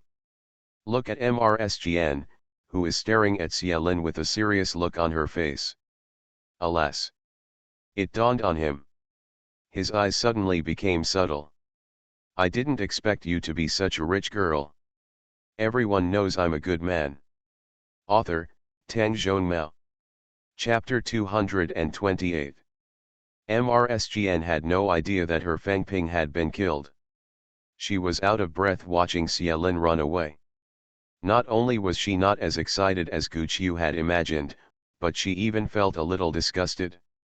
Why is his physical strength so poor?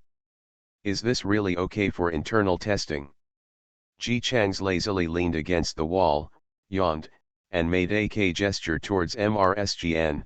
Don't worry, I have considered this.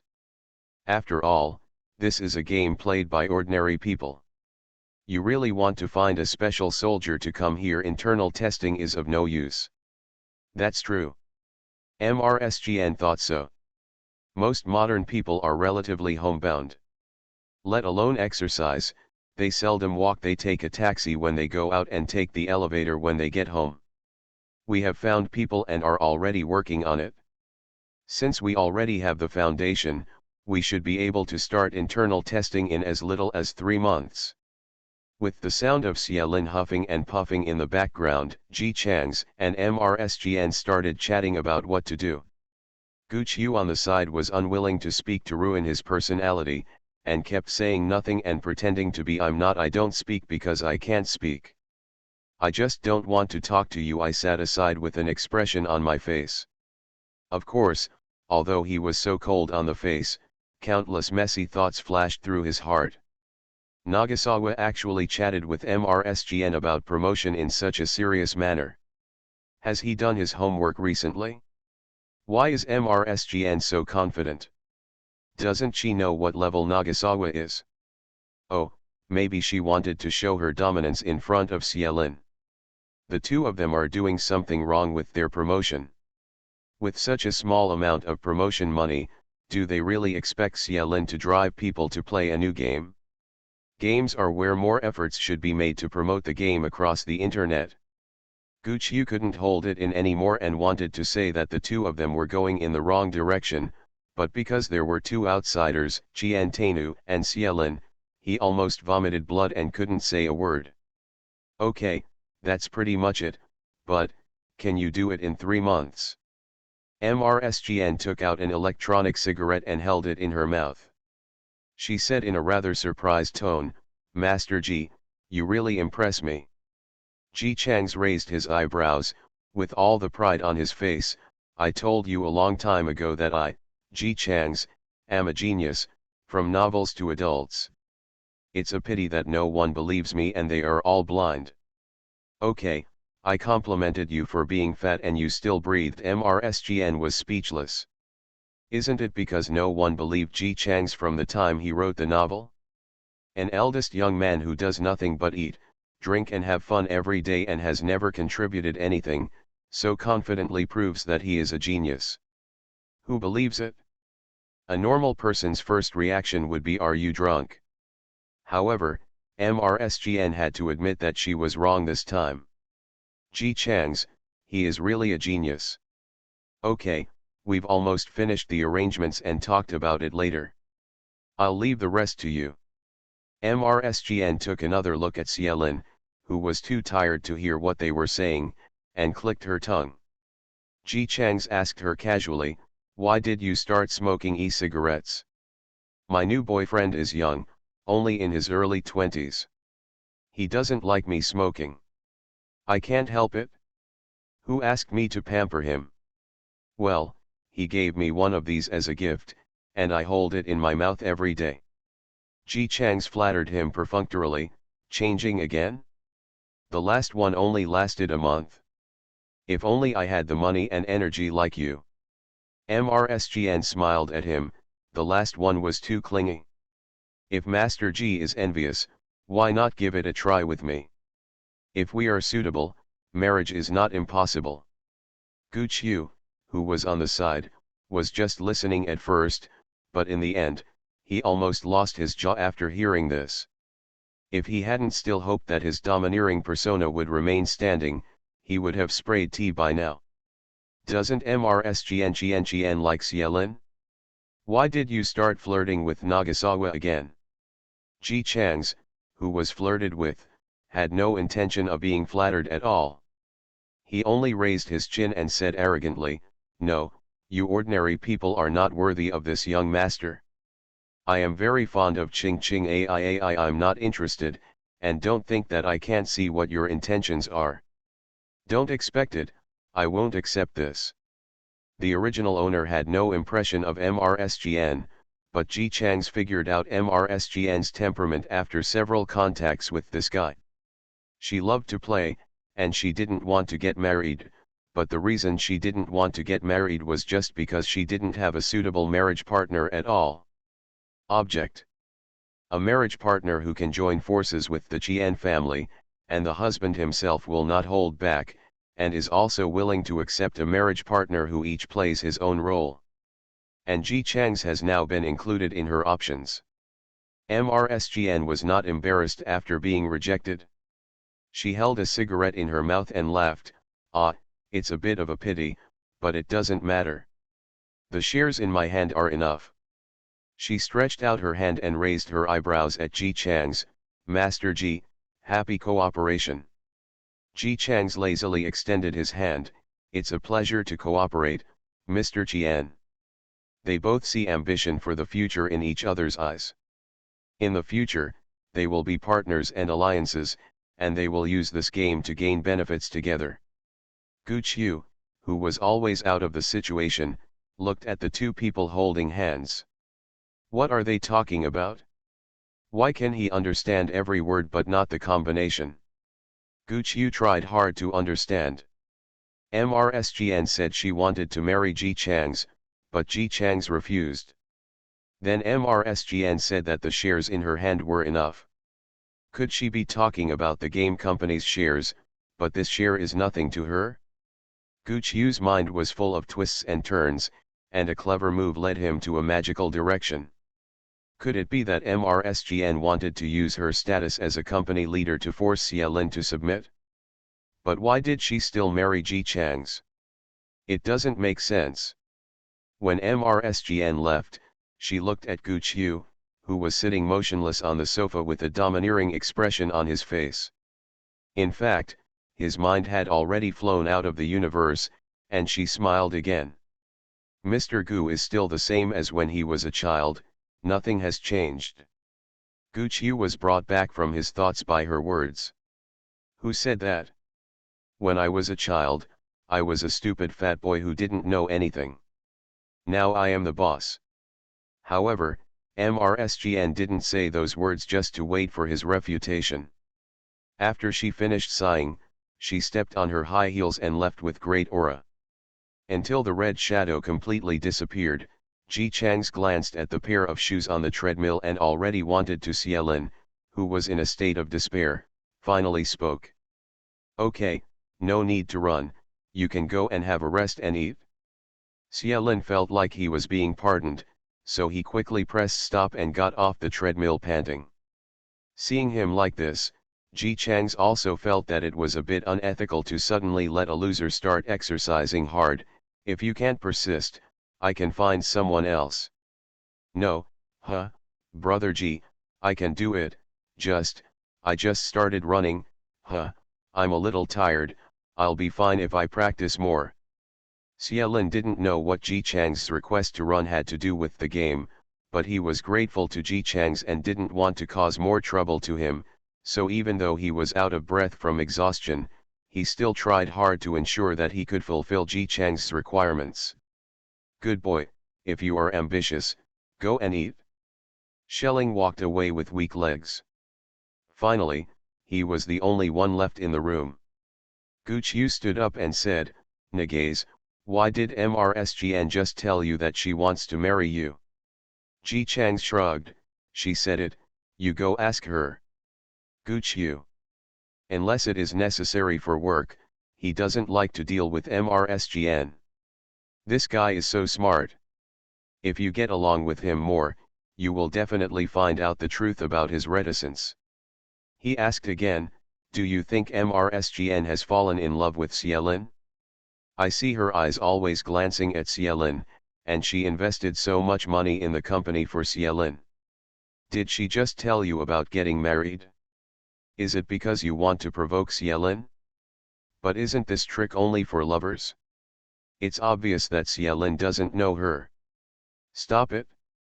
Ji Chang's really admired Guqiu's ability to switch between the two faces so naturally, but he was a little sleepy now and really didn't want to listen to his petty thoughts. Who told you that MRSGN invested because of Cielin? Guqiu immediately became energetic. Isn't it because of Cielin? Sure enough, he said, how could MRSGN be a love brain? There must be other reasons. Maybe this was requested by Ji Chang's parents. Ji Chang's, of course she invested in my company because she liked my talent and knew that if you follow me, you will definitely make a lot of money. You can't tell this. Are you still my brother? Guqiu. Guqiu. He coughed dryly and replied dryly, ah, that's it? In front of me, Faxiao, who has never passed the exam with a score of 60 or above, is smiling proudly. Otherwise, apart from this reason, is there any other reason? She worked so hard to give me funds because she just wanted to take advantage of me. The ship hasn't taken off yet, so hurry up and sit down. You have to be grateful to me, you know? The money you gave is not much, but the shares are more than those of MRSGN. This is entirely based on the brotherhood between the two of us. We should cherish it, do you know? Guqiu. For what reason he didn't want to know. He just wanted to know who gave Nagasawa the confidence. This is a bit too confident. Ji Chang's was still asking, why don't you speak? Don't you say something grateful? Guqiu, thank you Nagaze. It's over. Guqiu could imagine how he would post a message asking for help in this situation. When you are so narcissistic when you are young, how can you tell the other person the truth in a subtle and non-harmful way? I'm waiting online, it's a bit urgent, but the answer can gain the boss's gratitude. Although, as the boss, Guqiu would never post this kind of thing online, it would be too demeaning. Of course he had to use the secretary's cell phone to send it. So, while the secretary was picking fish at the flower and bird market, he sighed miserably in his heart, why do I, a working secretary, go out to buy feng shui fish for my boss and send them to his small company? I got a text message from my boss. Good guy, this time it's even more outrageous. He is asked to quickly register an account on the most popular forum.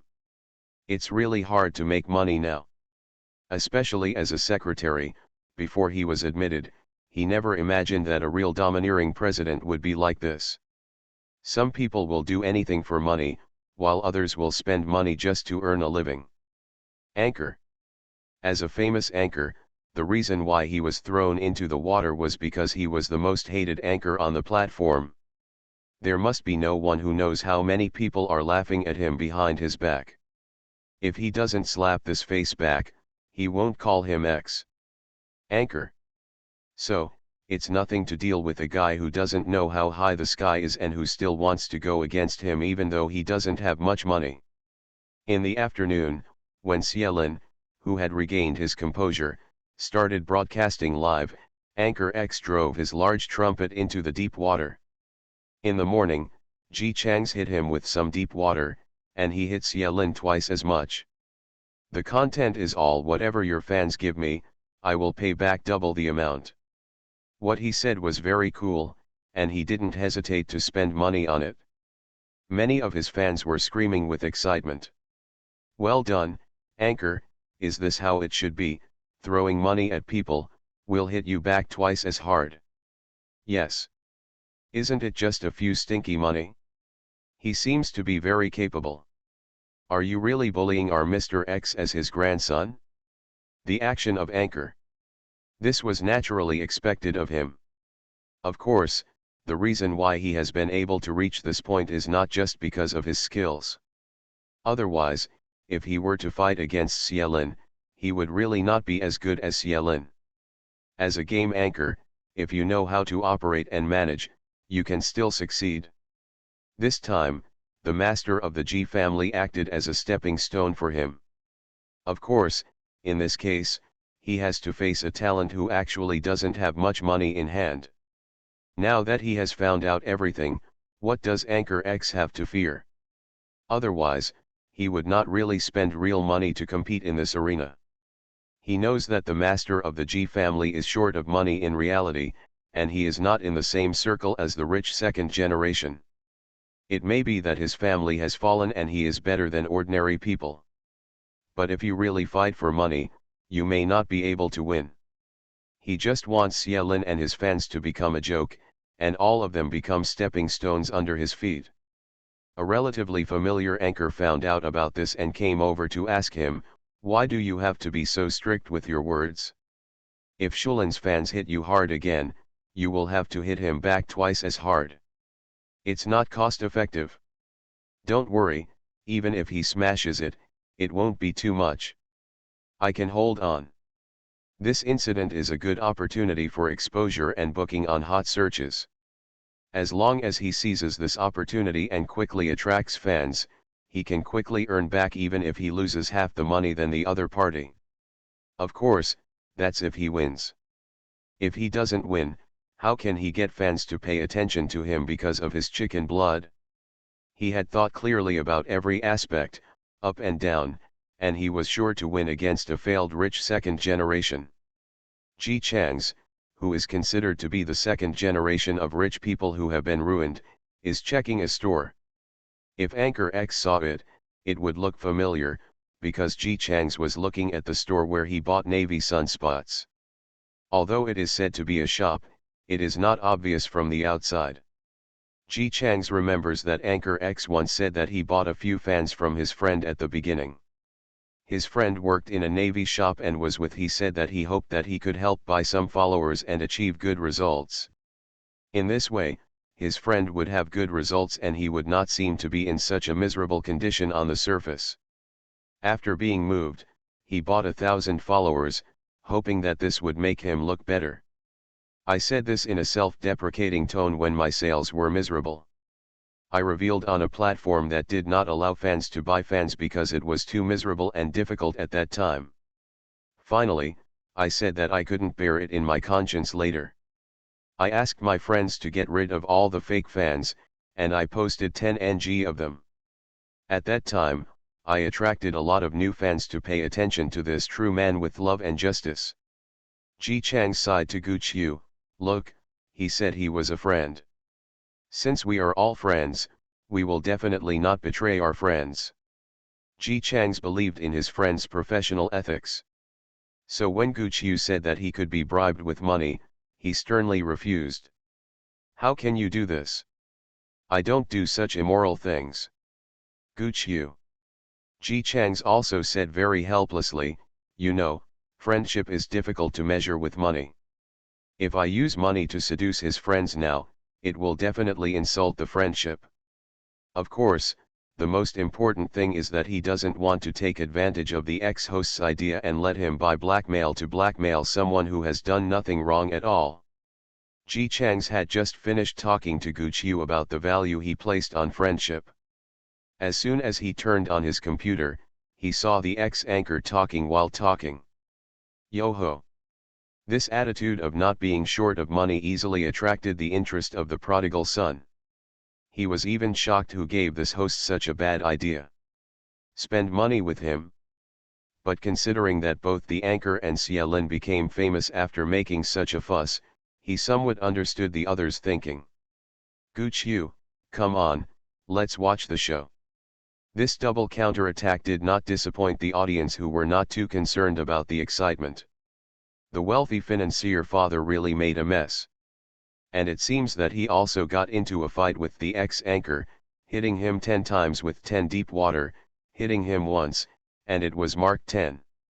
Anchor X became excited. Taken the bait. He also followed the fight to Xielin's live broadcast room. If Ji Chang's hit 10, he would hit 20. After he smashed 20 of them, the other person seemed to be enraged and smashed 100 in one go. Anchor X sneered and then smashed 200. Then, there was Ji Chang's, who was 100, and the 200 guy on the opposite side followed him. This battle made everyone excited, and they almost wanted to watch the show in front of their homes. In the showdown between a wealthy financial owner and a famous anchor, who can win? They imagined a scene of two angry people throwing money at a computer. However, in fact, Anchor X was really throwing money there with excitement. On Ji Chang's side, he was lying lazily on the sofa playing games. Sitting in front of the computer was Gu Qiu with an expressionless face. While Gu Qiu used the mouse to hit Shen Shui as much as Ji Chang said, he asked speechlessly, "Do you have to hit it in waves like this? Can't you hit too many in one go to scare people?" Ji Chang's was playing the game while swaying left and right, and took the time to reply, "Are you stupid? If I scare someone in one breath, how can he be led to spend money by me? I have more money than the young master, haha, I am not overestimating my abilities." Gu Qiu. Just compare, why do you want him to do hard work? Sure enough, he shouldn't be here today. On the platform, the competition between the two has reached the point where nearly 90% of the audience is watching. Whether it is Anchor X's live broadcast room or Xielin's, a large number of viewers have poured in. Fortunately, Xielin got Ji Chang's advice and only concentrated on playing the game and did not pay attention to the barrage, otherwise the child would have been scared silly. Anchor. From time to time, I have to say a few lines that are full of blood at one moment and terrible at the other. It's nothing else. It's just that this Shulin fan is too bullying. Who doesn't have $2? He didn't stop today, and I didn't stop either. Throw money at people and say they hate me? Ha, I'm sorry, I'm not short of money. If you want to hate me, there must be a reason. He is so inexplicable that I still have to fight with him today. In the end, when he has no money to spend money on, I think I have the qualifications to ask this golden man lord, why are you insulting me in this way? We ordinary people can eat anything, but we cannot eat this kind of grievance. He came up with these words urgently and practiced them several times. It is guaranteed to sound like he just said it casually in anger, but it can also arouse the anger of fans or people who don't know the inside story. Originally, some people hate the rich. Even those who don't hate the rich will be very disgusted when they encounter such a situation of bullying others with money. As long as he leads the matter to the point of "I have done nothing wrong, but I am humiliated by a rich man just because he is rich, so I must fight back," passers-by will automatically feel sorry for him and help him. He spoke and attacked the Ji family master for him. Of course, since Mr. Ji did not attack the platform, those people would all swarm to attack Xielin. And all the money he spent today will be turned into traffic and fans. After becoming famous, how much money do he want to make in the future?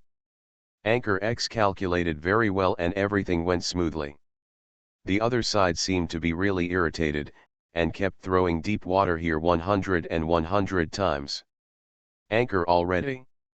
Isn't this going to work for you? Grass. It's really unbearable for my aunt and uncle. In front of so many fans, he would really feel sorry for himself if he didn't do something. In a fit of anger, he directly set up a bank card binding, and then rewarded the money. The money can be transferred directly from the bank card without having to do anything. Recharging again and again is so troublesome. After setting it up, he continued to throw money there. The master of the Ji family still smashed it 100 and 100 times, and marked it as 100 each time. Spending money took longer than Anchor X expected. With such little effort, he actually spent a lot of money. Damn it, didn't it mean that the G family master was not in the same circle as the rich second generation? Didn't it mean that he was short of money recently? Why does Mr. G still have the money to fight with him here? He was a little hesitant. If he threw all his money into it, even if the master of the Yuki family threw it at him, his losses would still be quite big. Over there, Ji Chang's held his cell phone and looked at the ex-anchor's expression inside, and immediately told Gu Qiu, he doesn't want to smash it, so change the amount to 50. After changing to 50, the anchor, who was still hesitating at first, became energetic and quickly doubled back. They all changed from 100 to 50. It must be that the G family master is out of money. He is about to win. As long as he works harder, the other party will definitely not be able to keep up. Gu Qiu, who was not unable to keep up and even thought it was too boring, said, "My hands are so numb, so childish, why do I have to do such boring things here?" Mr. Gu decided to save himself. He used the mouse with his right hand to change the number to 50, and took out his mobile phone with his left hand. The secretary who had just bought the fish was happy that today's task was completed, when the text message alert sounded. "Take a look at the sender, my amazing boss." With an ominous premonition, the secretary silently opened the text message. "Come quickly. After finishing the game, he will definitely be ordered to do something weird again." What was he thinking when he was looking for a job? He chose a boss like this from thousands of choices. "You receive a transfer." The secretary looked at the transfer amount Gu Qiu gave him. "I can." "Mr. Gu. I am coming." On this afternoon, for many people, it was a time to worship gods and fight. They watched as Shen Shui's amount each time went from 100 to 50 to 30 to 20, and finally to 10. The total showed that these two people had smashed a number that was terrifying to ordinary people. Anchor X is really starting to lose his temper. Every time when he hesitated whether to continue to follow, the opponent would quickly lower the amount, making him feel that the opponent could not hold on for too long, but unfortunately, the opponent held on every time. But now, when he hits 10 deep waters at a time, he doesn't know whether the other side can hold up. His bank card balance cannot hold up anyway. Anchor X watched helplessly as his money became less and less, and his savings for so long were wiped out. He was angry while trying to think rationally. You must not stop at this time. Once he stops, all his previous rhetoric will be in vain. Who says you have to win to be a winner? Finally, Anchor X's balance was no longer enough to pay the reward amount. For a moment, bitterness appeared on his face. He sighed, held his phone in front of the screen and showed it to the audience. "I spent all my money on it. Hey, I lost." Sure enough, ordinary people like us can't compete with the rich second generation no matter how hard we try. This time, I have learned a lesson with all this money, and I hope everyone can think of me as be careful. If you encounter rich second generation people who do something to you indiscriminately and without asking any reason, don't resist. We can't resist the power of capital. Now that all my money has been spent, this master of the G family must be very happy. He easily crushed an ordinary person's 10 years of hard work. He looked miserable on the face, but he was very proud in his heart. Once these words are spoken, it can not only make fans feel sorry for him, but also pit the matter against the rich second generation and ordinary people who work hard to make progress. This heat is definitely enough. And he is definitely a positive image. Even if I spend all my savings this time, I won't lose anything. Ji Chang's over there patted the secretary on the shoulder. "Get out of the way, I'll do it." Sitting in front of the computer, he started typing. "I'm very happy for a scumbag like you who is obsessed with little girls. It would be nice if I didn't trample you to death." The audience who were still discussing this matter enthusiastically just now. Obsessed with little girls? Real or fake? What's the situation? Isn't this the willfulness and disgust of a wealthy financial owner? On the screen, host. Ji Chang's continued to hit Shen Shui, come on, you think you can hide your little trouble. At first I just disliked you, but I didn't expect you to insist on getting in touch with me. After you use medicine to make someone unconscious and then pretend that nothing happened, I will already dislike you. Mr. G, I don't know why you want to frame me like this, but I can tell you clearly that no matter how rich you are, you can't turn white into black. Okay, I've seen you at the New Testament Hotel so many times. New Testament Hotel. Seeing these 4 words, Anchor X's face became even more ugly. He did indeed invite people to the New Testament Hotel in the name of gatherings every time, and every time he drugged them, taking advantage of the other person's ignorance to accomplish good things. The only time he was beaten by Xielin was when he drank and couldn't control himself. If he couldn't hold it back, he moved his hands before even knocking the person out. He had always done this quietly, and never told anyone about it no matter how much he wanted to show off. Over the past few years, he had succeeded many times. But now, someone actually stood up and said, I know what you did. His body suddenly became cold, and no matter how hard he tried to stay rational, he could not speak now. Mr. G, I have already reported the crime. The police are looking at the surveillance records of the New York hotel. If you are really upright and not afraid of the shadow, I believe you will be fine. Anchor X turned pale and was speechless. His fans were shocked and asked him. Some fans said this must be nonsense, and some fans were wondering why he didn't refute it. But he couldn't argue. He really did it. Every time it ends well, so he can guarantee that the woman will not notice anything strange, but monitoring him can't finish it. When he did it, he thought very simply. As long as he was careful and ensured that the drug went in, no one would call the police. As long as no one called the police, he and the woman came together. He entered the other party's room, the staff watching the surveillance would not notice anything unusual. But now, it turned out to be exposed by a person who had nothing to do with this matter. The number of people in the barrage who said they believed in the anchors gradually decreased. No one was a fool. The expressions of the anchors they were following could be seen very clearly in high definition.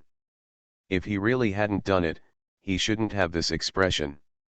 The live broadcast was suddenly cut off, and the audience left the live broadcast room and began to discuss it enthusiastically. Anchor X quickly took out his mobile phone and called to go to the New York hotel. As expected, he was told that the police were checking the surveillance video. It's over. It's over. Anchor. And that master of the G family, who is he and why does he know what he has done? Obviously, they should have no grievances, why would he expose this matter? Etc. He suddenly remembered what Ji Chang's had just said. W-X.cm was the fastest. He said, I just didn't like you, but I didn't expect you to insist on getting in love with me. Yes. The master of the G family simply disliked him, but had no intention of taking care of him. If it weren't for the fact that he was comparing money with the other party today, he wouldn't have said this. After understanding this, his inner emotions were completely filled with regret.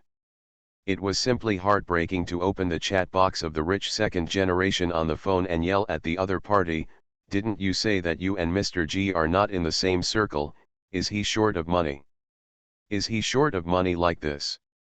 Over there, the elite rich second generation who was working hard received the news.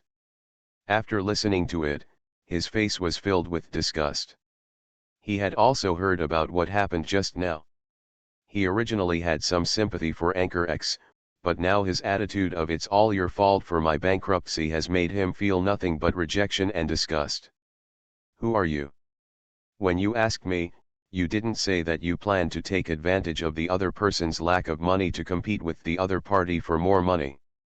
He originally wanted to ignore it, but he couldn't bear it, so he just typed it. I told you that he and I are not in the same circle. We are indeed not in the same circle. It's just because I still need to work to make money. He makes more money than me without working. As for the lack of money, he is short of money because he recently opened a company to attract investment. The company's money is the company's money, and the money he uses to play is the money he uses to play. The two are not the same. Anchor. He looked at the information blankly, never expecting that it would be like this. He replied angrily and asked the other party why he didn't make this clear when he first told him. The elite rich second generation rolled their eyes in reality. You didn't tell me what you wanted to do by asking these questions. Okay, since you want to know, let me give you another piece of news for free. The game live streaming software you are using now is owned by Mr. G's cousin's company. In other words, when they spent money today, it seemed that both of them lost money, but in reality, their relatives won. Anchor.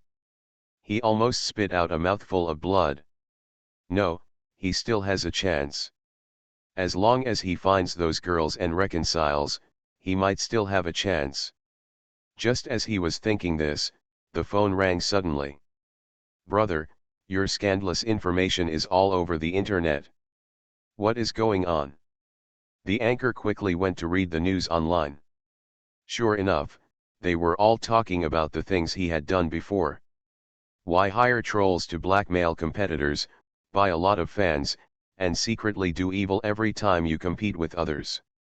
All these are recorded in a list. The blood in his body was cold and he couldn't believe what he saw. Finally, he dialed the friend's phone with trembling hands. Why did that information appear on the internet? Didn't you promise me that you would never tell this matter? It's not me, brother, it's really not me. Anchor X took a deep breath. Okay, then let me ask you, has anyone inquired about this information? Today, someone named G called to ask for this information. At that time, our manager was firm and said that he would never violate the company's regulations. I heard it very seriously at the time. As for why your information was still leaked, I don't know. I've been off work for a long time now. Since he was unwilling to violate company regulations, why was his information still leaked? The person on the other end of the phone saw that he was so angry that he wanted to Shari and was a little afraid that he would put the blame on himself, so he quickly said, well, let me ask for you. Anchor X waited anxiously. Finally, 3 minutes later, the phone rang. He quickly asked, how is it? Did someone take advantage and sell my information? The brother's tone was subtle. No. No. So how did his information leak out? The brother said in a tone as if he was in a dream. The manager told him not to violate company regulations, and then he just bought the company. You are listening to Novels at Bless Up channel.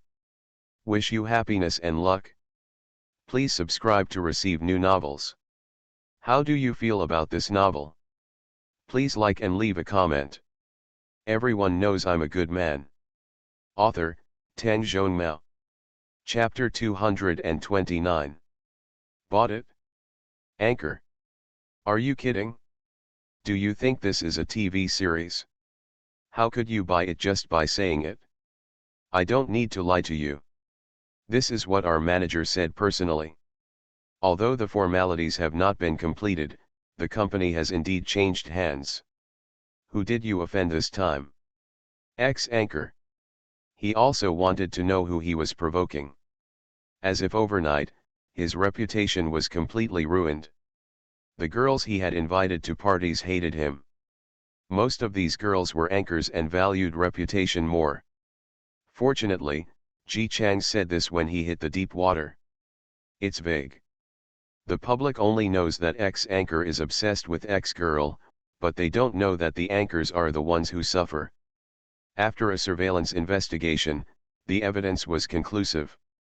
In addition, there was irrefutable evidence that he had bribed others to blackmail his competitors, and spread rumors and slandered others. His reputation was completely stinky. The little anchor who was once taken advantage of by X-anchor and helped by Xialin was also found out about what he originally posted. When Xialin was blacklisted by the entire internet, She once posted on Weibo that it was because anchor rumors were spread that she and Xiaolin were teaming up to gain popularity, and these words to clarify Xiaolin were regarded as part of their plan. And now, her Weibo name appears on the list of ex-anchors hiring black men. A man who had never had a bad history was accused of groping girls while drunk, and a man who had a crush on many women was accused of groping girls. The former can still be washed, but passers-by don't believe he really didn't do the latter. The blackmail that Xiaolin faced at the beginning has now returned to Anchor X several times.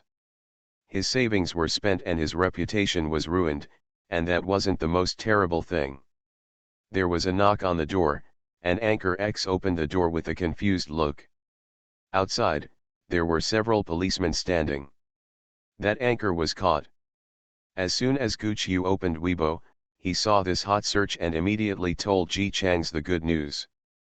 However, young Master Ji was not interested. He said lazily and showed no interest at all. Gu Qiu, don't you dislike this anchor? Shouldn't we be happy to see him in trouble? If you step on an ant to death, will you go and see how miserable the ant is? Ji Chang's looked very dismissive. For a genius like me, you ordinary people are just ants. How can I pay attention to how miserable an ant lives? Gu Qiu, we ordinary people. Oh, don't get me wrong, of course you are different from that anchor. Only then was Gu Qiu satisfied. He knew that as Ji Chang's best brother, he must be different. Ji Chang's, you are a bigger ant. Gu Qiu, I can't take this brother anymore, so I'll just strangle him to death. He opened the door and went out, and the employees who were rushing past outside nodded to him. Ji Chang's company finally has employees other than Xiaolin. He offers high wages and good benefits, so even a new company still attracts a group of highly educated and capable talents. To open a game company, it's not just the boss who is a genius. All departments must keep up, and all types of talents are indispensable. There are very few talents that Ji Chang's likes who don't join the company. After all, as a prodigal, what he is best at is spending money. There are more people, and the company becomes more lively. For new employees, this company is mysterious. The R/U0026D department is not on the same floor as them, but downstairs alone. I heard that you need at least 3 layers of passwords to enter and exit, and colleagues in the R/U0026D department are almost never there. Appeared before everyone. According to Mr. G, because the R/U0026D department is busy with a big project and needs to make full use of their time, they all moved to the company to live, eat, drink and have sex in the company. They probably won't be able to come out until the big project is completed. This explanation got new employees talking. What kind of big project is this? It's such a big project that people don't even show their faces, they don't take vacations, they're locked downstairs and they can't get out. Don't the colleagues in the R/U0026D department have any objections? The new company has high wages, but not much profit, and is even losing money. Plus, there is an R/U0026D department that only appears in the boss's mouth but never appears. Ji Chang's never asked his employees to keep secrets, so Lu Zhenkan naturally knew this easily. He sneered, mocking Ji Chang's for being hypocritical. Lu Zhenkan's family is big on games, and he clearly understands how simple it is to make games. He has been working hard to gain a foothold in the company recently, and he has endured so much anger and suffered so much that he is now in a position that is not very good in the eyes of others. Fortunately, he is a member of the Lu family. Even if his position is not high, people in the company, no matter how high they are, still give him a bit of a thumbs down. The company has been developing a new game. As far as Lu Zhenkan knows, this game has been prepared for a long time and is very well made. The Lu family has been going downhill recently. This game is their confidence to turn around, so everything must be done carefully and carefully. Careful. Recently, they have been choosing a suitable time to go online, hoping to regain stability in the Lu family through this game. For such an important matter, Lu Jinkan, as a member of the Lu family, was naturally involved. Of course, it was not an important position, it was equivalent to soy sauce. Ever since Lu Jinkan found out about the launch time of the game planned by Ji Chang's, he has been trying to get the Lu family's long-prepared game to be launched at the same time. One wonders what kind of good games Ji Chang's company can develop.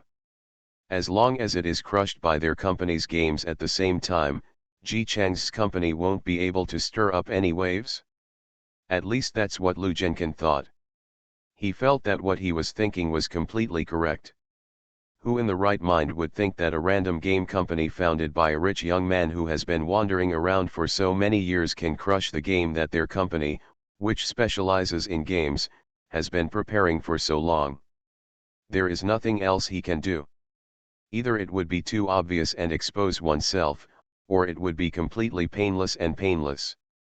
According to Lu Jinkan's own character design, he should do something that might seem like a coincidence to others and has nothing to do with Ji Chang's, but it would be a major blow to Ji Chang's career. What could be better than raising investment from all over the place and preparing the game with so much hard work, only to have it coincide with the launch date of the game that the gaming giant has carefully prepared for a long time? No matter how domineering Ji Chang's is, if he wants to find him to vent his anger on, this reason cannot be justified. After all aspects have been carefully considered, the only thing left is execution. Fortunately, what he was involved in was not game production or game promotion. He was just tampering with the launch time that was not determined in the first place. In order to show that he was really working seriously, Lu Jinkan even wrote a serious data to prove how beneficial it is to go online at that point in time. After all, he is a member of the Lu family, and he still needs to be given the face he deserves. It's just another time, and many people are willing to express their support. Just because the time was set didn't mean it was going to be announced. Various things were piled up, and it wasn't until a month before the game was launched that Gu Qiu learned the news. Grass. Mr. Gu threw the cup in front of Ji Chang's and Xielin. Xielin, who was running seriously, was frightened by the sudden sound and turned his head cautiously to look at Gu Qiu's face. "What's wrong?" Ji Chang's remained unaffected and asked lazily without stopping the game in his hands. Gu Qiu glanced at Xielin, who quickly stopped the treadmill and got off carefully. "Brother Ji, it's almost time for the live broadcast. I'll go prepare first." "Okay, go ahead." The coward Xielin walked faster than he ran, and did not forget to close the office door.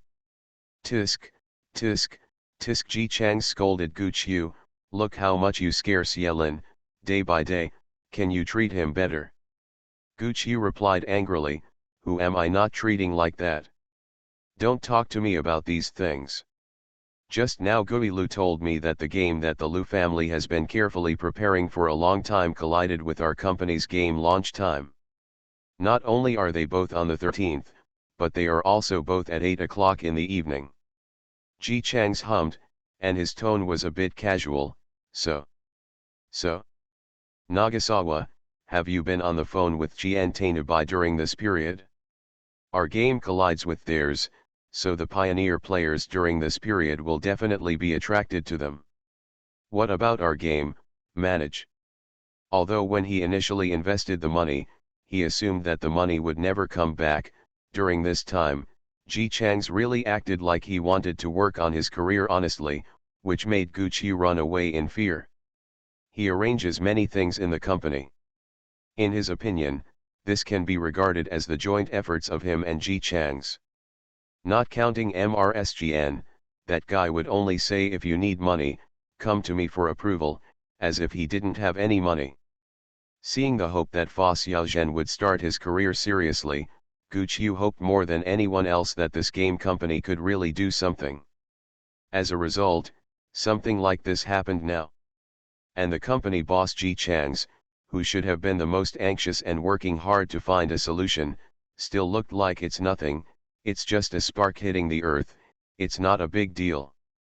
As soon as Gu Qiu thought of this, Ji Chang said, well, it's nothing. Gu Qiu. Although I had expected it for a long time, at this moment, I really wanted to beat up this big-hearted Fa Xiao. Their games have collided with our launch time, and you still think it's okay? Shouldn't you have other ideas? Other ideas? Ji Chang's face showed contemplation, and he looked up at Gu Qiu innocently. Of course I have. I think Lu Zhenkin's family is really unlucky. Gu Qiu. No, how did you come to this conclusion? Aren't they the ones who are really unlucky? Our games are so good, but if they cut into our game time, it will be very difficult to retain players when the time comes. Gu Qiu. He still looked calm on his face, but in fact he was so shocked that he couldn't speak. He finally squeezed out his voice from his throat, with a bit of a stutter. You mean, they have time conflicts with us, and in the end the players will choose us? No, where did you get the confidence? The Lu family, but it's an established game company. Even if you don't count the new players, just the fans of the company are enough to break new ground. If Gu Qiu's mental journey at this moment could be expressed in words, it would probably be: what should I do if I am too confident when I am young? My friend Ji Chang's, who is basically a loser and has no spiritual roots, but always thinks that he is Tianligan. I want to ask how to let a confident friend understand the reality without hurting people's hearts. I'm waiting online, it's a bit urgent. Gu Qiu looked at Ji Chang's in surprise, and Ji Chang's also looked at Gu Qiu in surprise.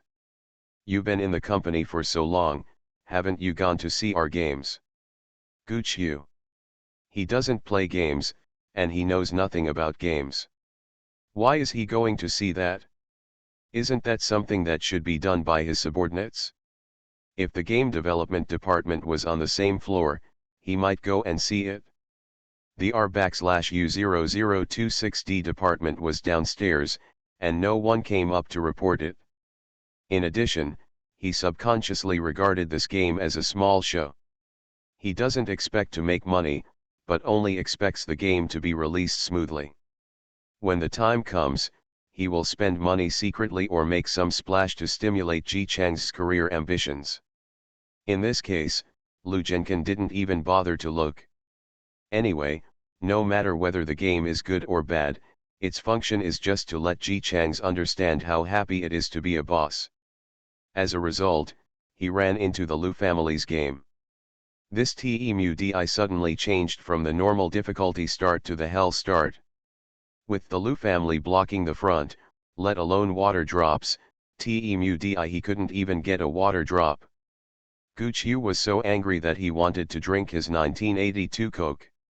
Seeing that he was about to suffocate, Ji Chang's, who really couldn't bear to see his friend tormenting himself like this, kindly reminded him, go downstairs and take a look. After reading it, you will know why people from the R/U0026D department never appear on it. Remember to bring your ID. Gu Qiu's face was expressionless. How? Could it be that all the people in the R/U0026D department were tied downstairs? Ji Chang's added, just go by yourself. Don't take Xie Lin with you. He is going to be tested internally. The reaction will be more real during the internal testing without knowing the situation. Gu Qiu glanced at Fa Xiao speechlessly. What did he take Xie Lin to do? He was not familiar with that coward, so only a person like Nagasawa, who values feelings and likes to make friends, would think that people can become friends as long as they get along with each other more often every day. Gu Qiu asked, I thought you approved too much money for the R/U0026D department before. It's not much. Food and accommodation are included. It's normal. After all, they work too hard and are stuck in the office every day. They should be given more money. If all bosses thought like you, everyone would have gone bankrupt together long ago. From the perspective of the boss, Gu Qiren deeply believed that Ji Chang's was too lenient to the employees in the R/U0026D department. There was nothing he could do. After all, Nagasawa was inexperienced. This might be the first time he was so serious about his career. It was normal for him to want to do better for his employees. I just hope those employees don't take money and do nothing. Looking at Ji Chang's, who was still playing happily with a face full of ignorance, Gu Qiu sighed deeply. With his overly sincere temper and his worthless nature, what will he do when his uncle and aunt are gone? With the old rooster's worries about the chicks, Mr. Gu pressed the elevator downstairs with air conditioning all over his body. The relationship between bosses and employees in the company is rarely balanced. Gu Qiu has seen many situations where the second generation around him started a company. Either the boss completely controls the employees and forms a hierarchical system of superiors and subordinates, or the boss is joking, but if the joking lasts for a long time, it will become non-binding, and employees can easily take advantage of the situation and become lazy. Another way is that the employees are strong and the boss weak. There once was a fledgling second-generation man who opened a company and thought that as long as he gave more money to his employees, they would be able to do a good job. However, he met a greedy person who relied on him to be stupid. Ah, no. This second generation is the nephew of his third uncle, so he can be considered a relative, so it's better to give him some face and not call him stupid so directly. Gu Kai changed his words in his mind. That guy took advantage of the stupidity of the second generation, and cheated and embezzled money from Mo's company. The second generation usually had a lot of pocket money every month, and he was used to lavishing money and didn't feel anything was wrong. Later, he was dumbfounded after all the money was wiped out. Gu Qiu will never forget the way he hugged his lap and cried, complaining that all the pocket money he had saved for 2 years and the New Year's money had been defrauded.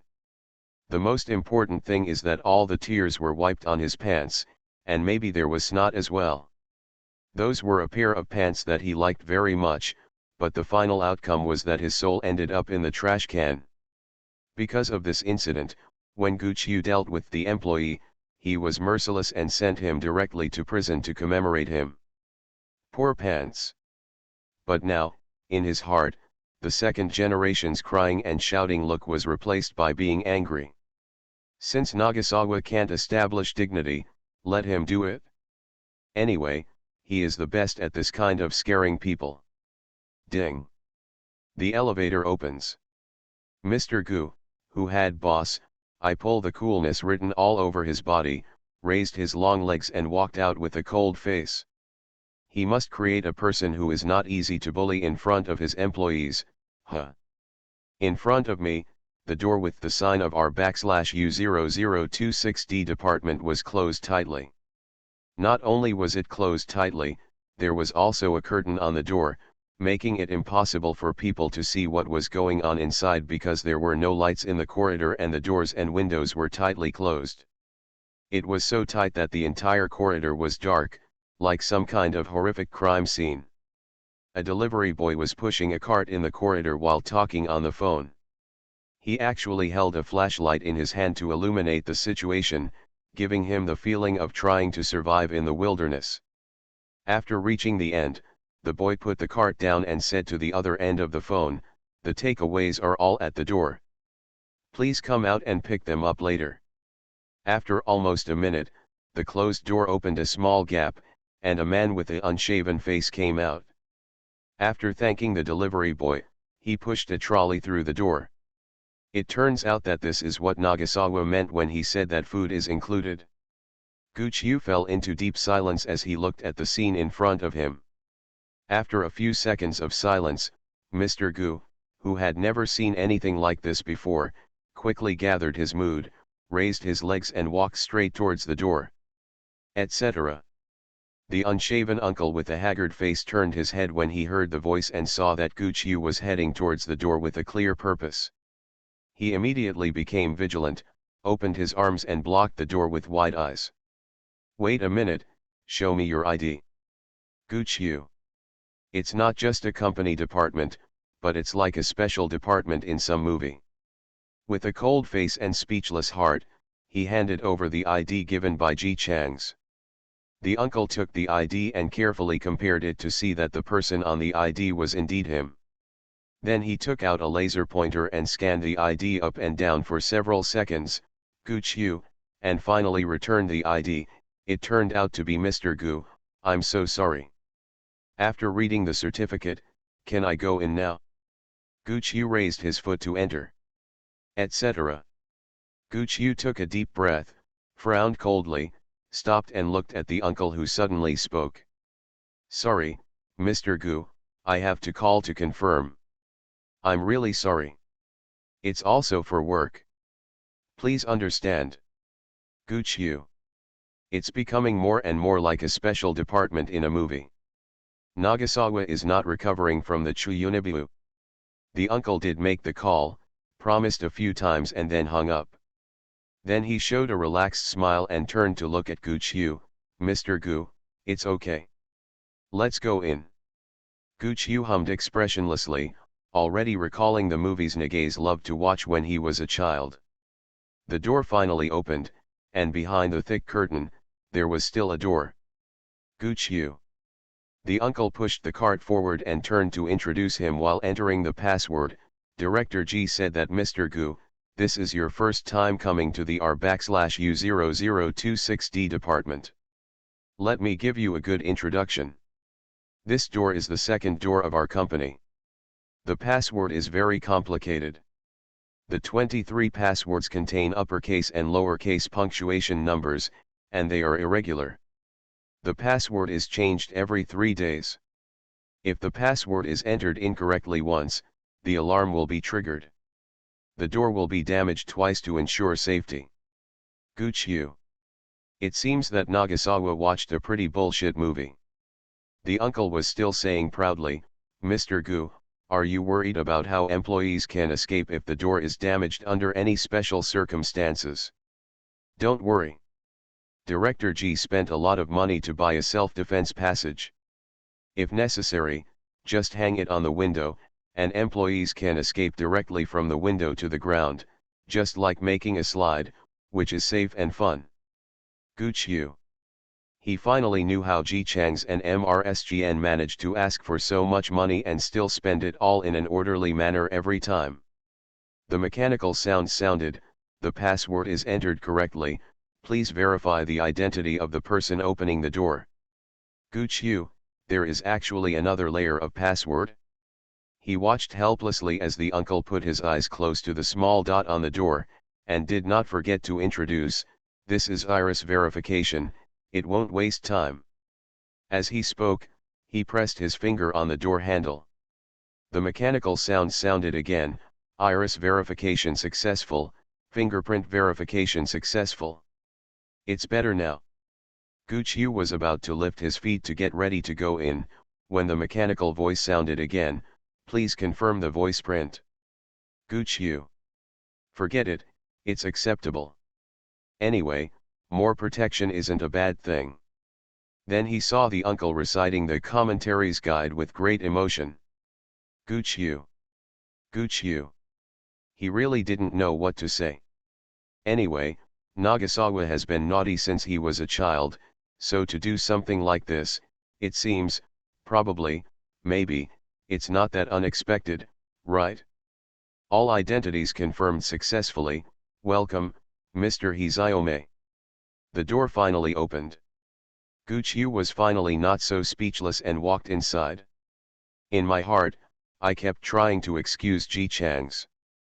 It was the first time that Nagasawa was serious about doing something, and it was normal for him to be more protective.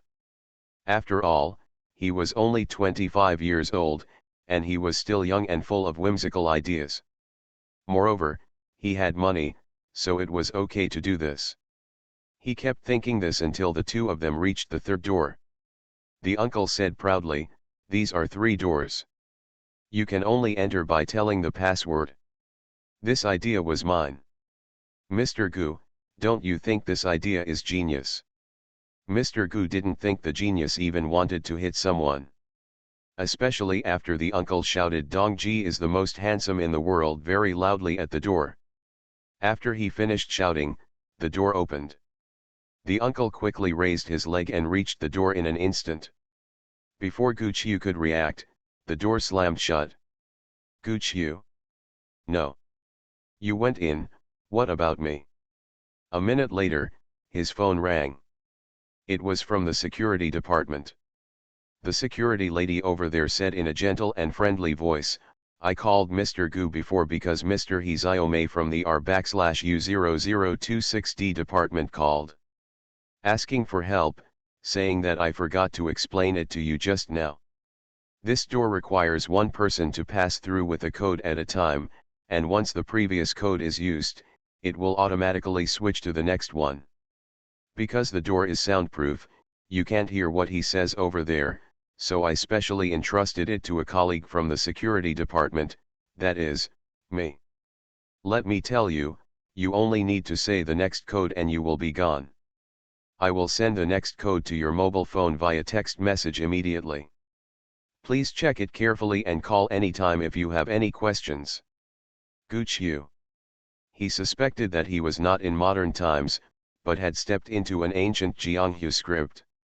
And it's still very unscientific. A text message alert sounded on his cell phone, and Gu Qiu clicked on it. It read, Ji Dongwenqing's military strategy unified the world. Gu Qiu. Very good, no need to think about it, Ji Chang's is definitely in the advanced stage of the second disease. He gritted his teeth, took a deep breath, and opened his mouth, Ji. Director Ji. Wipe. How can anyone pronounce such words about the full second semester of secondary school?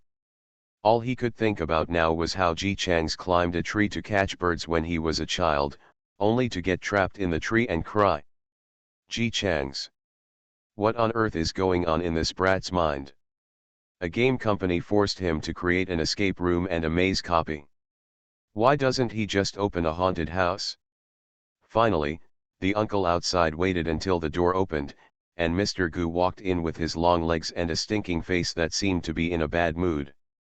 Seeing that he looked like he wanted to Sharien, the uncle winked and swallowed the words he was just about to boast about. Mr. Gu, you are so awesome for opening the door so quickly with a code for the first time. It seems that Mr. Gu is very dissatisfied with this code. He understands the competitiveness of men. Then next time you enter the password, please add a few more passwords such as President Gu rules the world and cultivates martial ethics and General Gu's words make people want to have monkeys. Gu Qiu was not surprised to see 4 doors. Unlike the first few doors where identity verification is required, at the 4th door stood a row of security guards with bulging muscles that could easily be beaten at first glance. They had electric batons on their bodies and were equipped with walkie-talkies. They looked very professional. Seeing them coming, the security guard standing at the front took the lead and said, Team leader He, please register if you bring a stranger in. Okay, Mr. Gu, please register. Gu Qiu was completely out of temper. With a cold face, he stepped forward to take the pen and wrote down his identity and position. His face was scanned again, and finally the two of them walked to the door together with the trolley. Please cooperate with me and raise your arms. The uncle raised his arm neatly. Mr. Gu, routine inspection. Gu Qiu. He must delete all the messy movies on that guy Ji Chang's phone when he gets back. No, just delete the software that plays movies. The boss father took a deep breath, resisted the urge to hit him, opened his arms, and watched the other person carefully scan his whole body up and down with the instrument. After the instrument made a beeping sound, the other person stretched out his hand. Mr. Gu, I'm sorry, electronic devices are not allowed inside. Are you engaged in game development or taking the college entrance examination? Isn't it just a game? As for that, Gu Qiu was too lazy to be angry, so he took out his mobile phone and handed it to the other party. Now he finally understood why the R/U0026D department never showed up on the upper floor. There were so many procedures to go out for, and it was so troublesome that no one would run out. Okay, you both passed. Please wear your glasses and protective gear.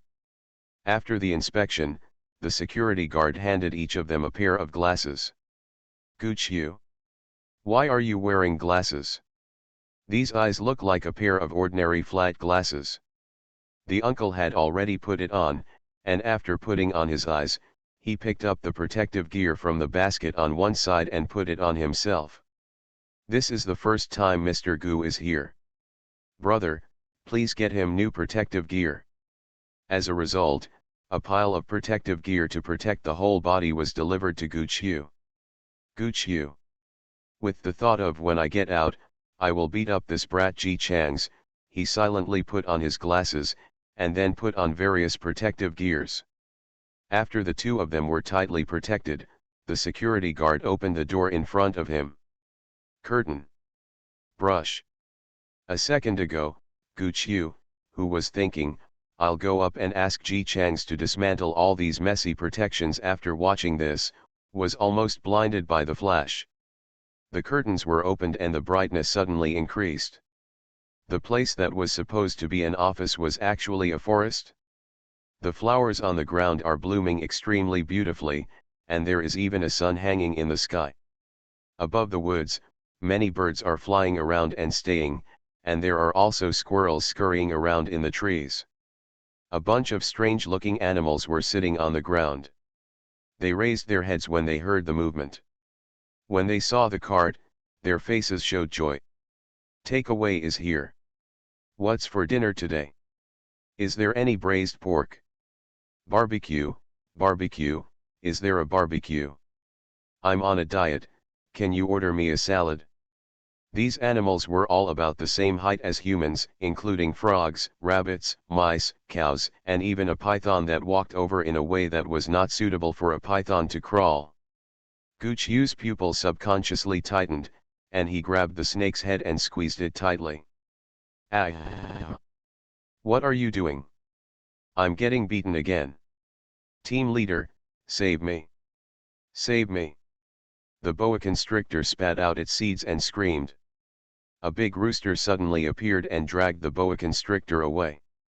He opened and closed his mouth at Gu Kaioji, but the sound he made was that of his uncle Hiziome. "Mr. Gu, don't get excited. This is a colleague. Didn't you read the manual before coming down?" "Gu Qiu." He was confused. "Manual? It's the strategy manual for the R/U0026D department for the first time. Didn't you read it? Don't every colleague who comes here read it?" "Gu Qiu." Ji Chang's never told him about that thing. His mind was still in shock at this moment, but his rationality was slowly returning. Taking a deep breath, he touched his glasses and took them off suddenly. The scene that had just been daytime suddenly turned into darkness. There were no longer various animals in the room, but a few employees wearing company badges, sharing takeaways. And Hiziome, who had just brought him in, was comforting a young man who looked to be in his 20s. The young man's face was filled with grief and anger. "If I had known I would not have chosen the python in the first place. Temudi every time a new person comes in, I have to get beaten up. Even after reading the manual, I have to get beaten up. What's wrong with snakes? It's a snake, do you want to be beaten? Then there is tiger, why haven't you seen Laojiu get beaten before? Snakes are scary. I told you to think carefully before. You said you think snakes are cool. If you have to choose, forget it. You know that people are afraid of you. When new people come, stay away and wait until they accept it. If you show up again, you rush to the front every time, and you go directly to others, and they don't hit you." Gu Qiu. His heart was beating fast. He put on his glasses with trembling hands, and the sight of various animals, birds, and flowers was once again in front of him. The boa constrictor was so aggrieved. Did I go there for him? I went there for the takeout, so who makes it so that every time someone comes, they have to order food? The big rooster patted his snake head. "Okay, I'll find a chance to change my image next time." After speaking, he turned to face Gu Qiu. "Mr. Gu, when you first came here, You directly use the template image of the little yellow chicken. It can be changed. What do you want to change it to? Gooch you. He lowered his head. Sure enough, I found that I was now a chubby little yellow chicken. The little yellow chicken opened its mouth and asked in a hoarse voice, "Is this?" Big Rooster was very confused. "It's a holographic game, don't you know, Mr. Goo? You are the major shareholder of our technology." Mr. Yellow Chicken. Nagasawa created a hologram. Holographic. Why did he set up his office in this place after he created a hologram? Jealous literature first published. Where people go. So who is enough protection? What should I do if my technology is leaked? How about putting the R/U0026D department in the basement? Then set up 12 doors inside, but where can I find the basement? Gu Huangji's mind was buzzing, and there was only one sentence left in his mind. No. I need to dig a basement. Everyone knows I'm a good man. Author, Tang Zhonmao. Chapter 230. Gu Qiu, who was still confused, sat down in confusion and listened to He Xiaomei's explanation. In order to facilitate bug discovery and maintenance updates, we usually wear holographic glasses when working in the office. Director Ji suggested that our staff use animal models, which can be regarded as a symbol, so everyone chose the animal they like. I'm sorry for scaring you. If he knew that Gu Qiu didn't know that they were developing a holographic game, he would definitely not have introduced it all the way.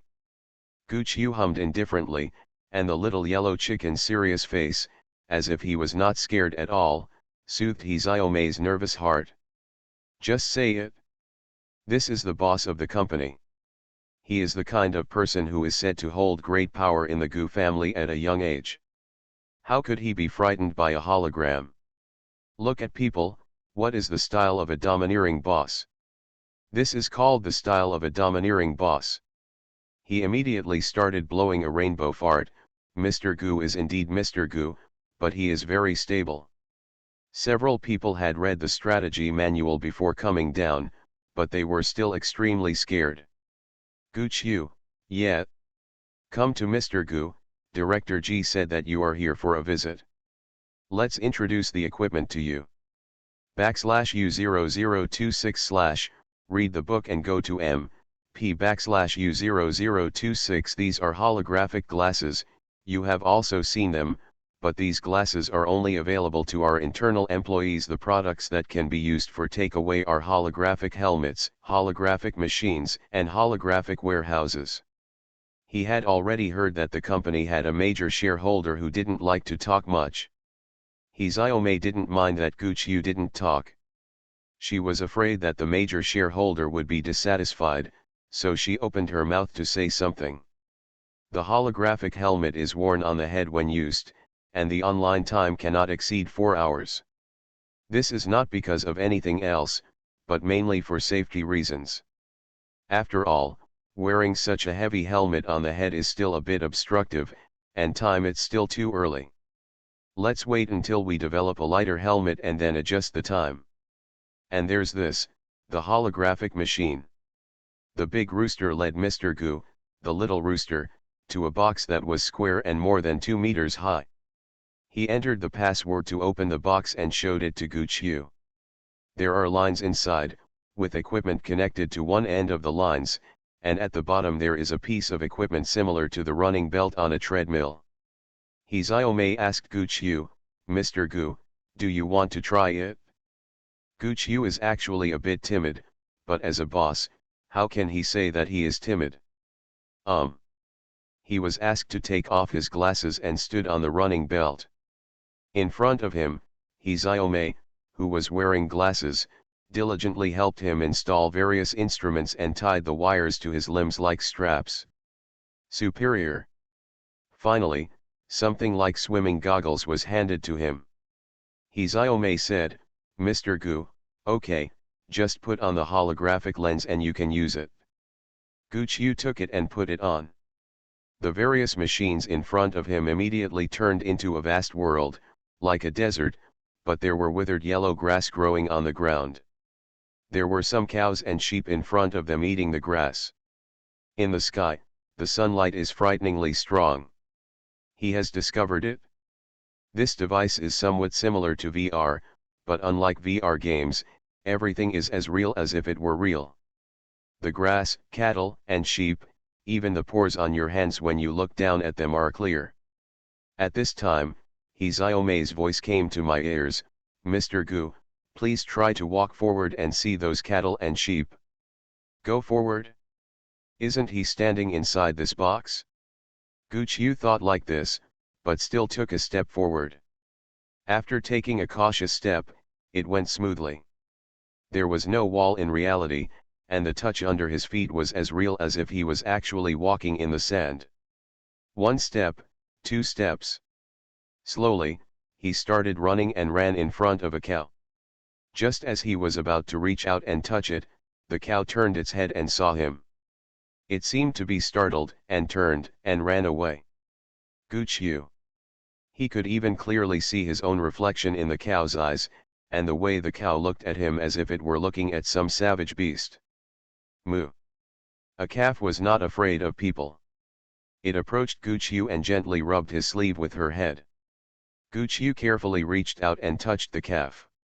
Mavericks blinked and looked at him meekly, with a pair of big bright eyes. While gently rubbing Gu Qiu's hand, he whispered to him again. Gu Qiu's face was still expressionless. He took off his glasses and said to Xiaomei, "Okay. Have you experienced it so quickly?" Xiaomei took Gu Qiu to continue to see the holographic warehouse. He was very proud and stood there, pointing at the silver-white holographic warehouse and said, "Mr. Gu, look, this is our most powerful achievement, the holographic warehouse. I don't know if you have ever seen a holographic game. As long as a person lies down the kind where you can enter the second world inside, our holographic warehouse is exactly like this." After finishing speaking, he confidently waited for Gu Qiu's surprise and praise. However, Mr. Gu Ba still stood there with no expression on his face, looking up and down at the holographic warehouse, his eyes even a little subtle. No, what is he subtle about? This is a holographic warehouse. Gu Qiu took out his mobile phone and sent a message to Ji Chang's. What does the planning department think? Why should the holographic warehouse be made like a coffin? This was exactly the same as the coffin in which the vampire count slept in the vampire movie he watched with Ji Chang's when he was a child. Ji Chang's quickly replied to the message, "I suggested it. Have you forgotten the vampire count we watched when we were kids? Don't you think this coffin is handsome? The message has been withdrawn." "Oh, I mean the holographic warehouse is very handsome. You clearly mentioned the coffin, even I saw it." Gu Qiu was speechless. Ji Chang's, all holographic chambers are like this, otherwise it will be difficult to set up inside. Instead of putting a dark holographic chamber, it is better to put a good-looking one. Besides, it is really handsome. You are so handsome, uncle. What is going on in my mind all day long, and I look handsome all day long. Gu Qiu glanced at the silver-white holographic warehouse with a small rainbow on the bottom and sharp edges on the whole. Don't tell me yet. Really handsome. When he was a child, he was still in high school. At that time, he was envious of the vampire count for having such a beautiful coffin. But now that he has grown up, he is no longer the fat little guy he was when he was a kid. Xiaomei asked, "Mr. Gu, do you want to try this holographic warehouse? Just lie in it and put the patch on it, and just close your eyes as if sleeping. Just lie down in it? Like sleeping? What do you think of writing a novel? No matter how cowhide can produce holograms, in theory, if you want to play holographic games, you will need the assistance of eyes and other organs." Gu Qiu didn't believe it in his heart. He snorted in his heart, thinking that even if he didn't believe it, he didn't think he would lie down in this coffin. Xiaomei, "Mr. Gu, do you want to try the holographic warehouse?" Gu Qiu, "Okay." A minute later, Gu Qiu was lying in the holographic warehouse. There is even a quilt and pillows inside. It is quite comfortable to lie on it, if nothing else. At HandsomeMale's prompt, he picked up the patches on both sides and stuck them on both sides of his temples. Close your eyes, and for just a moment, you enter a whole new world. Ji Chang's long legs were crossed, his upper body was lying comfortably on the sofa, and he was making calls on his mobile phone.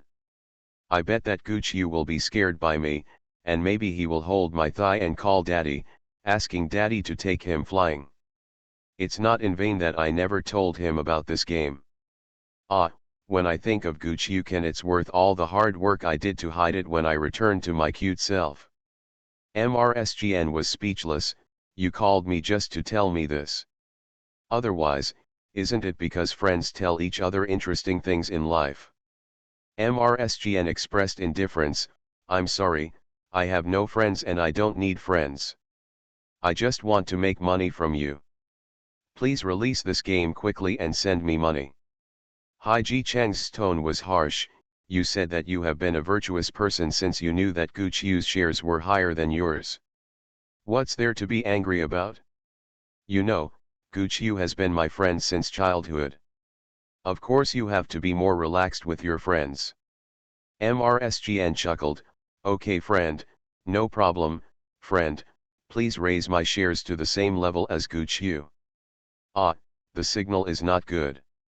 I'll hang up now. Let's talk next time.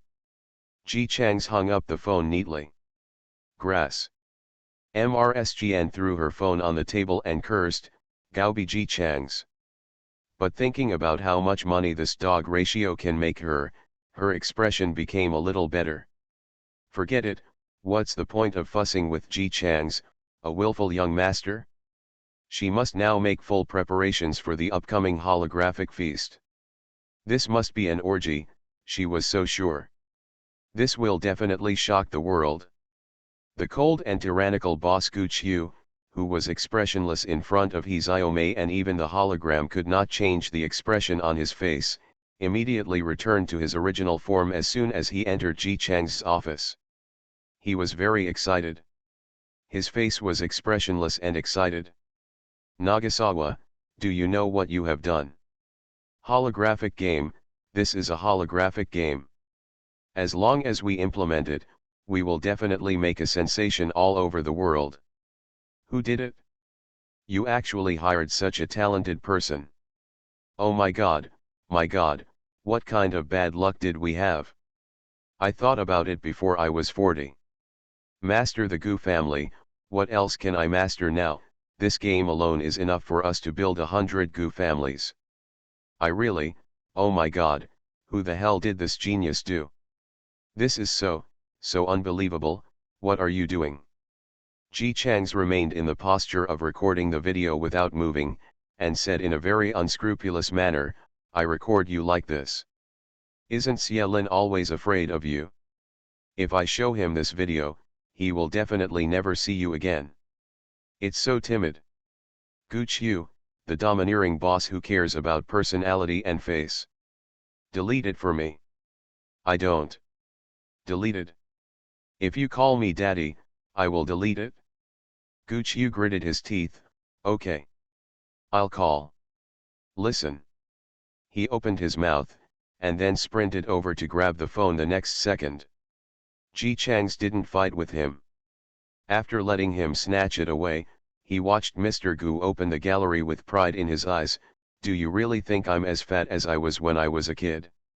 I'm a karate master, The gallery opens. Mr. Gu was speechless at the first video. Aren't you recording yourself? Ji Chang shrugged and smiled proudly at Gu Qiu. Ball, let me show you a baby. He snapped his fingers very loudly. In just 1 second, various transparent data appeared on the originally ordinary desktop. They were combined on the table to form a video. It was a video shot from a third-person perspective. Not only Gu Qiu, but also Ji Chang's, who was sitting behind the table just now, was also recorded. The sound is clear and the picture is super clear. This is not the most important thing, this is really like making a movie. Guqiu stood in front of the table in a daze, reaching out to the video. Passed through. Ji Chang snapped his fingers again. The video is instantly dispersed. It turned into small data again, and then fell behind the two of them. An illusory figure walked in from the door, with an expressionless face, but eyes full of excitement. Nagaze, I saw it, I saw it. I almost thought I was dreaming. Is this the game you were talking about? I really feel like I can't breathe. Guqiu stared blankly at that Guqiu talking excitedly and pacing in place. This is. Do you think holographic technology can only be used in games? Young Master Ji stood up with a wanton smile. This technology can change so many things, not just games, it will be applied to all kinds of life in the future. The internet and reality will all be filled with it. Guqiu watched blankly as he spoke clearly and logically, and even started talking about the origin of the hologram. Many scenes from the past suddenly appeared in his heart. Nagasawa, who had a bit of baby fat when he was a child, charged with a toy gun. After the victory, he took him back with him proudly. The little boy said arrogantly, I will definitely invent the most fun game in the future. After a while, the scene changed to high school again. Ji Chang's refused to listen in class. He felt that this was not good and quietly persuaded him. The young master who was already domineering in high school sneered, do I still need to learn? I don't need to learn these things at all. Later, it was college, and Ji Chang's almost never attended classes. When soliciting investment, Ji Chang's repeatedly stated that this game was the brainchild of a genius like himself, so it was bound to become a hit. He said it many times. This is a game he has been studying for a long time. He also said that he was a genius. Guqiu felt a little confused. He stood there blankly, looking at the people in front of him who were talking a lot, but he couldn't understand the words at all, and suddenly asked, holographic technology, was you developed? Ji Chang's, yes, otherwise. Guqiu. Guqiu. All the pictures turned into fragments. One piece, another piece. Finally, a picture was formed of Ji Chang saying that he was a genius before. He grew up together. This Faxiao who seems to be good at eating, drinking, and having fun, and who fails every time he succeeds in his career, turns out to be a genius. He is also a genius who created a holographic game. That's a holographic game. At this moment, Ji Chang's image instantly grew taller in Guqiu's eyes. Even a little strange. He thought, had he really understood Nagasawa? The narcissistic young man who he thought only wanted to spend a lot of time, eat, drink, have fun, and have fun was actually just his misunderstanding. He is a genius. Just as Guqiu was thinking, Ji Chang's urged him, bring me that stool. Because he was still in a daze, Guqiu directly moved the stool to Ji Chang's without asking any questions. Then he saw Genius Faxiao standing on the stool, with his arms spread out, looking like he was in the late stage of secondary school disease, with a face full of arrogance. Guqiu, we have changed the world. The door was knocked open twice, and the secretary came in with 2 bowls of spicy soup. DRG, I'll buy back the spicy soup you want. He looked at Ji Chang's who was standing on the stool with his arms spread wide, and said the last 2 words in a daze, here we come. Guqiu. He covered his face, almost pretending not to recognize Ji Chang's. At this moment, all the strangers and geniuses were thrown away. What is misunderstood about narcissism? Ji Chang's is a narcissist. He is still in the late stages of Chuyunibu, and even a genius cannot change it. Fortunately, Nagasawa had a young man like him to support him, otherwise the secret would have been exposed long ago. While the secretary was cleaning the stool, he looked at the 2 bosses sitting behind the desk sucking and eating spicy hot pot. Thinking about it, it's true that I grew up young. Even the second disease is the same. An hour later, Xiaolin was called to the office and informed that he would be allowed to conduct a live beta test. After what happened last time, Xiaolin is now considered a relatively famous anchor. Without anyone to keep stumbling in front of him, his own skills are great and he quickly gained a lot of fans. He returned to the office and told his fans that he would be testing the company's game in the afternoon, and the whole process would be broadcast live. I said it in advance, of course, for the sake of popularity at that time. Fans all know that Xiaolin has signed a contract with the company, and the company treats him very well. Many times during live broadcasts, Xiaolin expressed his gratitude and said that it was really difficult for him at the beginning. Fortunately, the boss signed him into the company and gave him the benefits are also very good. This made Xiaolin's fans have a good impression of the company, and they immediately expressed their support at 2 p.m. But what game is this being tested? Lin Ziyi seemed to have never mentioned the name of his company. Lin Ziyi has mentioned the name their company is called Jihao's Hawaii. Speaking of which, this name is really, inexplicably a bit ridiculous. Holy shit, ha ha ha ha ha, I searched on Baidu and found out that the company's founder's surname is Ji. Is it really appropriate that the company's name is Jihao's Hawaii? Ha ha ha ha ha. Damn, it's true the name of the company is so random. I've never heard of this game company. I suddenly had an ominous premonition. I think we won't sign contracts with companies that are as small as possible. I heard that this kind of company is very bad. Let me take a look. The released game is called Sword Pointer Jianghu. It looks like a martial arts game. Today's martial arts games are not very fun. I don't know if this game is the same. A lively discussion began in the barrage. But most fans had little expectations.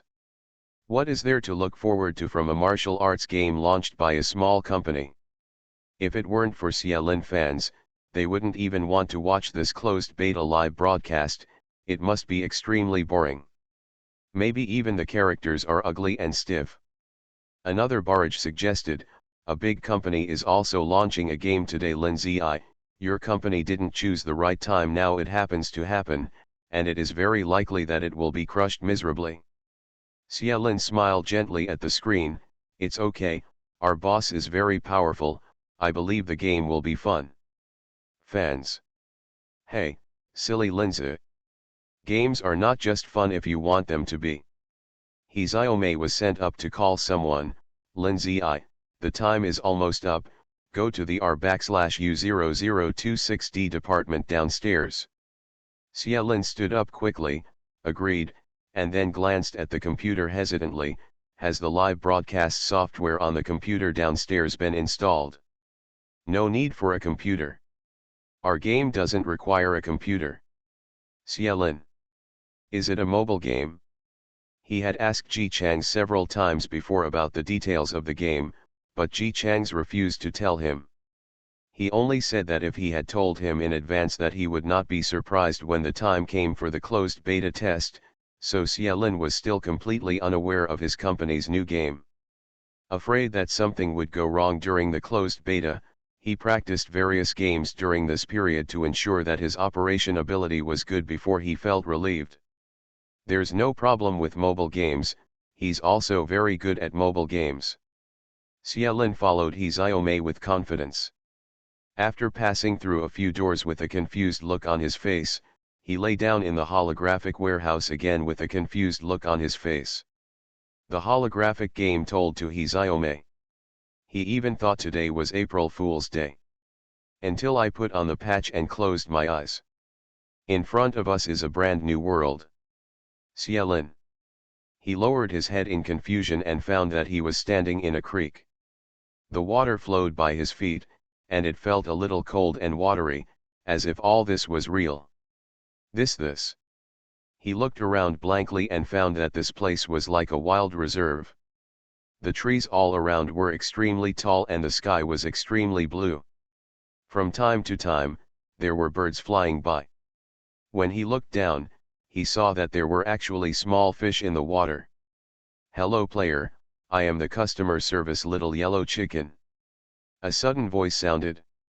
Xiaolin was startled and turned around quickly. He saw a cute yellow chick sitting on a stone in the creek. It was only the size of a palm. Standing on the stone, at first glance like a ball. A pair of black round mung-bean eyes were looking at Xiaolin without blinking. You are the first player in Sword Pointer Jianghu. It has been detected that you are live broadcasting. Before telling you the rules of the game, do you need to turn on the barrage? Xiaolin's mind was buzzing. One moment he thought, have I traveled through time, and the next moment he thought, no, this is a holographic game. But is there really a holographic game? Fortunately, he still remembered that he was here for a closed beta test, so he mustered up the courage and whispered timidly, please help me open the barrage, thank you. Okay, the barrage has been opened for you. The size of the barrage can be adjusted. Players can compress or expand the barrage by placing their hands on the barrage. The next second, countless big characters appeared in front of Xiaolin out of thin air, making Xiaolin jump back in fright. 23333 Are all game companies working so hard now? It's just a closed beta test, but the host of the closed beta test actually had to film a video with a real person. But this video looks so real, it doesn't look like a cutout at all. Was it shot in real life? Where was it? Want to travel? Wow, the special effects of this barrage are quite good. It looks really handsome. It also has some silver edges. The barrage inside is also very real. Yes, it's so true. Then, the words they sent appeared in the barrage in front of Xiaolin. Fans. Etc. Why did the words I just posted appear in the video? Wasn't this video taken before? What technology is this? Can I still insert the barrage I just sent into the already shot video? Seeing the barrage explode instantly, Xiaolin finally felt a little relieved in his heart. It was a good thing that he was not the only one who was shocked. He reluctantly calmed down and tried to regain his composure. He introduced in a trembling voice, as you can see, this is not a video that has been recorded long ago, but a game that is being live broadcast. Yes, Sword Points Jianghu is a holographic game. Boom. The barrage exploded instantly. Holographic game, are you serious? Isn't today April Fool's Day? Lindsay I actually knows how to joke. No, if you take a closer look, it really doesn't look like it was filmed in advance. The bullet screens we sent are all in it. Holographic shit, regardless of whether it's true or not, it's really awesome to be able to achieve the current effect. I'll ask my brother to come and see it. In reality, a freshman was eating snacks while watching the live broadcast. As he watched, the snacks suddenly sprayed all over the floor. Her roommate on the upper bunk looked down curiously. What's wrong? Is your boyfriend in love again? No, no, look, this anchor actually said that he is testing the holographic game internally. Oh my god, look, the barrage we post here will be shown in front of him in the video, look, look. At first, her roommate laughed at her, are you stupid by watching the live broadcast? Do you believe in nonsense like holographic games? But when she saw her roommate send out a barrage, and then such a barrage indeed appeared on the screen in front of the young anchor, she was also dumbfounded. Wait a minute, what's the ID of this anchor? I'll try it with my phone. A certain social animal opened the live broadcast software, entered the homepage, and planned to find a game live broadcast to fall asleep with the voice of the anchor. Then he saw that the most popular one was actually an anchor he had never seen before. Why is he so high? Is he a rising star? With this idea in mind, he clicked into the live broadcast room, then lay comfortably on the bed, adjusted the phone holder, covered himself with a quilt, closed his eyes and planned to fall asleep to the sound. Then I heard the anchor say, yes, this is a real holographic game. Ah, it turns out to be a holographic game. The social beast opened his eyes suddenly and took out his phone to look carefully, wanting to see who dared to say such nonsense. Then, he spent his whole afternoon nap in this live broadcast room. Ji Changs was also watching the live broadcast, but he was multitasking while others were multitasking.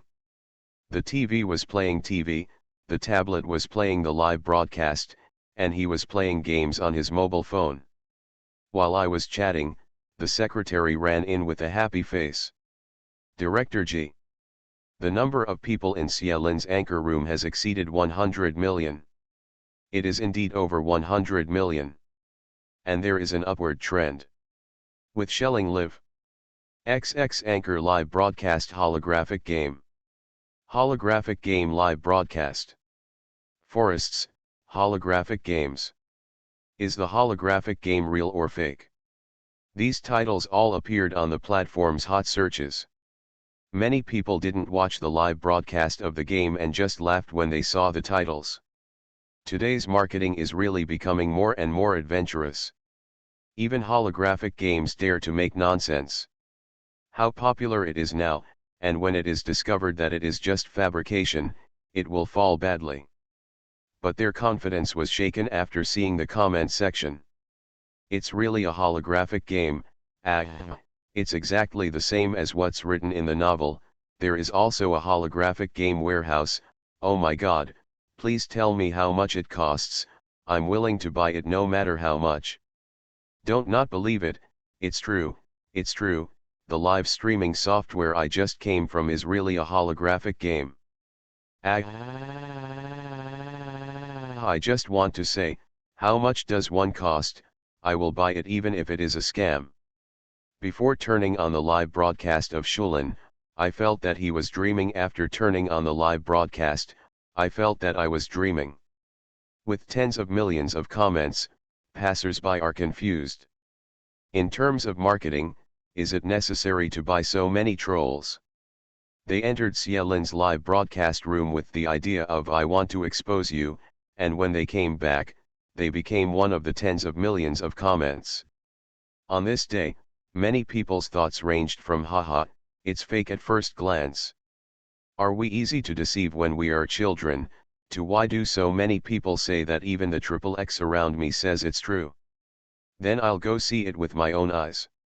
In the end, it became a unified holographic game. It's actually a holographic game. The reason why they believe it so easily is not because Xielin has been working hard to interact with the barrage to prove that what he said is true, but because this is a martial arts game. As for the martial arts of China, it is inevitable that Qinggong is indispensable. As an internal tester, Xielin successfully used Qinggong to fly. Audiences previously suspected that the video was recorded in advance, but Xielin kept interacting with the barrage and even reported the time minute by second. Later, some viewers suspected that this was actually a live broadcast, but they just found a place with beautiful scenery. Then Shelling took off. It jumped up to the tree with a swipe, and then fell down from the tree screaming. The audience was dumbfounded. In reality, there were many fans of Xielin who screamed and were so worried that they wanted to get in and see if anything happened to the anchor they were fans of. The camera kept focusing on Xielin. He climbed up from the ground with difficulty, dusted himself off, and wiped his face with embarrassment. It's my first time flying, so I'm a little inexperienced. I'll try again later. The little yellow chicken reminded, your pain level has been adjusted to 0. If you want to increase the pain level, just ask me. Xielin. Goodbye, goodbye, I don't want to play a game and die in pain. Ha ha ha ha, our forest just got scared. 23333 true. I want to know how much this game costs. Host, can you tell me how much this game costs? Xielin answered for the nth time, I don't know how much it costs. Before I came to the closed beta, I didn't know it was a holographic game. Our boss said this would ensure the audience has a sense of immersion. Ha ha ha ha, it's quite immersive. The boss is such a genius that he didn't tell the host of the closed beta test which game he wanted to test. He was so willful. Ha ha ha ha. Of course you are willful. Boss G named his company G House Hawaii. I feel very involved. I have taken off. Lin Lin, let's fly again, Lin Lin. Xie Lin was urged to use Qinggong steps again as required, while trying to regain his status as a game anchor. Introduction. In fact, holographic games are similar to computer games. You have to complete a certain action to read out the moves before you can use them. You can learn from me. Take a step with your left foot first, then take a step forward with your right foot, and move both feet to the right. Ah! He flew again. Dash boom! He fell again. Xie Lin got up with difficulty, throwing away all kinds of weeds on his head, while trying to save himself. It is difficult for ordinary people to adapt to Qinggong, so it is best for everyone to adjust the pain to 0 before using this move, otherwise if you fall from such a height, it will probably be very painful. 2333 I can see that Lin Lin wants to say that everyone will fall down because I am too stupid. Okay, I believe whatever the host says, but can you tell me where to buy this game? Xie Lin dutifully explained. Sword Pointer Jianghu is currently still in closed beta, and the actual release is about a month away. During this month, I will let everyone know about the game through live streaming of the closed beta, and you can also help discover it bug. 1 month. This is definitely to make us greedy. I want it now. Do you have to wait another month? You cry. I'm not anxious at all, because I know that no matter when it goes on sale, I won't have the money to buy it. Many viewers howled that a month was too long. If only this were an ordinary game, forget it. This is a holographic game. They have already seen it, how can they wait until a month later to buy it? Isn't this the same torture as bringing a fat and tender roasted chicken to you, letting you smell it when you are hungry, and then saying, sorry, dear, you can only eat this roasted chicken in a month? Seeing so many protests and wailings in the barrage, Xie Lin was a little overwhelmed and muttered, not knowing what to answer. The little yellow chicken suddenly turned to an open space. Ding, new player online detected. Ding. The new player is too large, please keep other players out of the way. Xie Lin. He quickly followed the prompts and stepped aside. The sky, which had been clear just a moment ago, darkened, and the wind blew loudly. The fallen leaves all around were also blown around, and a dark thing gradually appeared. It's a claw bigger than a human. Then comes the head, scales, and tail. A huge black dragon, whose claws alone were twice the size of a human, appeared in the clearing. It soared into the sky and soared in the sky. Looking down at the barrages underground, Long raised his head proudly and asked, "Am I handsome? This appearance is 6 or 6. The barrage went crazy. Ah, is this a player too, so handsome? Oh my god.